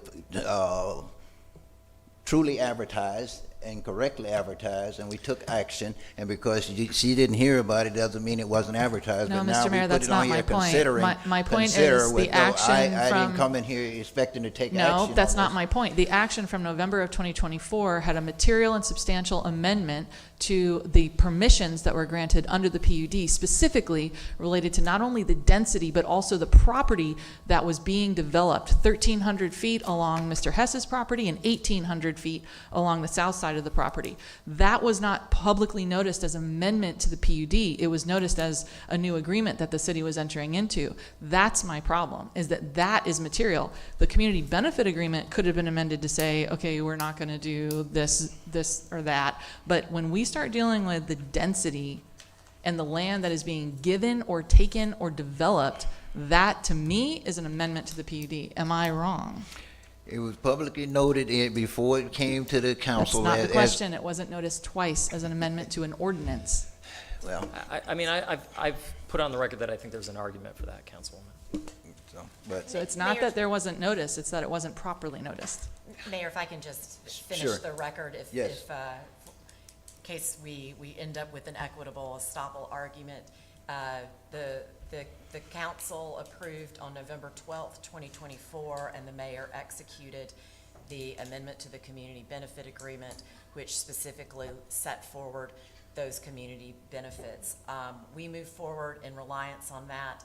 On February 11th, 2025, the city of Clermont, your interim city manager, sent a letter to the Water Management District, which basically stated that it was the city's approval to construct the proposed mass grading minor stormwater improvements located within city-owned right-of-way and property, as shown in the applicant's proposed construction documents. It then sets forward those documents, and it agrees to a submittal for its property of an application for an ERP approval to the Water Management District. Then on April 30th, 2025, the city of Clermont, executed by the city manager, sent another letter to the Water Management District granting permission of the applicant, Pendler Clermont Lakefront Owner LLC, in connection with the project's stormwater discharge both into Victory Point and then the second into the city-owned right-of-way and property shown in the applicant's proposed construction documents,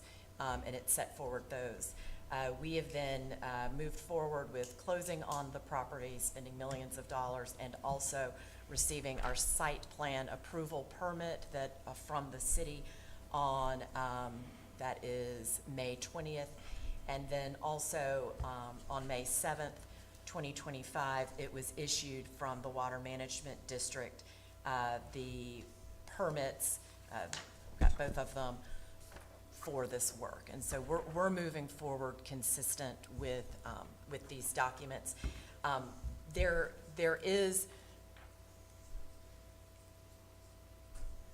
probably a way that we can make sure that 100% of the water that goes into the park is all public water. I mean, there may be a way that we can capture that remaining amount on our site. That's what the engineer just whispered in my ear. And again, as I said at the beginning, we don't care about the paving. That was something that at the time that commission wanted.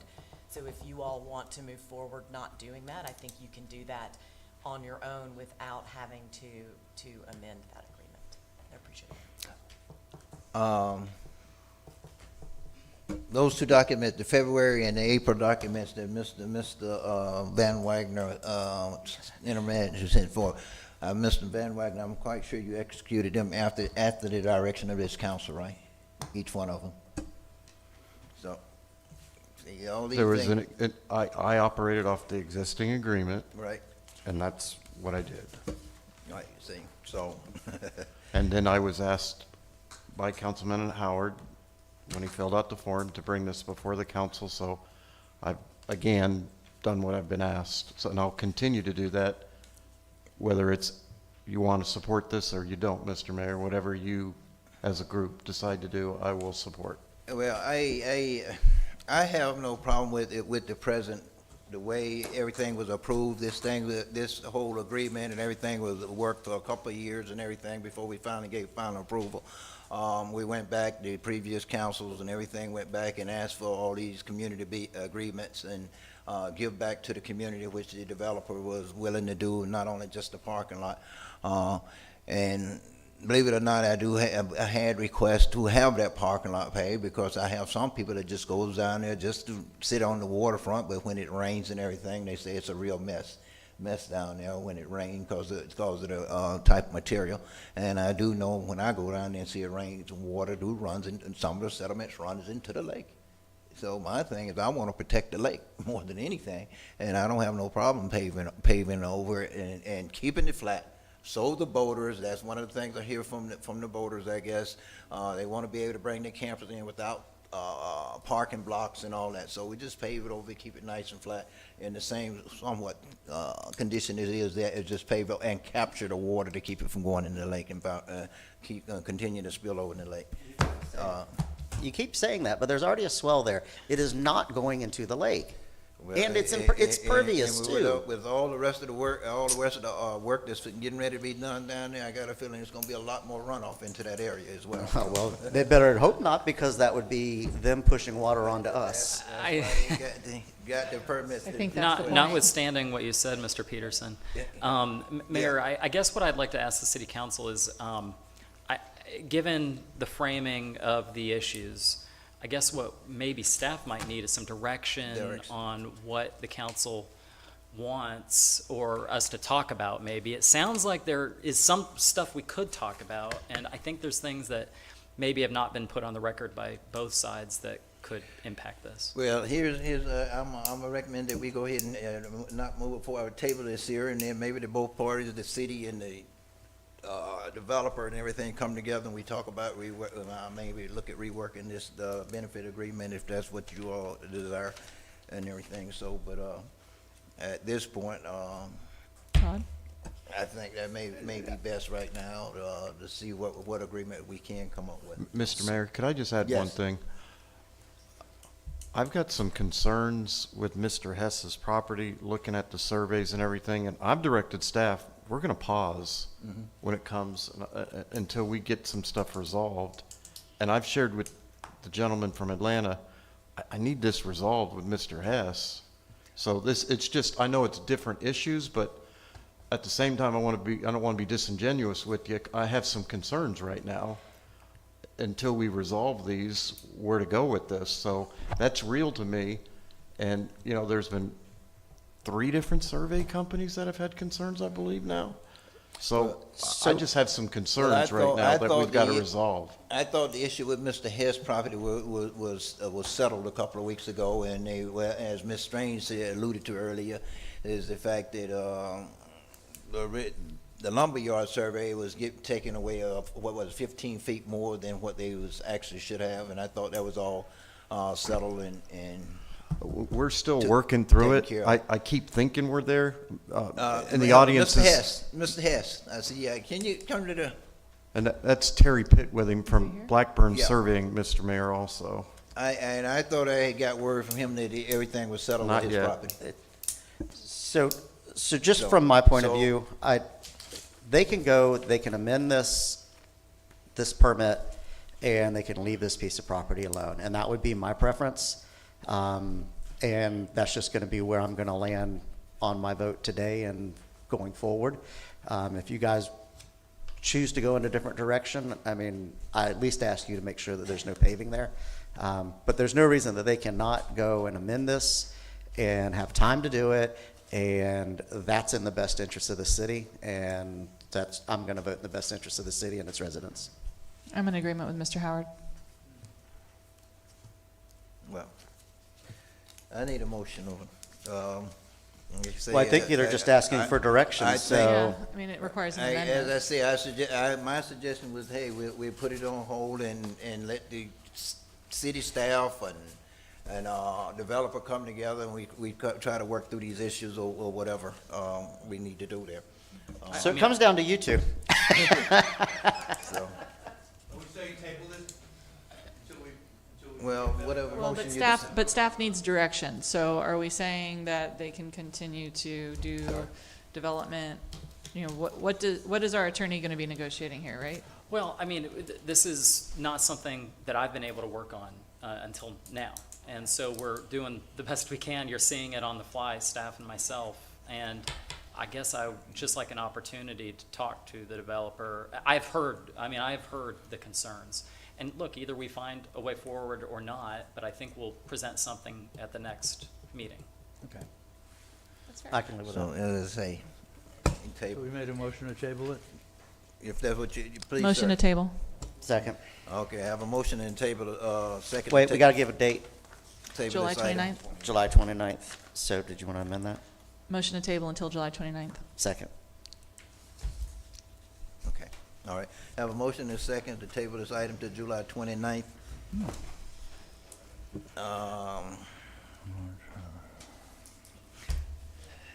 Of course, along with that, before I go any further, if you all can't work out something by July 29th, you let us know, can we move it further back?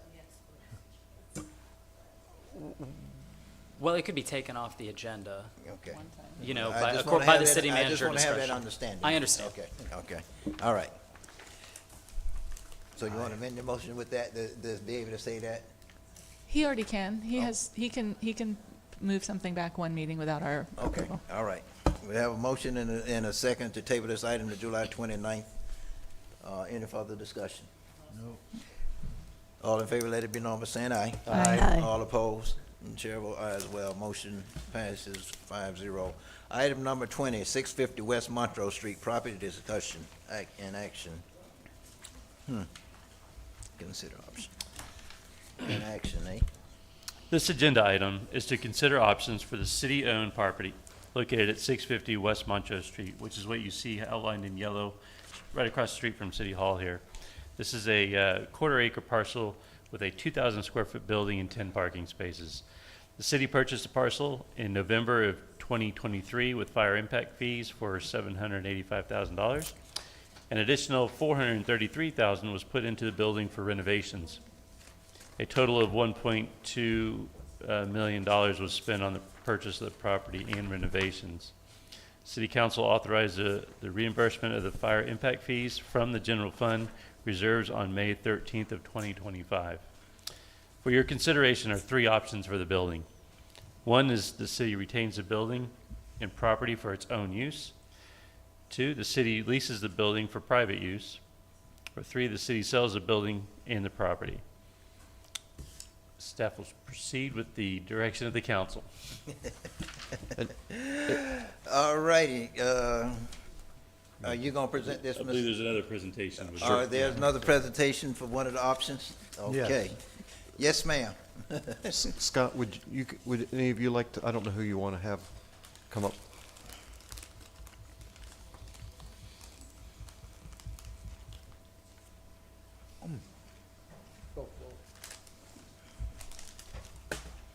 Is that Marvin I see out there too? Okay, thank you. Good evening, Mayor, City Council, Scott Bohr, Finance Director. In the category of city use, we have done some research on staff, and I think we've came up with a compelling potential use of the building across the street. But first off, there's several layers to this. First off, Mr. Van Wagner and I in the morning have a meeting to review the budget, and we're really anxious for some direction on what to do with this property as part of that process. But as it relates to a potential use of staff, one of the things that we've looked at between the Finance Department and the Public Services Department is creating a call center between the two departments to combine efforts to address customer service concerns with everything from leak detections and customer service calls and complaints. And we see this building as a potential use to consolidate those efforts for those purposes. And to take a step back, not to put words in my fellow directors' mouths here in City Hall, but a common refrain is space concerns here within City Hall. And at least in my case, in the Finance Department's case, it has impacted decisions on staffing plans and timelines as to when we can hire individuals. So taking that into consideration, as well as I just did with, I asked my Assistant Finance Director and Utility Billing Managers to look into the data and justify position increases within the UB team. And in my opinion, that data easily justifies and supports increasing in staffing, but I've been hesitant in the past in part because of this staffing issue. But what I learned when they went through this exercise over the last few weeks is not only is the call volume within the Finance Department and the UB team at that level, the Public Services staff are also receiving similar types of calls from customers as well. So to bring all of these points together, we see the use of this location as a joint effort between the two departments to establish a call center for utility billing and collections to address those purposes. Okay. Anything else anybody want to add before I open up to the public?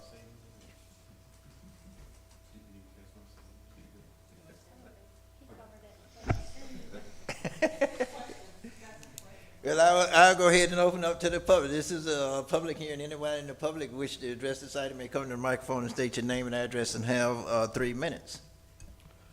Mr. Mayor, one other thing. Marvin Puryear is also here, and I asked him to look at the lease side of it and the sale side of it, so I could cover all 3 for you, so you could have an educated thought process on it fully. Okay. And so he's prepared to do that, if that's okay. Okay.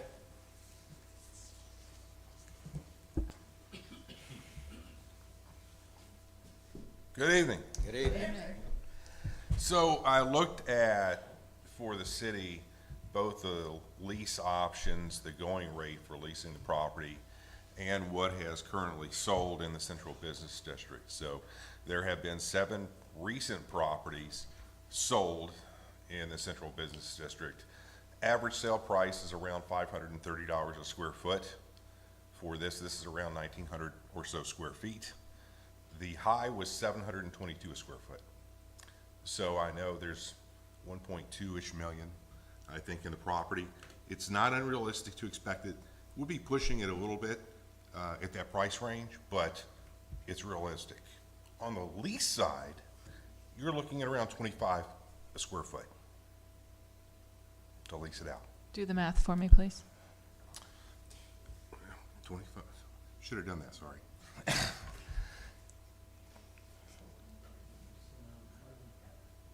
Hang on. Didn't know if I was speaking tonight. Sorry, I would have had that. 47.5 Yeah. a month. Yeah, that sounds right. 39.58 a month. Plus CAM. Well, I know So that would be I net to the city. I do know I had looked in there and had it checked into it, and it came back to me somewhere, anywhere from 35 to 45 for leasing and everything. Of course, as you all know, of course, I don't want to get, I'll go ahead. As you all know, I actually looked at trying, one of the proposals I gave to the chamber was to move them in there. and let them lease it from us at a reduced price rather than doing what we did with them with the city center. Okay, turning over the city center to them basically, which remind me, we talk about giving away public property. That's pretty much what we did with the chamber. You know, but I looked at trying to use that building across the street to get, let the chamber lease that from us at a reduced price of $1,500, I think, is what I proposed to them. However, we went and basically turned over the city center to them. So I've always known that's what it was like. And also, I know we've got over 1.2 million or so tied up in that building, and I know when we purchased it last year, year before last, I can't remember when we purchased it. I think we purchased for a little under 800, but we put all 400,000 or 500,000 into renovating it. I think the property is very valuable, as you've heard me say many, many times. I think we need to be holding on to all the property we can, and I know we're out of space here in this building. So and this is why I've always said we got to have property and space to grow as a city, because we're constantly growing. Staff is running out of space in this building, and as the presentation was saying, they need to hire more to try to keep up with what's going on. And that's one of the big complaints I get all the time about utilities. Not enough people to answer the phone. You try to call in the utilities and ask a question, either you have to leave a message and they maybe 2-3 days getting back to you. You very seldom ever get a chance to talk to anyone. So, but right now they do not have the space in their area right now to expand. Even So though we're discussing now. We're not going to do public comment. So, yeah, we'll go ahead. Public comment. Yes. Sorry. Anybody in the public wish to address this item? Wow. Sorry. I thought someone. Anyone in the public wish to address this item, please come to the microphone, state your name and address, and have 3 minutes. Seeing no one, close it, bring it back. Yes. So I'm going to be real quick on this. At the end of the day, this is a CBD. There's no reason that a call center should be in the CBD. That's a terrible use of space. It's a waste. We have 7+ buildable acres right over there on 12th Street. If they need one, then bring me a plan on how you're going to do it over there. But for us to do that on this piece of property, that's just insanity. And the other problem that you run into when you start doing small buildings like this is you disjoint the city, you disjoint the staff, and that is problematic. You know, if you're going to move something, you move entire departments to places so that they're all in one spot, so that when they have meetings, so that when they do all of those things, they have the room to do it. Splitting this up is a bad idea. This needs to go back on our tax rolls. It needs to be part of the CBD. That's its highest and best use, and we're out from under it. And you know, if we sell it for 1.2, it's no harm, no foul. And we've got a great building that is going to come in at $1.2 million, and I don't have the math in front of me from Plus 12.5 a year in taxes. That's where I'm at. Sounds like a winner to me. I disagree. The reason I disagree is because our people are filled. They do not have enough room in there. I do believe, they'll have to have somebody verify, they can bring the whole department over to that building. We need customer service now. To build a building is going to take time and extra money. We already own this. So why do we need to spend more money? We already own it. They are busting at the seams over there. And a big thing is customer service. They spend so much time because of the leaks with being on the phone with people that they are not able to give the customer service that they need. So having them over there would be able to help them to hire more people, so then that way our customer service can be better or whatnot. Now maybe for the future you can try to buy another building, build it or whatnot, but for right now we need to think about now where we're at. And these people here, they need a place to work. We have, our city is growing by leaps and bounds. Wellness Way, do you know how many more people will be calling and coming up there? The call times is going to be even worse than that. I don't know if you've ever had to deal with this, but I have personally, where you have one number to call and there's 30,000 people calling. It was a nightmare for us. We had to do that with our hospitals on the base when we were at Fort Campbell. It was horrible. And that's basically what we're doing to our citizens here is, okay, you gotta wait, because we don't have enough space in City Hall to hire more people. And so I think we have to think right now and solve the problem to help our city employees so that they can do the job that they want to do, they've been trained to be better. Because again, we provide services for our citizens, and right now the services they're getting is lacking. Has anybody looked at the public services property for a customer service center? Public services? Public Works? Yeah. We have the fire prevention group. They're in there now, and they've done an amazing job with their portion of it, but I'm sorry, I mean the new building. The $17 million one? I don't think they have the room out there in the new building. Yes, ma'am, come on. And you have to, enterprise, funds and all, so. How much room is, just before she starts, how much room is left in the old building? on 12th Street.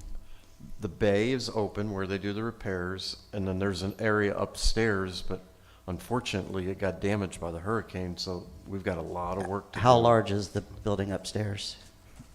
Rick, do you know the dimensions you could give me, please, sir?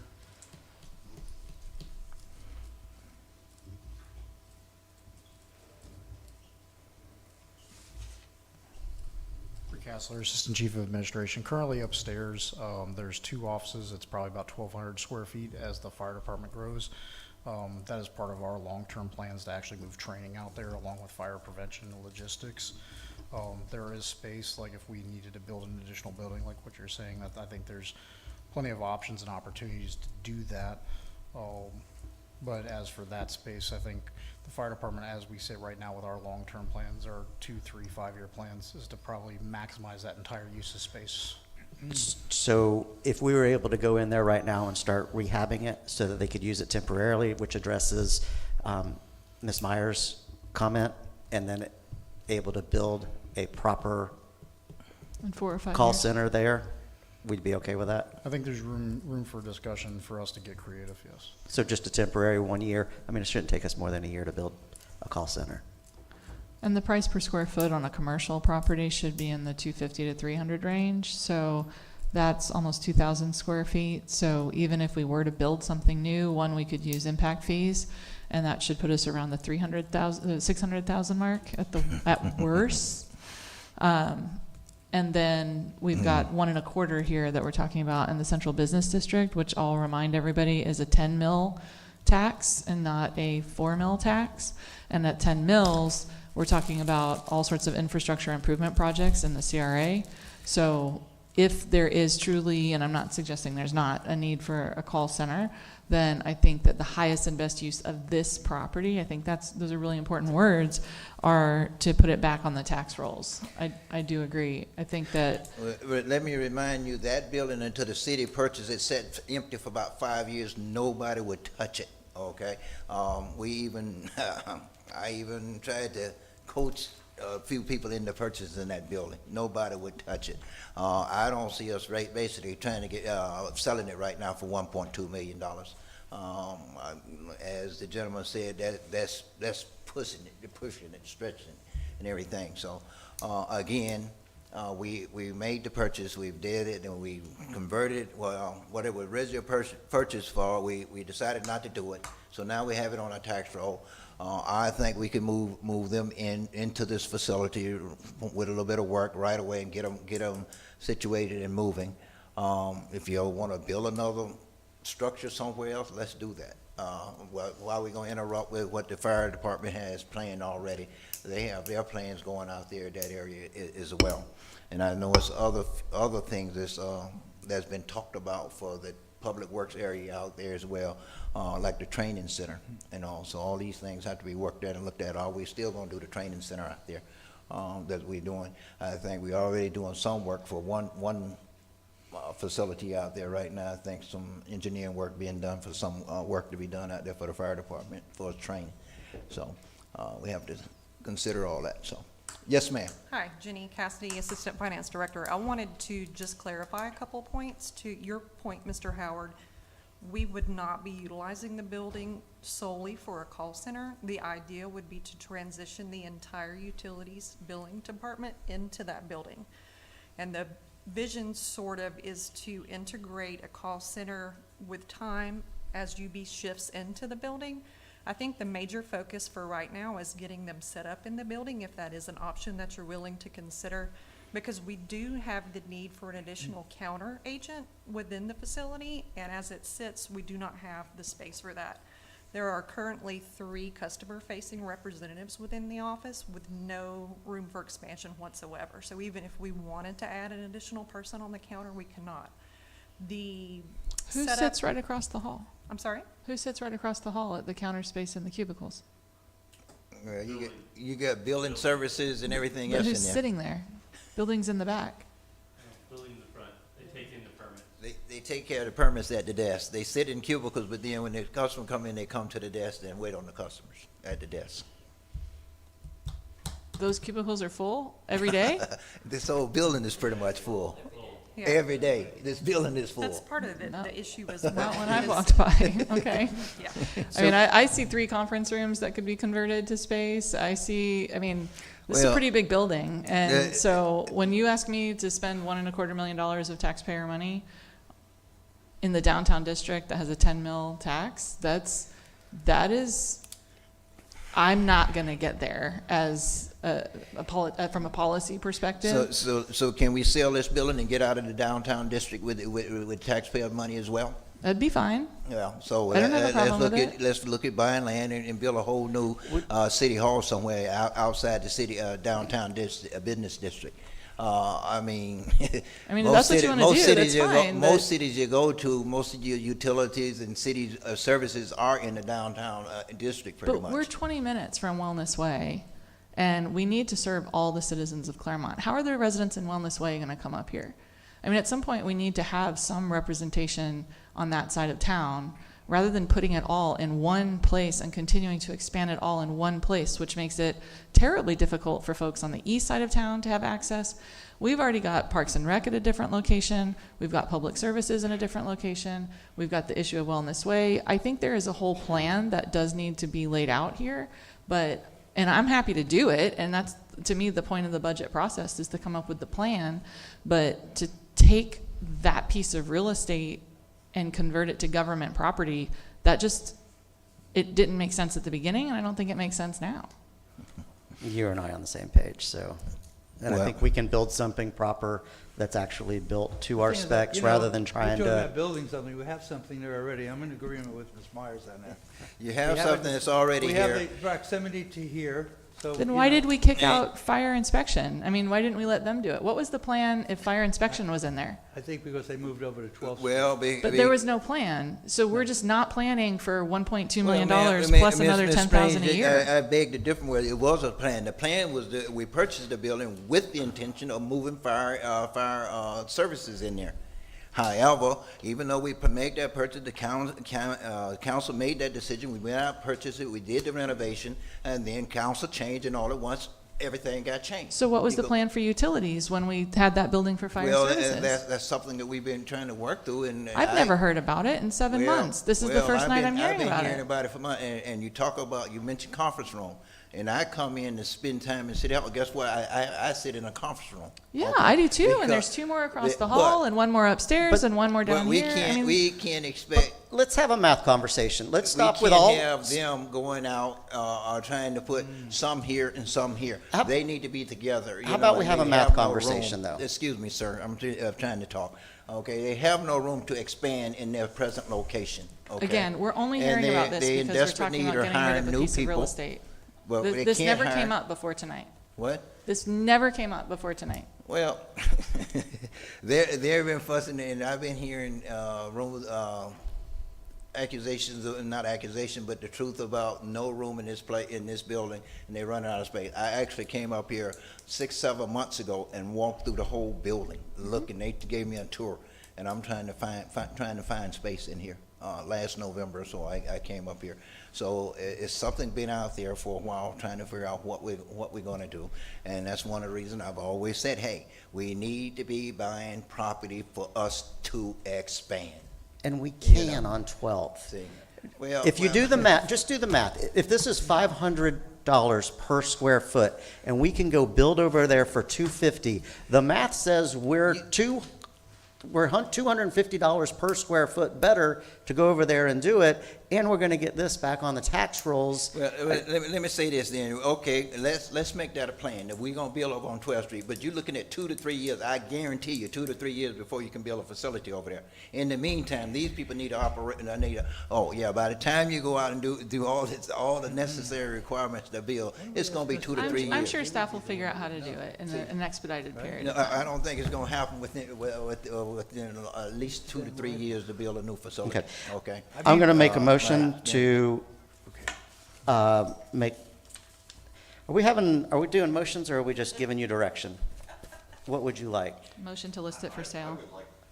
I'd like a motion. Okay, I'm gonna make a motion to make item number 2650 West Montrose Street property surplus and put it for sale. I second. Have a motion and a second to surplus 650 West Montrose Street property and put it listed for sale. Any further discussion? All in favor, let it be known by saying aye. Aye. All opposed? Nay. And the chair vote nay as well. Motion fails. Okay, 2 to 3. Is there another motion? I mean, we're discussing like, what's the need for additional personnel, how busy it is.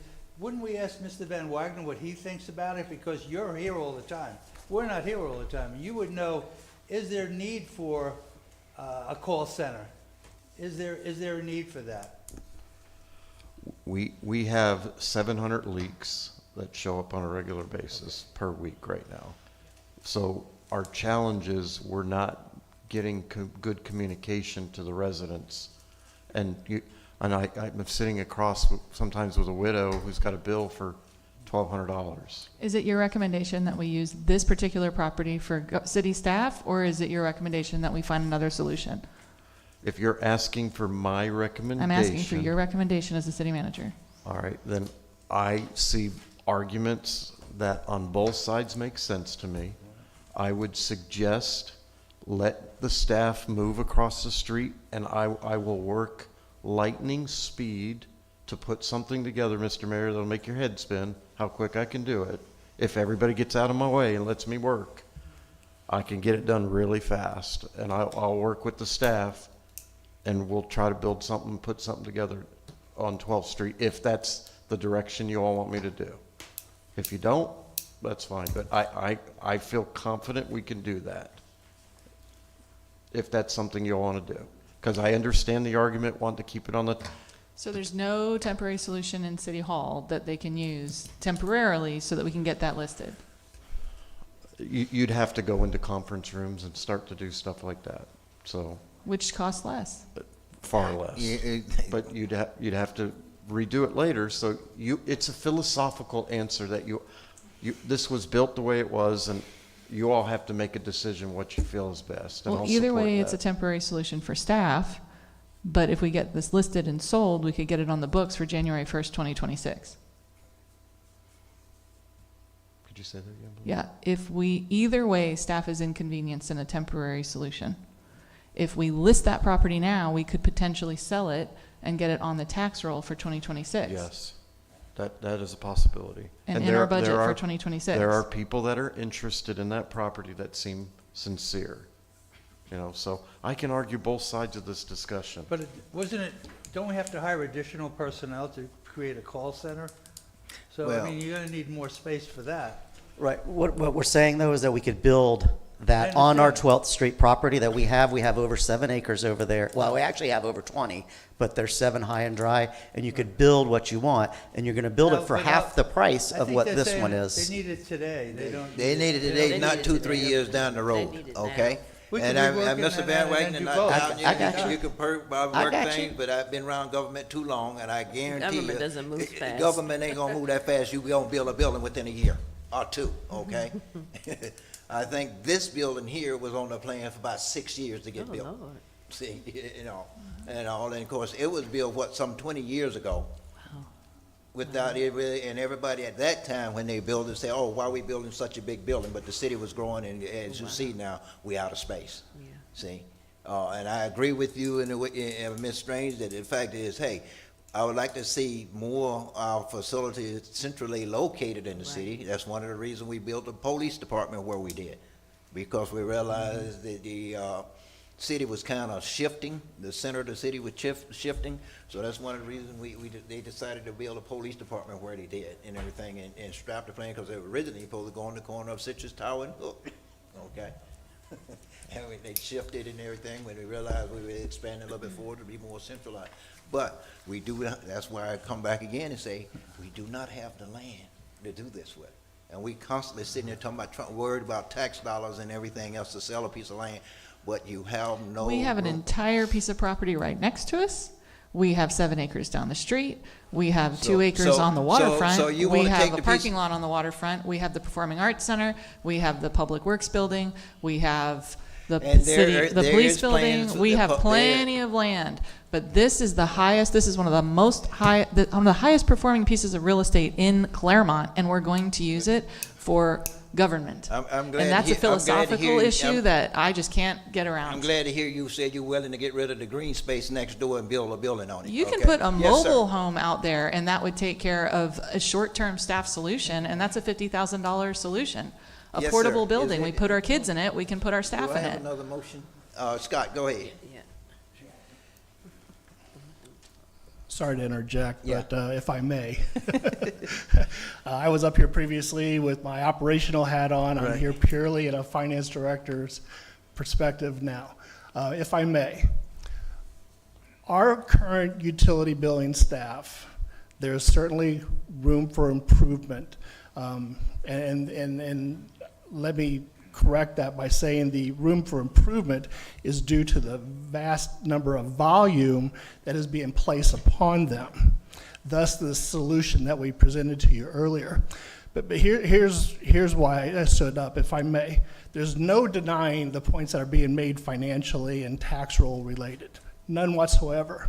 So if I may suggest selling this property and then dedicating the proceeds from that towards another city solution.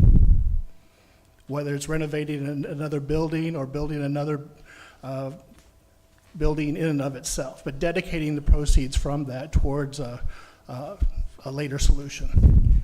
Well, I have no problem with that. My thing is right now, I need to give them a relief right now. Right. Okay, we relieve them. If we decide we want to build over here on 12th Street, right, we go. But it's not, I'm sorry, no way about it up you're going to convince me we can build a building over there on 12th Street within the next 2 to 3 years.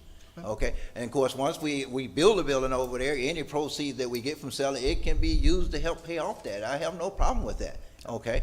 You know, but right now, they need relief, okay?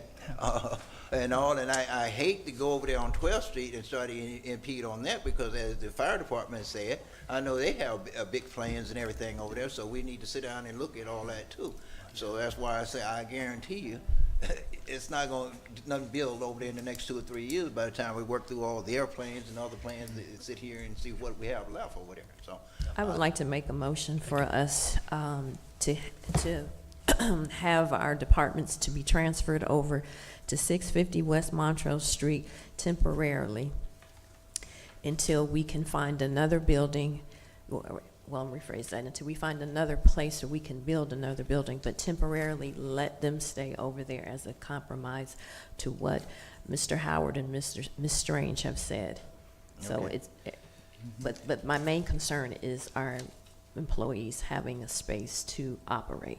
now you want to, I second I'm it. going to ask you, I mean that to say that, and in the future, once we build a new building, that the proceeds of the sale of that building can go towards the payoff of the new facility.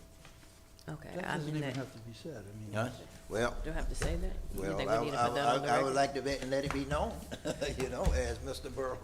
Burrows stated, you know, we can use it to help build a new facility. We'll use the proceeds from the sale of that building toward a new building. I'm in that then. And I have a second? yes.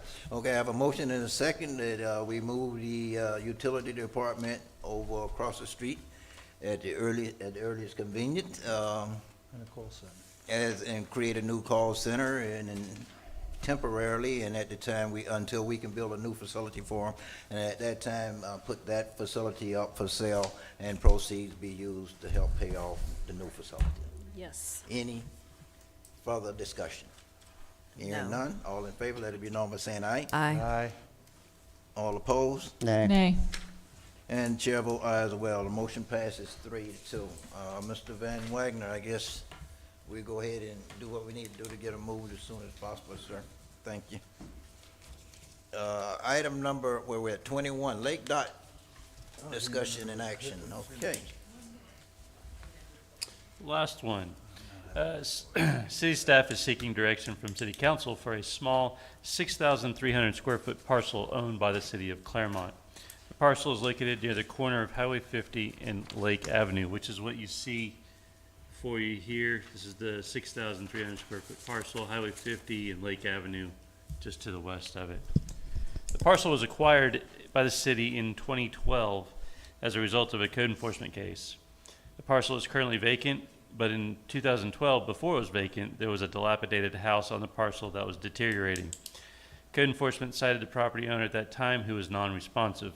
Lake County then offered the tax sale certificate for sale, and the City of Clermont purchased the certificate for $7,000 in order to demolish the house and clean up the site.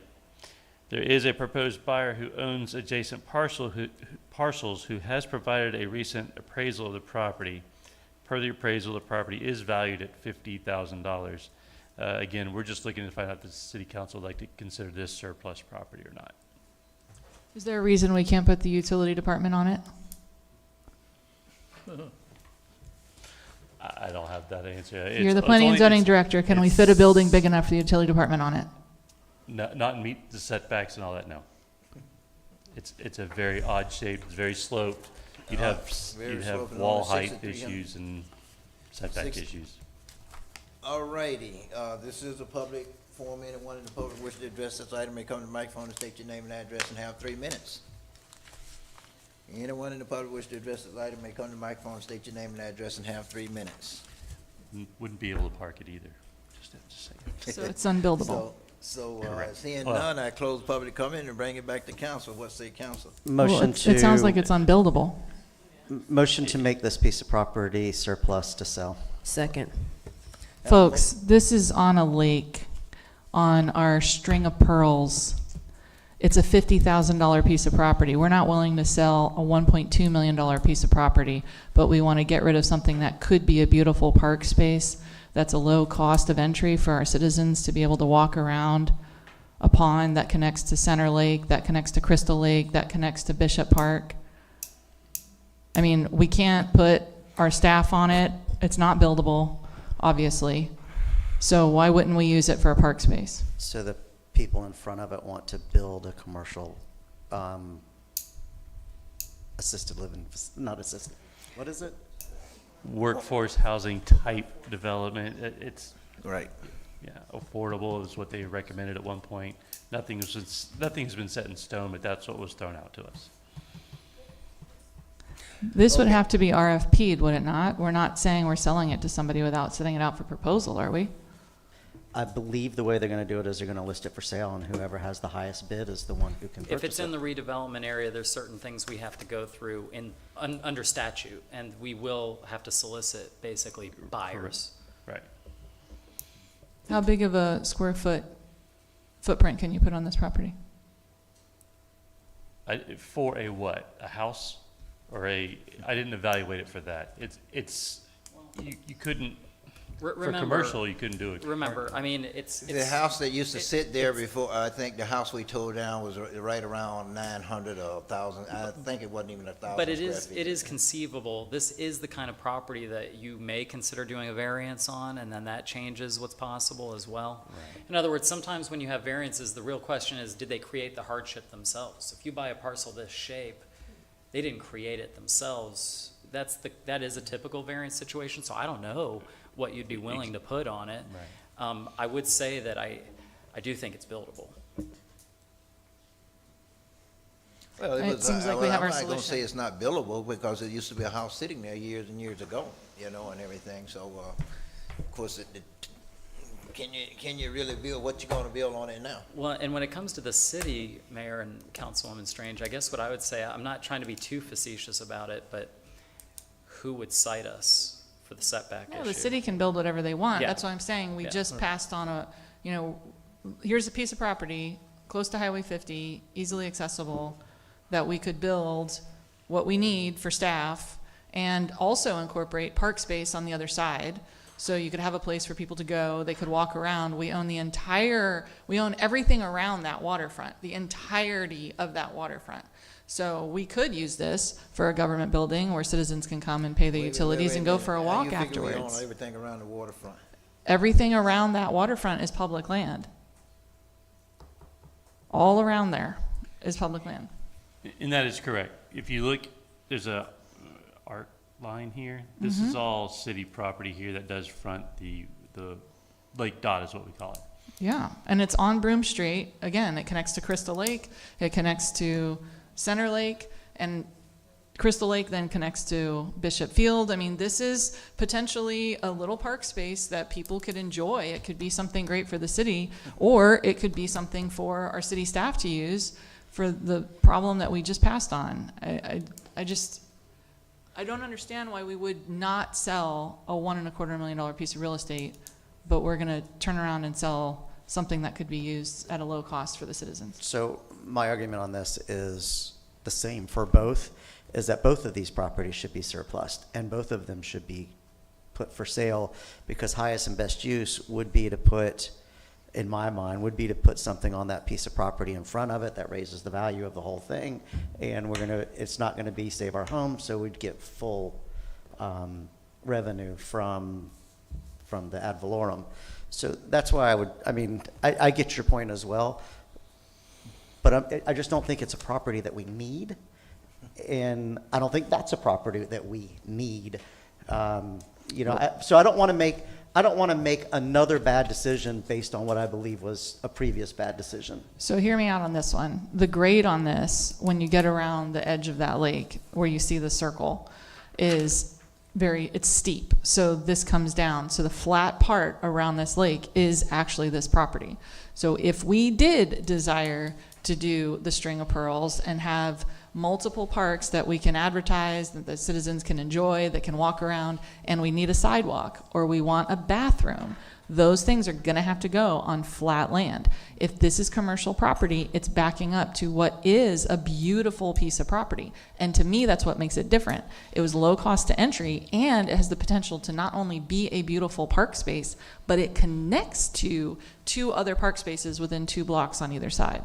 So this actually has the potential to be something the citizens can enjoy as a passive park, whereas that property across the street has the potential to increase our tax base, generate commercial development. So each property is different. I don't believe in taking just a brush, the same brush to every piece of property.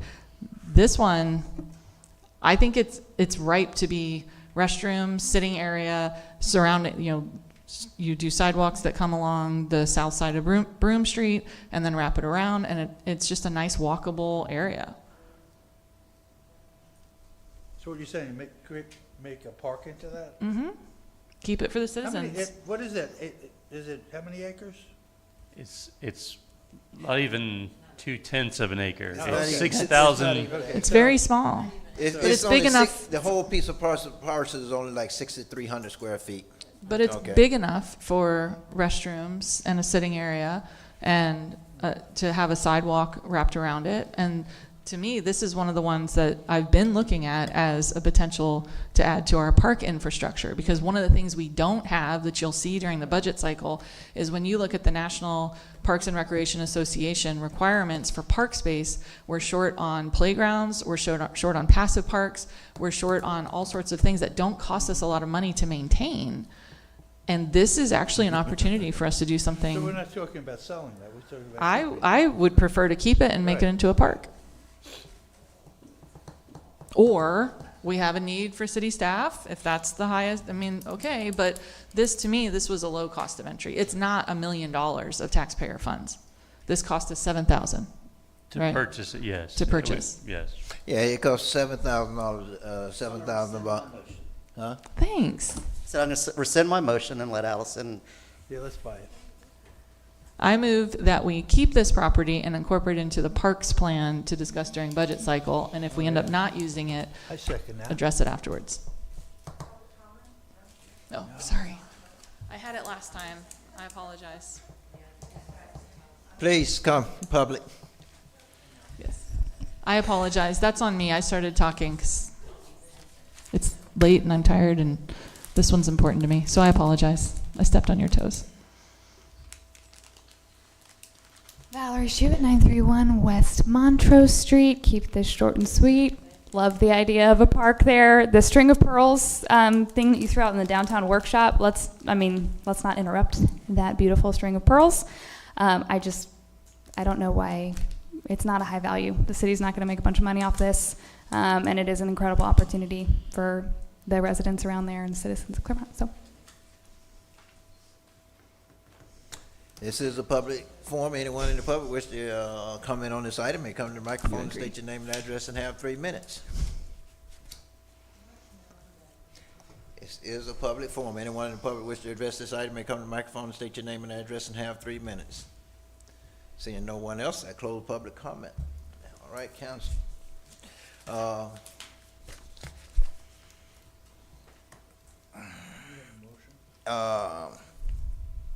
I have a motion and a second to go ahead, huh? Motion and a second to go ahead and say, Builded. Peterson. Motion and a second to go ahead and keep this piece of property for future look as a park, I guess, is what it will say. Okay.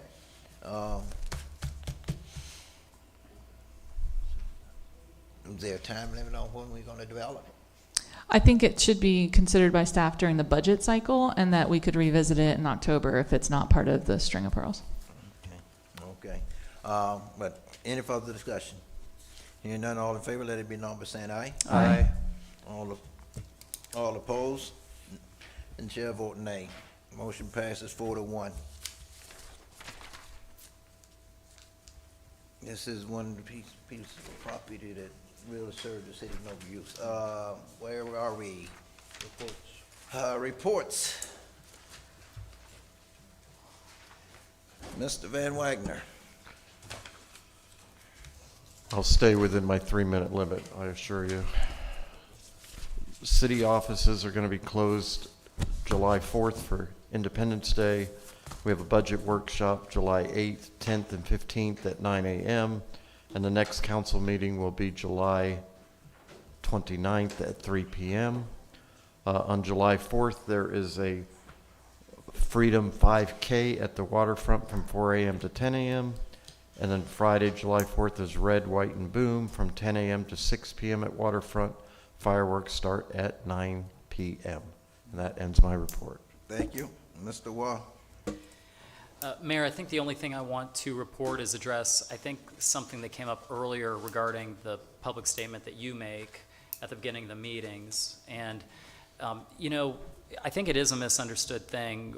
Boards are not prohibited, like ours, the city council, is not prohibited from maintaining decorum.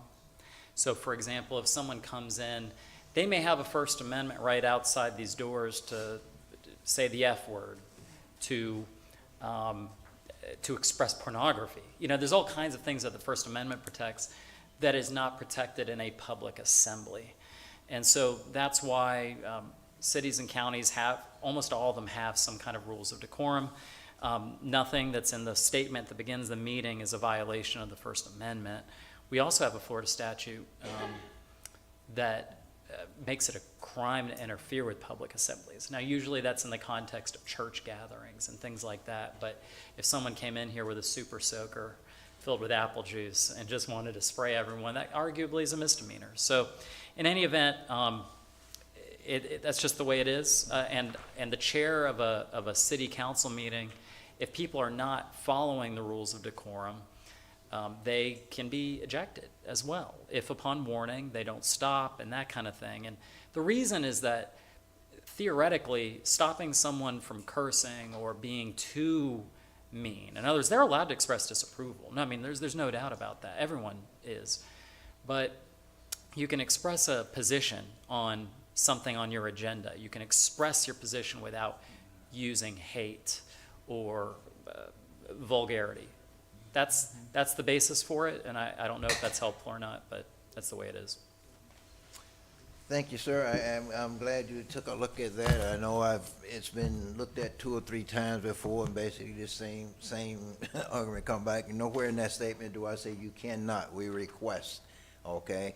And as I've explained to people over and over again, I don't care what you call me out there.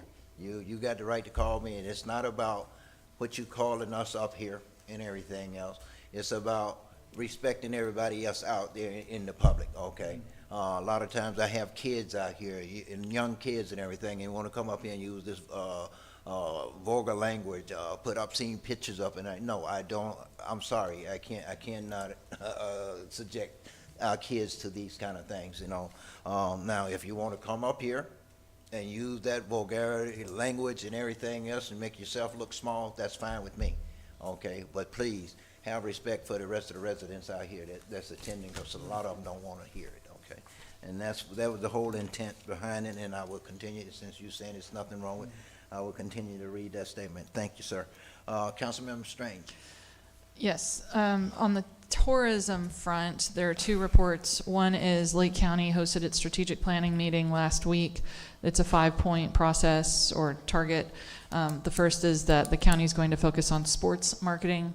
The second thing is it's going to focus on its partnership programs and relationships with partners, further developing the partners that it has. It wants to focus on community alignment and education to help educate the public on what the tourist development tax is and how it is used. To focus on shoulder seasons, which for Lake County are May through September. And it wants to update its grant programs, including but not limited to the Capital Fund program. We are going to have a workshop to discuss the 2, 5, and potentially 10-year plan for which facilities the tourist development tax will be used to improve. And so that should happen. Actually, I should have all of these updates for you by the July 29th meeting. We're scheduled to meet again on July 21st and send the overall plan to the Board of County Commissioners for approval. It was a great meeting. I also went to the Florida Sports Foundation Summit a couple weeks ago, and I wanted to report back that a few months in February, the city and the county hosted the Sunshine Sports Council, and I thought it was very interesting. The folks who were there felt compelled to share with me that, 1, they loved the Crown Lounge. I kid you not. I am not joking. All of this was unsolicited. 2, Cosa Nostra, fantastic, and the best social media one person had ever seen. Number 3, a gentleman said he had told his family in Davenport about how great downtown Clermont was, and since then his family has come for 2 overnight trips to enjoy our beautiful downtown, which is what they said they love downtown Clermont. Another gentleman said that he had actually hosted a business meeting where he was coming from Jacksonville, they were coming from Miami, and they met here in Clermont. So that one event that we hosted in February, we would never know what I just said, except that I happened to be there and they felt compelled to share that with me. So I wanted to give you that feedback because I thought it was interesting. I also wanted to share it to the firefighters in the back. Hi guys, haven't talked to you in a while.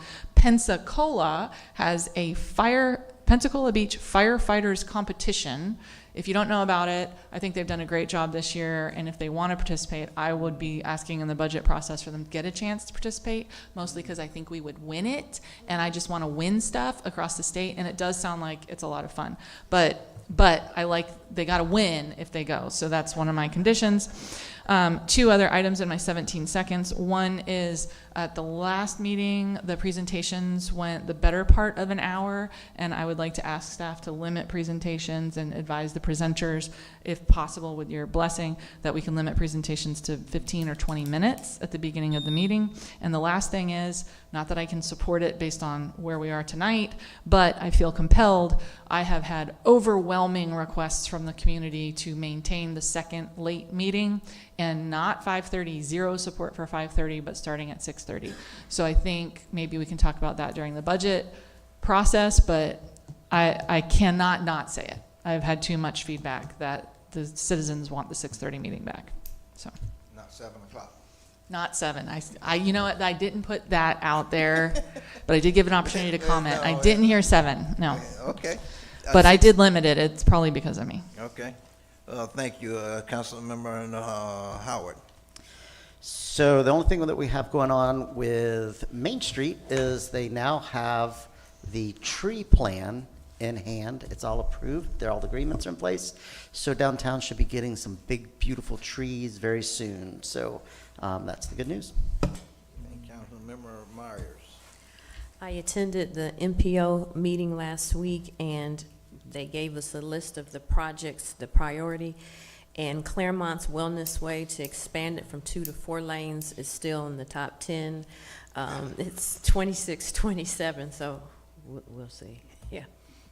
So when they built that 2 years ago, why didn't they just 4-lane it at the time?